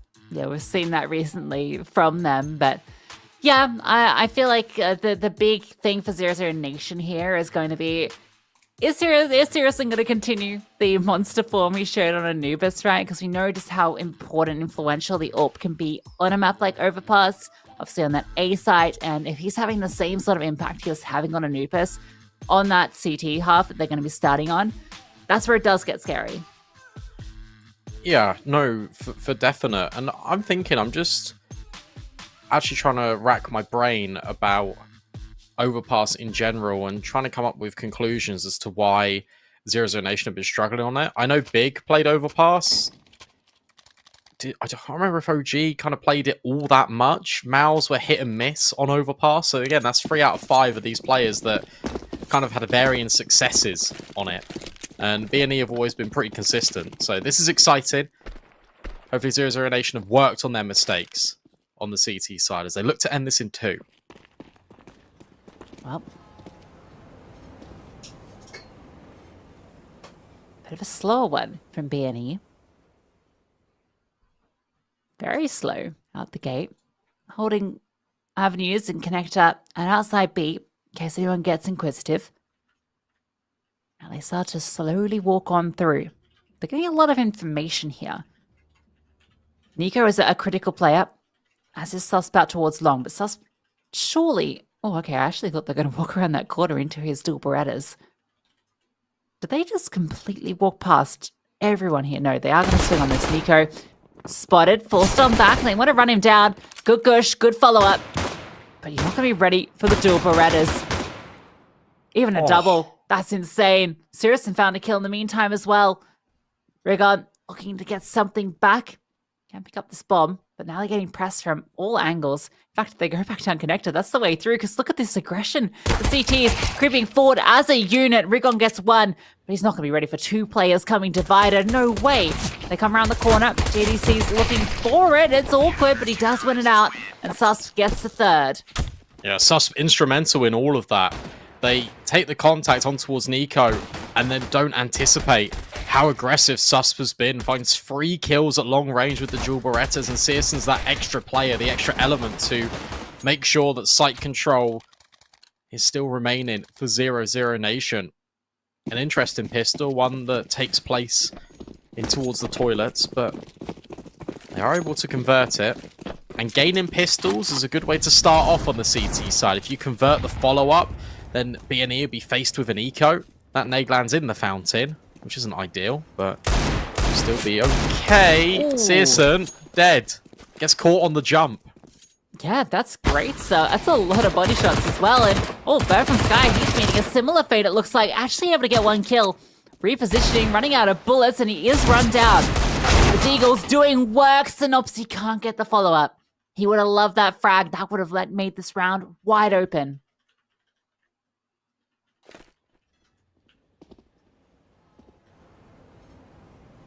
This really gets interesting now.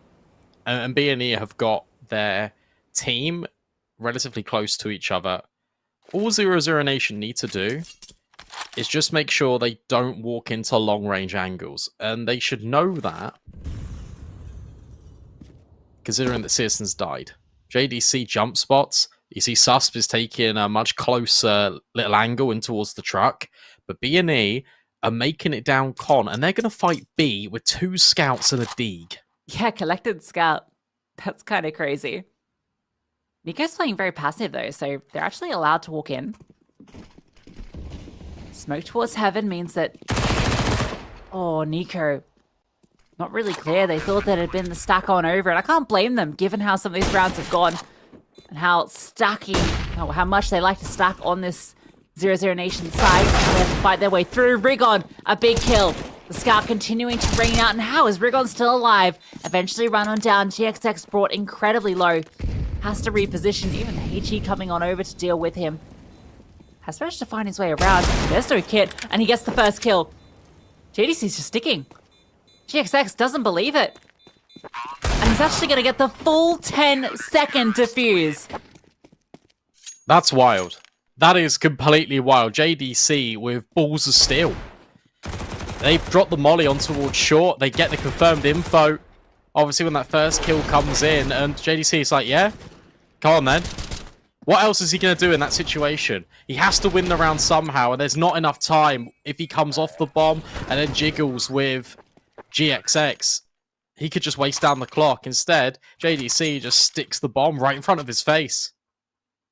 Yeah, what a crazy round. I mean, that was one that was always a long shot for B&E, but they managed to make those deagles really work. Feels a bit unfortunate after you've managed to final these fights to even get the bomb down. Felt like you've done enough in that 1v2 when he finds that first kill, but the stick.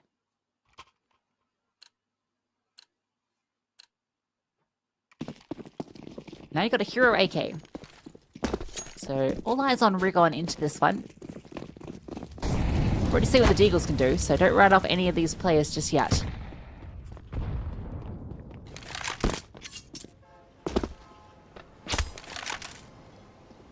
I think that pause also being called in was well timed. It's basically just saying to 0-0 Nation, right, calm down. Just settle into this game, because these rounds have been pretty scrappy. They've been playing into the B&E textbook of Counter-Strike. The last thing you want to do against Bad News Eagles is to get scrappy with it, because they will win. They love a fight, and they love a brawl. And Peter's just saying 0-0 Nation, just calm down a little bit. You know you're going up against just pistols here. There might be a hero rifle in play, but take these long-range fights.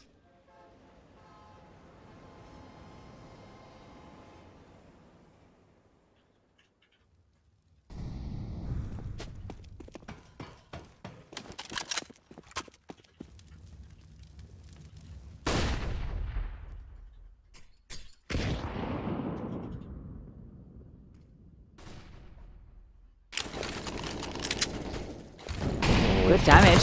Nico under pressure, but the Molotov actually not what gets the kill. Bullets will do it, but they're overwhelming, and Nico is still low. Sus comes on down from the connector, spotted out, but gets the kill. That saves Nico. Sirius can now take pot shots. Fletcher is under so much pressure, stuck on the site, overwhelmed. 0 Nation avert disaster after a few players are brought very low early on.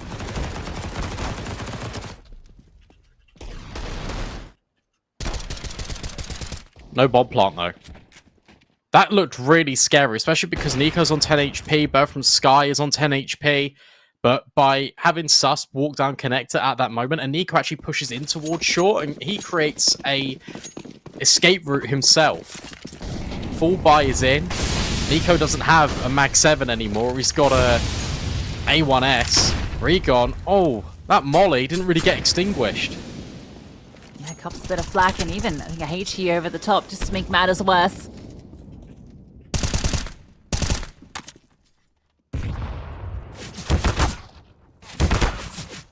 Oh, that spam is Gross. absolutely irritating. Scenario trying to like walk past it, but just keeps walking into it. Bit of find towards mid, more damage being done with util. And he's got this warp rifle set up. And Molotov even giving away Fletcher's position, so Susp is ready for this fight. Even sees the shadow. Couldn't have asked for an easier engagement. Sirison hits his shot. Sees the bomb. Sees it picked up and he knows that he can go for the wall bang. What a shot. Sirison, he is honed in today. There's another for the tally. Speed's the last player and he's going for the style shots. Runs out of bullets. Flashbang even just to secure the final frag. Well, that really is beautiful, because that is the first gun round. And look at how controlled it is from 0 Nation. Nice shots from Searson, picking up where he left off on an Ubis. But that is 5 alive.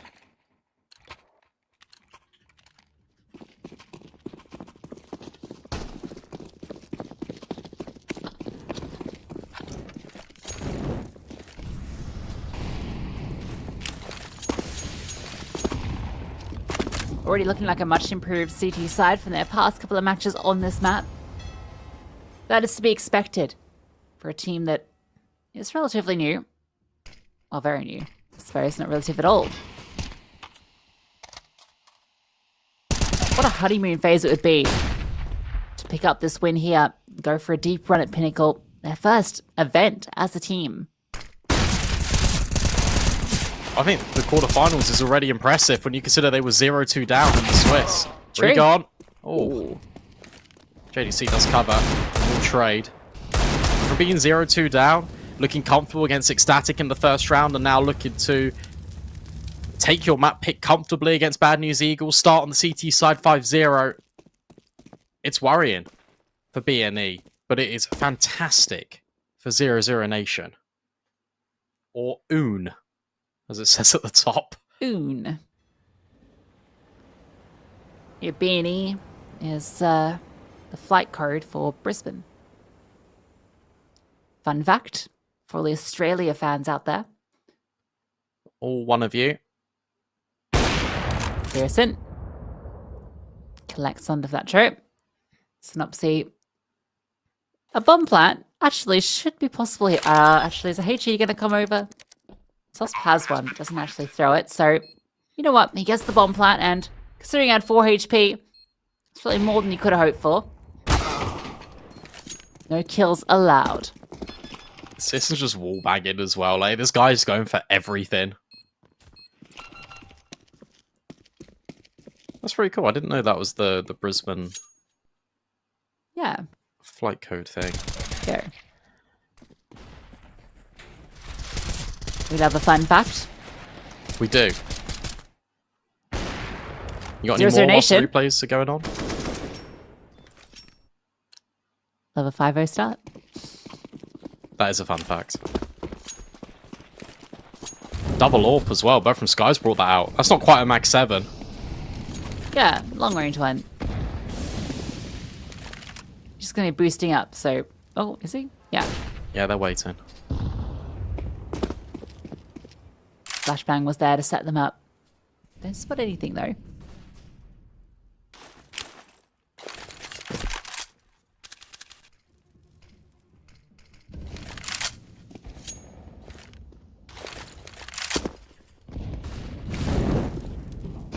Good nades.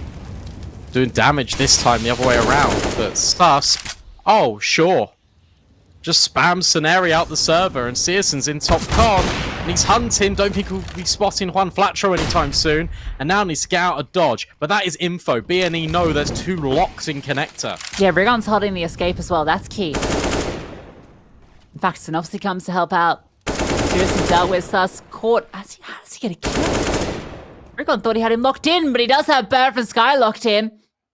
Double or poo. Nico steps up for 1. Bomb has to be recovered in towards short, and I think that would have been spotted. So JDC starts to make his way down the connector. Nico does find the timing to swing onto GXX. He's now all in the hands of Flatro, and well, a dink through the floor, not enough. So Nation continue their flawless run. Really impressive. Especially because BNE, it felt like they had the info. Rigon did fantastically with this kill and the second one onto Bird from Sky. Turns it into a disadvantageous situation for 0-0 Nation, but it's Nico again delivering when it matters most, and then the push down from connector. That's been a thorn in BNE's side for a while now. Multiple players coming through connector and backstabbing them.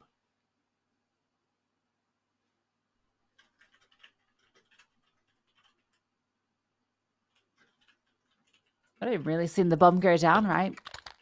Outside that one round where the Deagle is allowed to walk through and plant, and the attempted 1v2. Most of these fights are determining the round before I can get to that stage.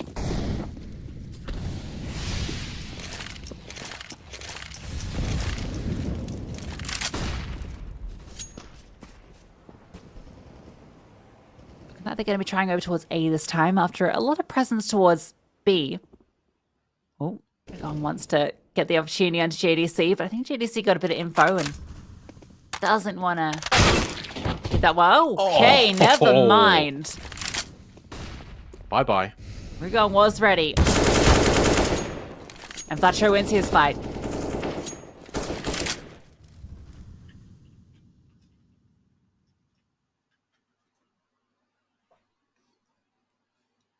Brave of Saracen to be pushing forward like this. It's not spotting anybody, but there are 2 players. They're holding. Look at this. Oh. They hear this for sure. They're running away. Gotta be careful when you got this 2-player advantage that you don't just suddenly give it up. Very scared. Yeah, hearing that utility, Bird from Sky can swing. But all that utility is faked out. They've even got Sirius to drop. This should be the round, although Rigon falls. A 3v3. Got a lot of money. Utility's a little bit sparse. But you might consider this. It's difficult, though, because you don't have control over CT. And in actual fact, there's a player there. I think Juan Flatro is already just trying to gut out. Heaven. Oh, no, they've walked right by him. Juan Flatro will find one. Searson on the dual Berettas will trade. There's enough time to give this a look in because look at Synopsy. He's quite far back. GXX slides into the corner, though. This should be a save. This should be a first round on the board for BNE. That fake worked wonders. And 0-0 Nation, they bit down on it, despite them going, in theory, 3-for-1, if you include Juan Flatro in the heavens. But only one player makes it out. But fortunately for 0-0 Nation, that player's Europe.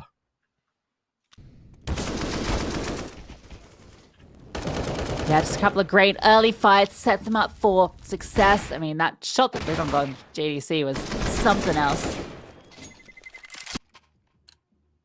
They get on the board. It is only round 8. Oh. Okay, no, it wasn't the right click, so it could have been worse.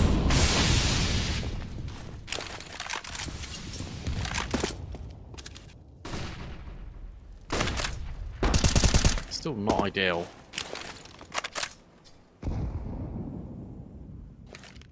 Look at this full position on long from Susp. He's actually just on the boulder.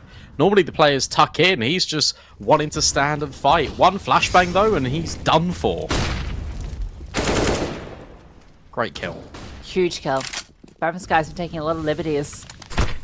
Susto does find one, and oh, GXX still manages to win the fight despite the HE dribbling between his legs. Pearson looking for that fight, actually going for the wall bangs, expecting the player to be sitting at the top of the connector. That's kind of crazy. Nico gets one onto Rigon. Very disjointed, but Synopsy holding here.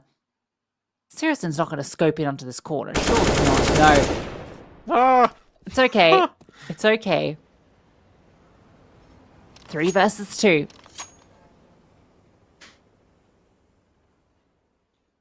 They're in the right spot. And you can't really vacate towards B because you haven't got any information. B and E are going to have to go in towards A, which means you have to go in towards the stack.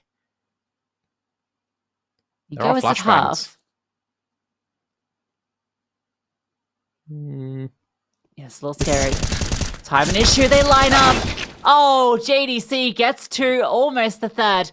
And now you're not ready for Nico, who walks on through an over delivery. The spacing, not where they wanted to on that swing. And they both go down together. That's so awkward. That's after Rigon finds the opener, GXX trades as well, Synopsy gets this kill, but they're so spread out that you can't just activate immediately of finding Searson going on a little walk down long in the summer breeze. BNE have to take another pause. No bomb plants. This is still a consistent issue.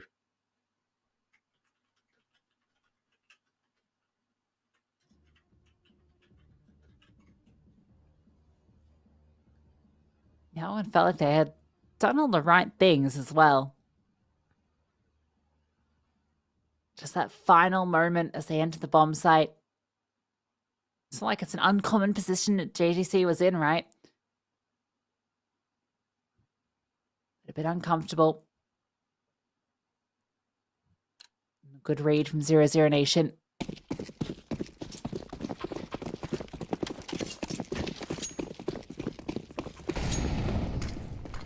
That would have been such a huge round as well.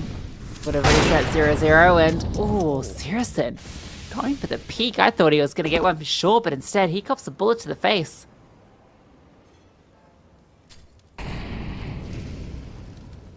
This is good because he needs to completely reset. JDC might even get caught off guard by this boost. Oh, he tucks in behind the pillar and Rigon falls off. That's heard. Yeah, look at the reaction immediately from both Bertram Sky and JDC. They focus their attentions on short. Smoke dropped in. Can Bertram Sky see anything before it blooms? Yeah, he notices, hey, there's a lot of them here. And he's dead. Great entry. Only one player here, JDC. GXX has found 2. They need a smoke on heaven. Searson did have an open avenue. Here it comes. Lands right now, and immediately that's the round done. Searson low from earlier. Couldn't even really give it a proper look in. That's a great read. Considering that 0-0 Nation have only really been putting 2 over towards A most of the time. The round they have 3 here. That's when BD hit B.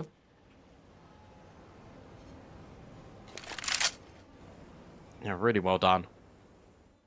But clever for 0-0 Nation to actually just withdraw themselves from this fight. You don't want to give up guns needlessly.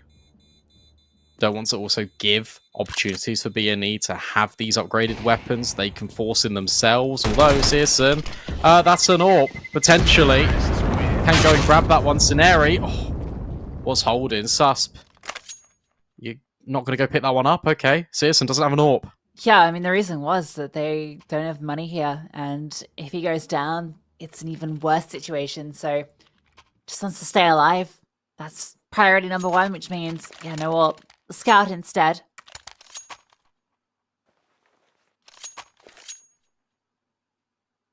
A very good hunt at the end.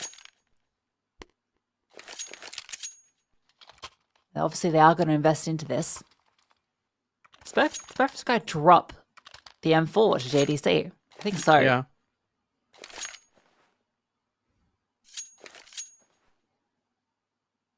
Yeah, he's a selfless man.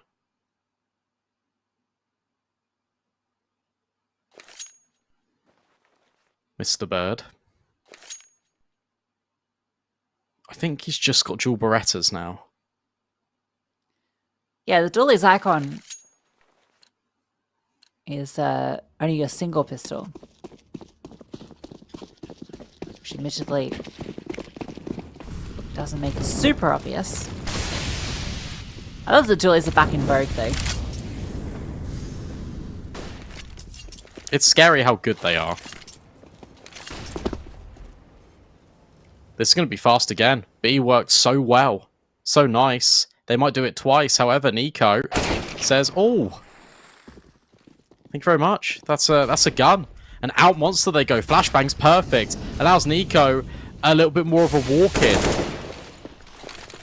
Good defensive smoke as well. Oh, JDC's ahead of it.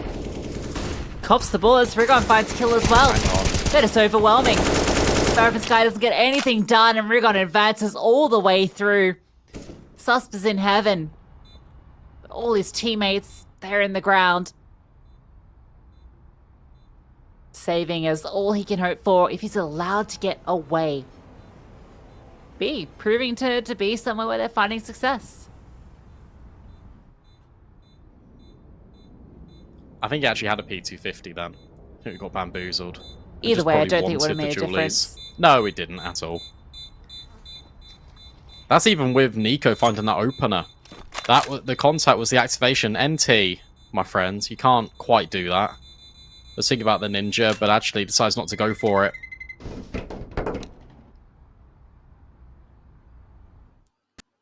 B&E, very much similar to the first half we had on Anubis, where 0-0 Nation looked really dominant, and then B&E just started settling into the map.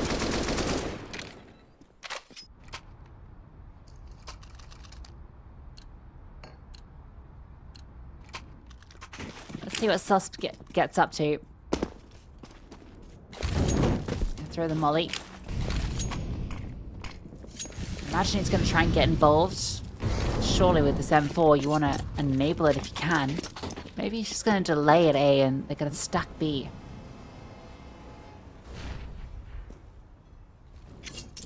I like this round out of B&E. They know the money's really low as well, so they're waiting for aggression.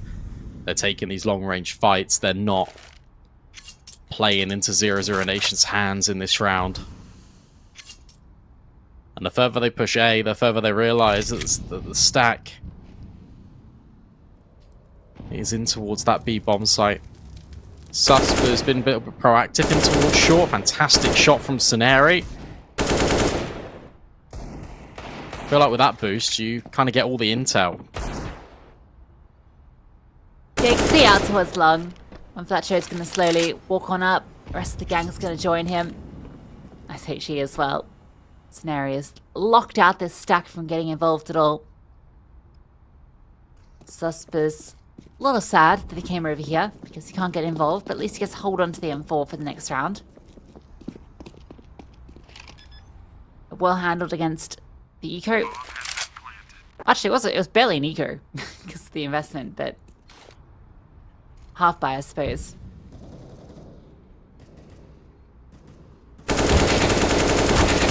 Oh, okay. Scenari. Oh, nearly on for the ace. He even did half JDC. the damage. His HE earlier brought JDC to 150. 4.5 kills. We round up. You take it.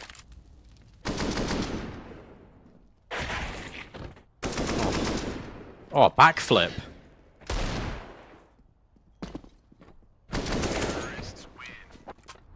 No way they were ever saving that M4. Just the eco. 7-5 looks pretty promising here. B&E with 4 in a row. Potentially on the cards. That feels a lot better to how this first half had started for them. And now 0-0 Nation having a little bit of a picnic out towards long.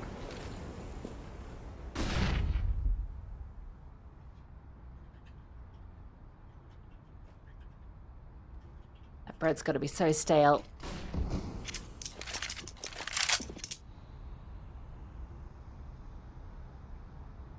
There's a chance Rigon meets a nasty surprise here.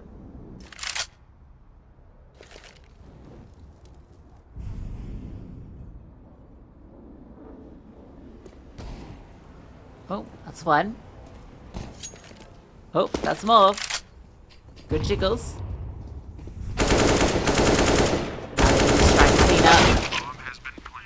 Does eventually get overwhelmed, but dealt with before he can even pick up the AK. So again, another round well handled against, well, this time just a stack. Even though they walked into it. Ooh. Nice shot. But JXX is already on the prowl. Aid from Juan Flatro, he wants to get involved, and he will deny Bird from Sky inflicting any further damages. Suspect has 3,000. He's been digging a little deep. I have to go on to a Famas. No, instead he gets dropped. Okay. Double AWPs as well. This is expensive. Yeah, Bird from Sky again whipping out that secondary AWP.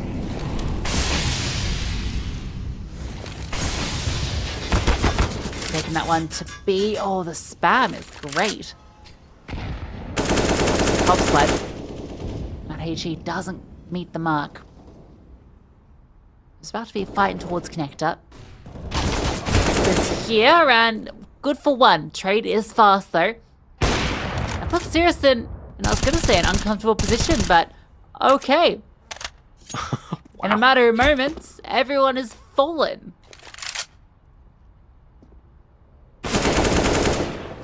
Oh. Oh dear. Bird from Sky misses the shot. 1 versus 4 is feeling more and more unlikely. Synopsy just hoping he can get Searson into his crosshairs next. Get rid of him. Don't think they're going to give you that fight. Corpse. I don't think so.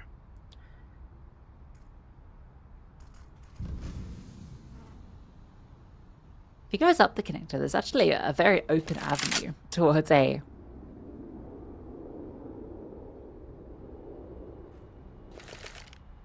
Oh. Did he see? Did he see? I don't think so. I don't think so. Slightly behind the railing. Sirius then strikes, hearing the rotation. That will be 8 for 0-0 Nation. Yeah, well done. This setup's really cool because the door's blown off. So Bird from Sky is holding here. Then the wallbang comes in as well from JDC. All the kills are just collected in a matter of seconds for 0-0 Nation. They've won out this half. 8 rounds to 5. Enough in the tank for B&E for another investment. In fact, they can buy out for probably the rest of them. Only 2 rounds left. Here. And this time, Searson connects. The Synopsy is ready to try and trade. That flashbang is incredible. And he finds both. That's huge. Immediately starts to continue to put on the pace. They just go back and get the bomb, but the idea here is just to take all the ground. The rotation is fast in the CT, so JDC is already here. Latro spots him out. 2 players in towards the truck, and he goes down. Synopsy needs to be careful here. Don't want to give up any more kills. They're trying to run him down. For a moment, you think there's space there, but it gets plugged immediately. Where's Regon? Is he an ABC? Yeah, he is. You can see this silhouette as we watch Nico's POV. Now, this gets really weird because Nico goes up high and he didn't spot Regon. So now Regon can trade this with Bird from Sky. Well, he's not ready. Regon 1 HP. Oh, he's going to get caught with the flash out, maybe. Oh, he turns away. Nico swings. And even deals with Synopsy. Another hero moment for Nico as he collects 3 and he anchors down B. What a wild round. Rigon gets all the way through. I can't believe that Bird from Sky actually got the dink on him initially as well. That's a crazy round. Synopsy gets this amazing double kill. I mean, I can't blame him for extending because it has been just those 2 players, but 0-0 Nation was so fast in the rotation.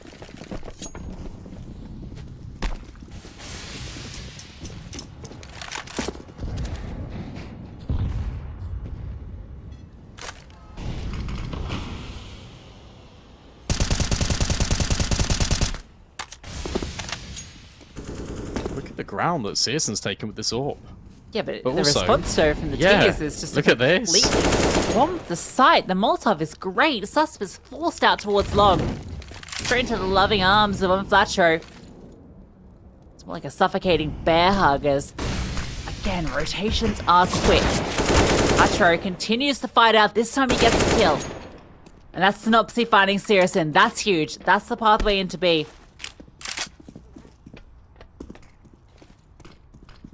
Nico here again. And he does find one. He's always good for it. Gets forced into the open by that incendiary and wants to keep on fighting. And GXX collects onto JDC. 9-6 the half. And I'll be honest, a good recovery for Bad News Eagles, considering that was 7-1 at one stage in this bout.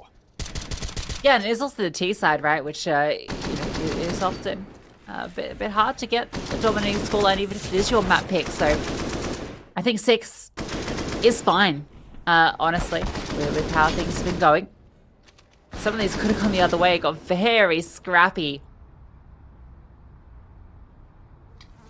Tell you what, though, B&E need a pistol. That's been a real struggle for them so far. They're 0 for 3 at the moment.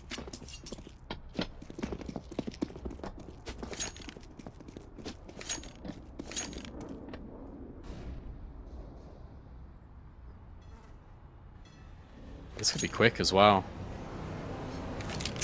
Already grouping Monster. They're trying to see what the long players can find. Currently, there's 2 players here in the toilets, both from Sky, getting vocal and dealt with. Searson. Oh, goes 1 for 1. That's going to activate this Monster play. Flashbang. Looks good. Feels good as well. Shot from Sceneri. Nico will find GXX. That's the bomb that can be planted, and JDC's found another. 2 on 2. They can't collect that on the way through. A smoke picked up as well from Sky. Nico taking fights towards the heaven. He wins it out. JDC gets his as well. Every 1v1 on B going the way of 0-0 Nation despite the openers towards Long. The immediate activation in towards B actually looked pretty good for B&E with those flashbangs. But it wasn't enough.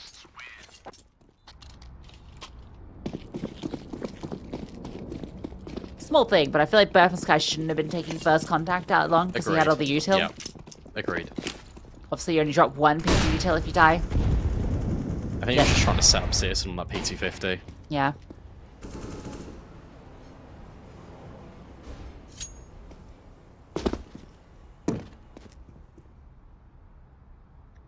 He called for pistol rounds, and well, B&E are now struggling, and they're now in the dumps again, and it's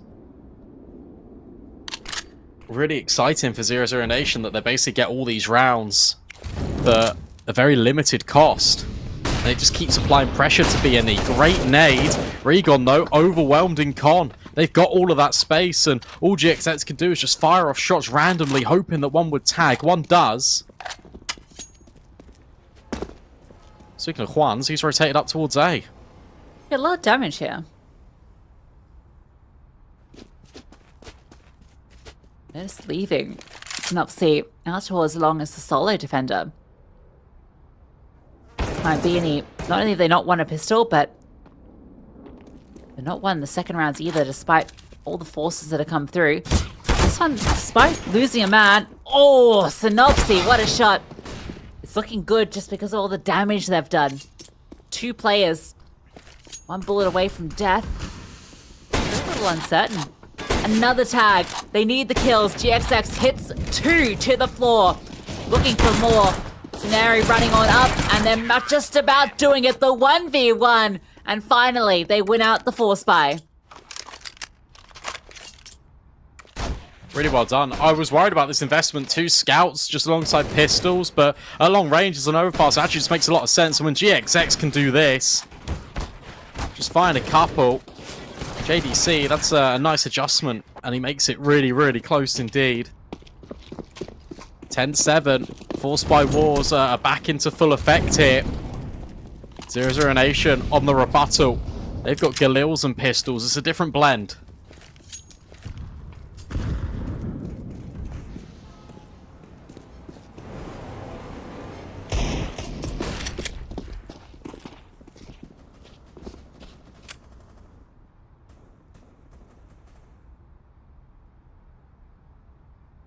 Heavy B lean early from B&E, but they're not going to split anything with this short play.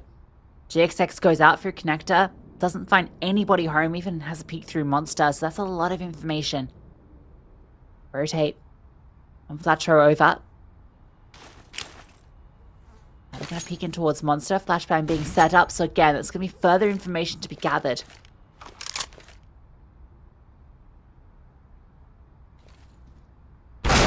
Attack play, spots out Synopsy, wins it out, bit of damage done.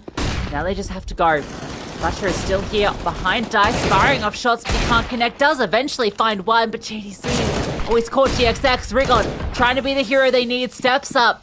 Spots one going into bank as well. Uncomfortable. Lost in there. The bomb hasn't actually been planted. It's out in the open. Now Siriuson's dancing with both CTs. They know if they can isolate this fight. Oh, Sirius found another. Rigon into the clutch now. 1 versus 1. Barrett from Sky running out of time. Needs to plant that bomb soon. Backs up. Gets himself a smoke as well. Playing with the time. Taps the bomb. Rigon coming around. Barrett from Sky finds him. Another 1v1, but this one going the way of 0-0 Nation. And that's what they needed. That's really what they needed. Just keeping economy low in the previous and then damaging it right here in this round. Rigon tries everything, but Barrett from Sky knows that this team loves a little bit of a push. Another investment. Another Deagle round. Because this war of attrition will only be broken once either one of these teams wins consecutive. A fast play in towards B is the call from Bird from Sky. And through they go. There's not going to be any incendiaries to stop them, but maybe the bullets will do the damage. Look at how many players are here for B&E. Sus finds one. JDC on another. Synopsy, though, is trying to collect some heads. And maybe Rigon can still be a little bit of a nuisance. M4 collected, 1 versus 2. And whilst the plant is locked in, the round certainly isn't yet for 0-0 Nation, as Rigon tries to isolate another. Creeps round, but is now running out of bullets. And his location is definitely known. Nico creeps over, but can't quite get him. That is messy and awkward, but it's 0-0 Nation to just about collect. Oh, they go straight into the B stack. Everyone is here. They had a con play as well that was able to come down and join the fray. He's dealt with, though. And Rigon almost makes it look doable. I actually thought when he got that first kill and picked up the M4 that he was going to charge down the bomb diffuser, bomb planter, sorry, but I liked the way he played it. Sitting back, looking for those opportunities. If he found JDC on pillar, definitely was doable. Couldn't connect, unfortunately, and so it will be 0-0 Nation, winning out the Force by Wars. Now they charge in. Nico set up just a clear space, and with the Mac 10, he farms up with 3. He's 25 and 9. I've only just clocked that. Yet again, a monster performance out of Nico. And he's really been the unsung hero. When you look at this roster, you think, oh, JDC. Oh, Searson. You don't really talk about Nico. But he is there delivering. In fact, everyone really is for 0-0 Nation. But I've been really impressed with Nico and the amount of kind of output he's been providing to this team.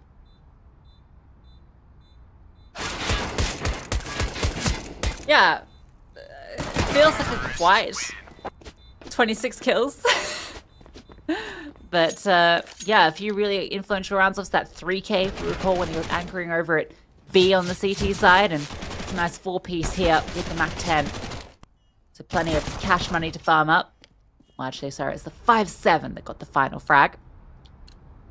I think that actually allowed him to drop an AWP over to his teammate. Searson will be a happy boy with that. No warp as well for GXX, important to note. So an uncontested sniper arrangement for Searson. Could get 0-0 Nation off to a great start, because this is the first gun round of the second half. A double push in here, trying to isolate Nico, and they manage it. But that is a lot of info. Great kill to find, and there's nowhere for 0-0 Nation to capitalize on elsewhere. They had no ground really taken in towards A, so they couldn't pounce in towards bathrooms off the back of that ground loss. So now they feel like they have to go back and re-clear. But a player down, this is a lot more difficult. Might have forced their hand into B, hoping that A rotation has been caused. Bear from Sky, that's a good kill in a scenario.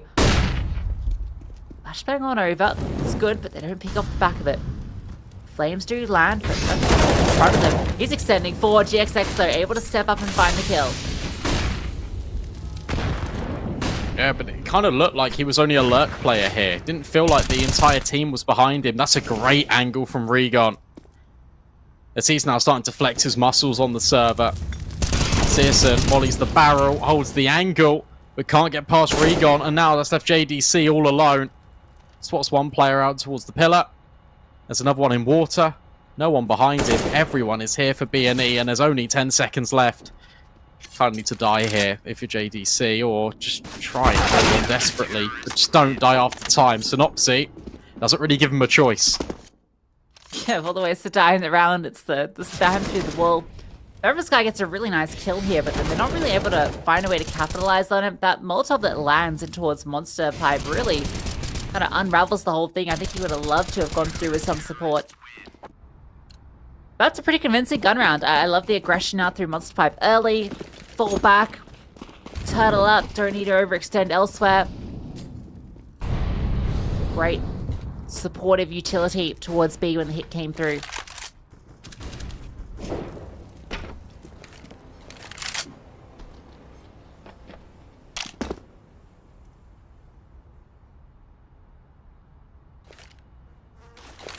Again, got a lot of space here for 00 Nation to really work with. They've got short, they've got connector, they're now taking toilets.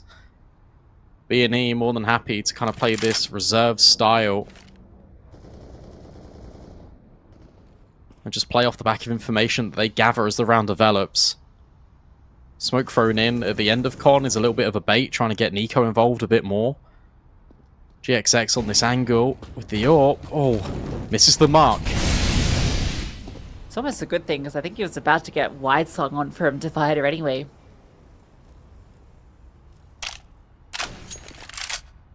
Forces him back, but B&E haven't budged elsewhere. He has a nice passive line he can hold. Synopsy comes in to step up to support him.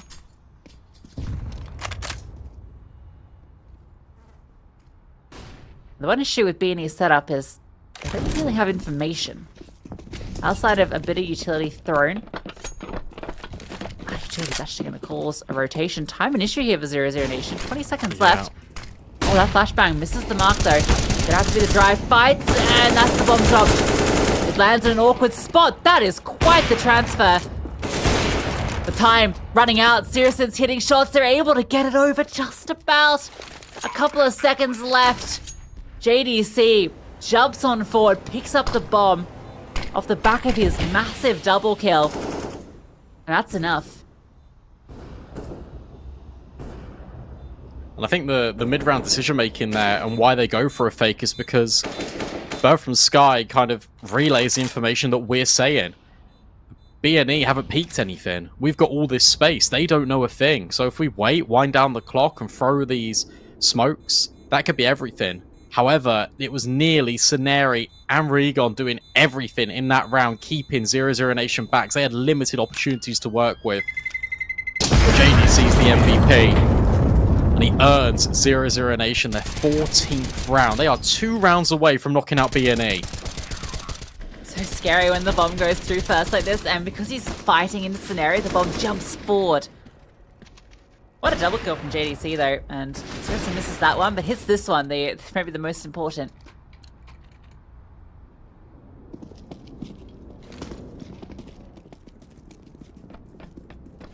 Must admit, this is a very surprising showing from both these teams for different reasons.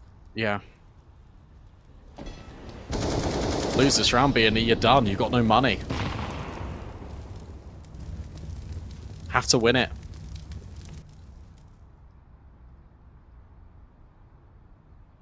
Scenari has to fall back a little bit. Look at this aggression from B&E out long. No warp on it. No warp holding it. However, that is a fantastic shot from Regon. Sky steps up. Long range spray. He's able to convert it. not the player I look to as having the insane mechanics when I look at all the players in the server, but that's a great double kill from him. Puts it into the 3-on-3. And now 0-0 Nation are worried.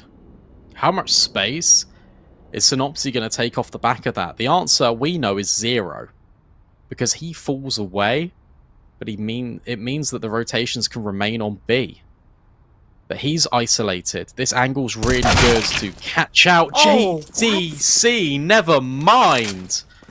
What a shot. 3-on-2. And I'll be honest, I think you're saving this if you're BNE. I think you're holding on to your guns. GXX can't. I mean, he's got the AWP. He's the one with the kit, but he can't get involved here. Oh, Scenario feels like maybe a hero play is needed, but that's smoke.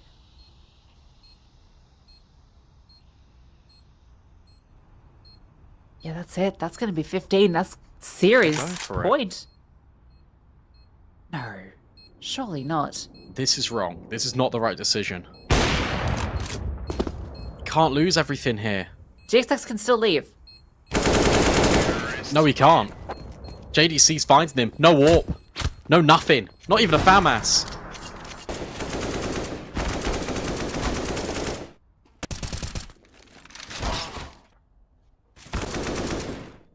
What a shot from JDC. That just feels bad for Synopsy. He had everything read correctly. Whew. Listen, you can kind of understand on some level the need to do something heroic to bring that energy back and to get you back into the game. I didn't mind. You know, the first player sticking around, scenario right with the FAMAS, but oh, when he falls, GXX would have loved this AWP in this round if he'd been able to hold on to it.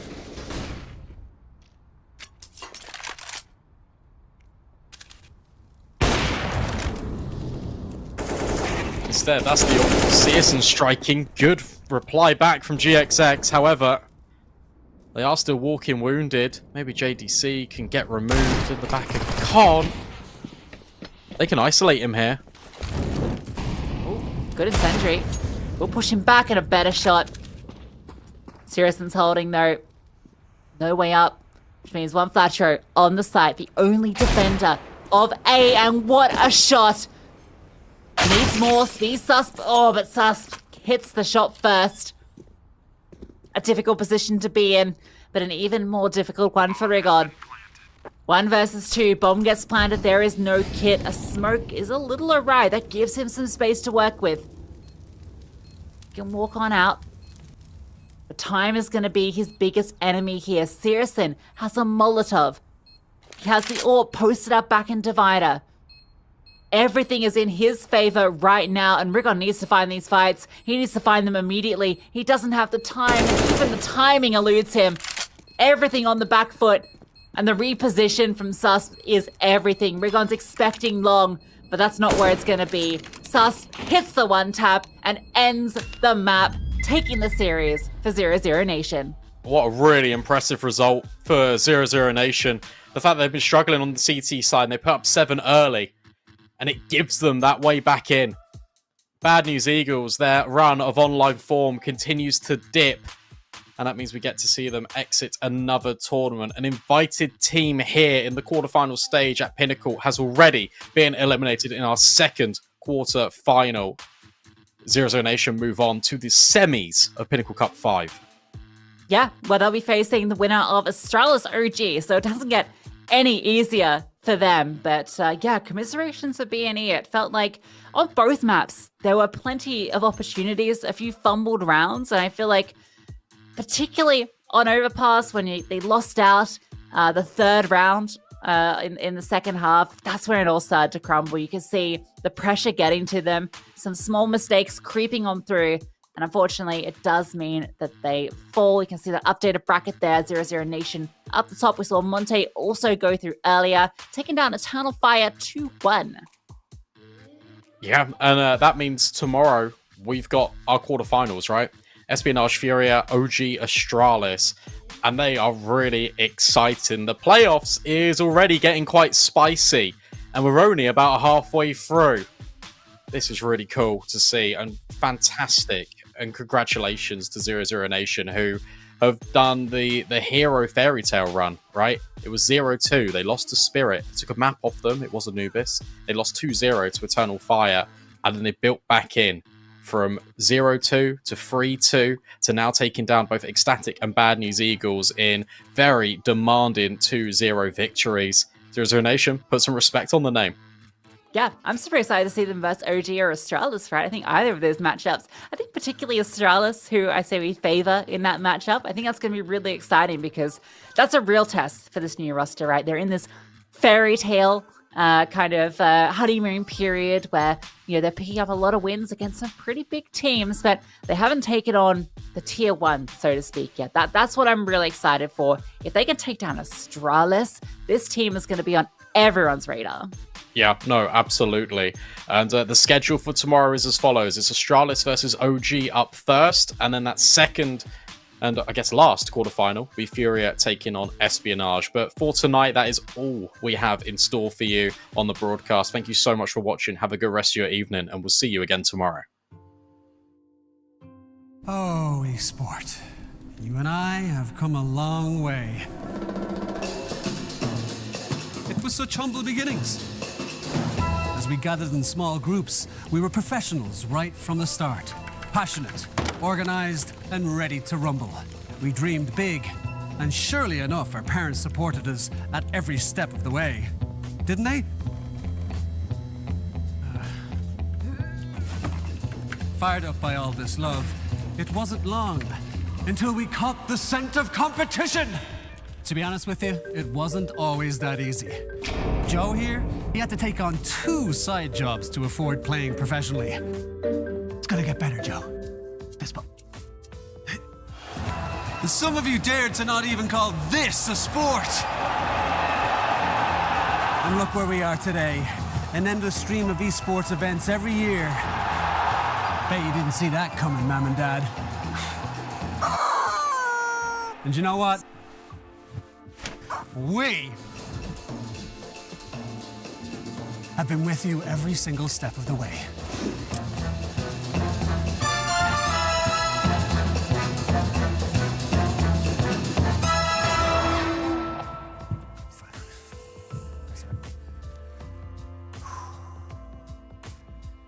Go on, go back. That's it. That's better. Keep going. Bring that down here. No. Keep going. Go. Roll. And cut. Cut the thing. I'm going. Where are you going? Where are you going? Hey, come back. Guys, ladies. I don't know if that's correct. No. Dream of working with people you watch on screen. Exclusive esports opportunities handpicked just for you. Candidate profile to raise above competition. Let 10GG handle routines. Make a step towards your dream today.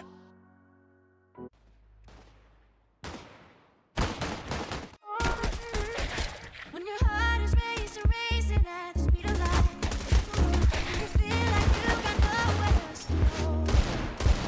No, I hold you till the sun comes in the morning light. Yeah, I'll keep you safe, I'll never let you go.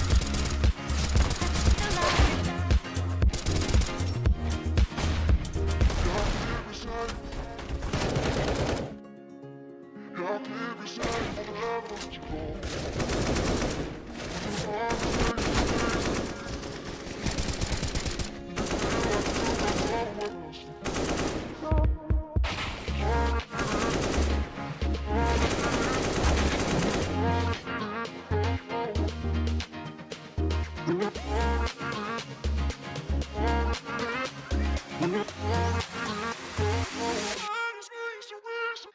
heart is racing, racing at the speed of light. When your heart is racing at the speed of light. When your heart is racing, racing at the speed of light. When your heart is racing at the speed of light.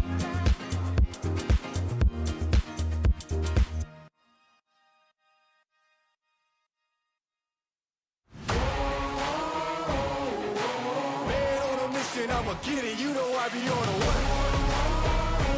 Yeah. You know I be on the way. Man on a mission, I'ma get it. You know I be on the way. Yeah. It's all hard, ain't no fear here. You ain't giving this at all, you steer clear. Never beat, I've been down and I reappear. You got some money on the line, you better put it here. Rolling in and doing that work. Check priorities, I'm doing that first. Checks big and I'm sure that hurts. But it's checkmate, we ain't selling short, no to work. Ain't nowhere to hide. You ain't gotta see me come and keep me on your mind. Cause I be on the way. Yeah. You know I be on the way. Man on a mission, I'ma get it. You know I be on the way. Yeah. Man, we coming for them things that they said I couldn't have. Get the team. I got a vision for the things you ain't believe. And here's the motto: hard work, this over everything. It's that comeback. I'm calling plays, hit the pass, then the run back. Yeah, I'm far ahead and gotta run laps. But we ain't letting up, we never done that. Ain't nowhere to hide. You ain't gotta see me come and keep me on your mind. Cause I be on the way.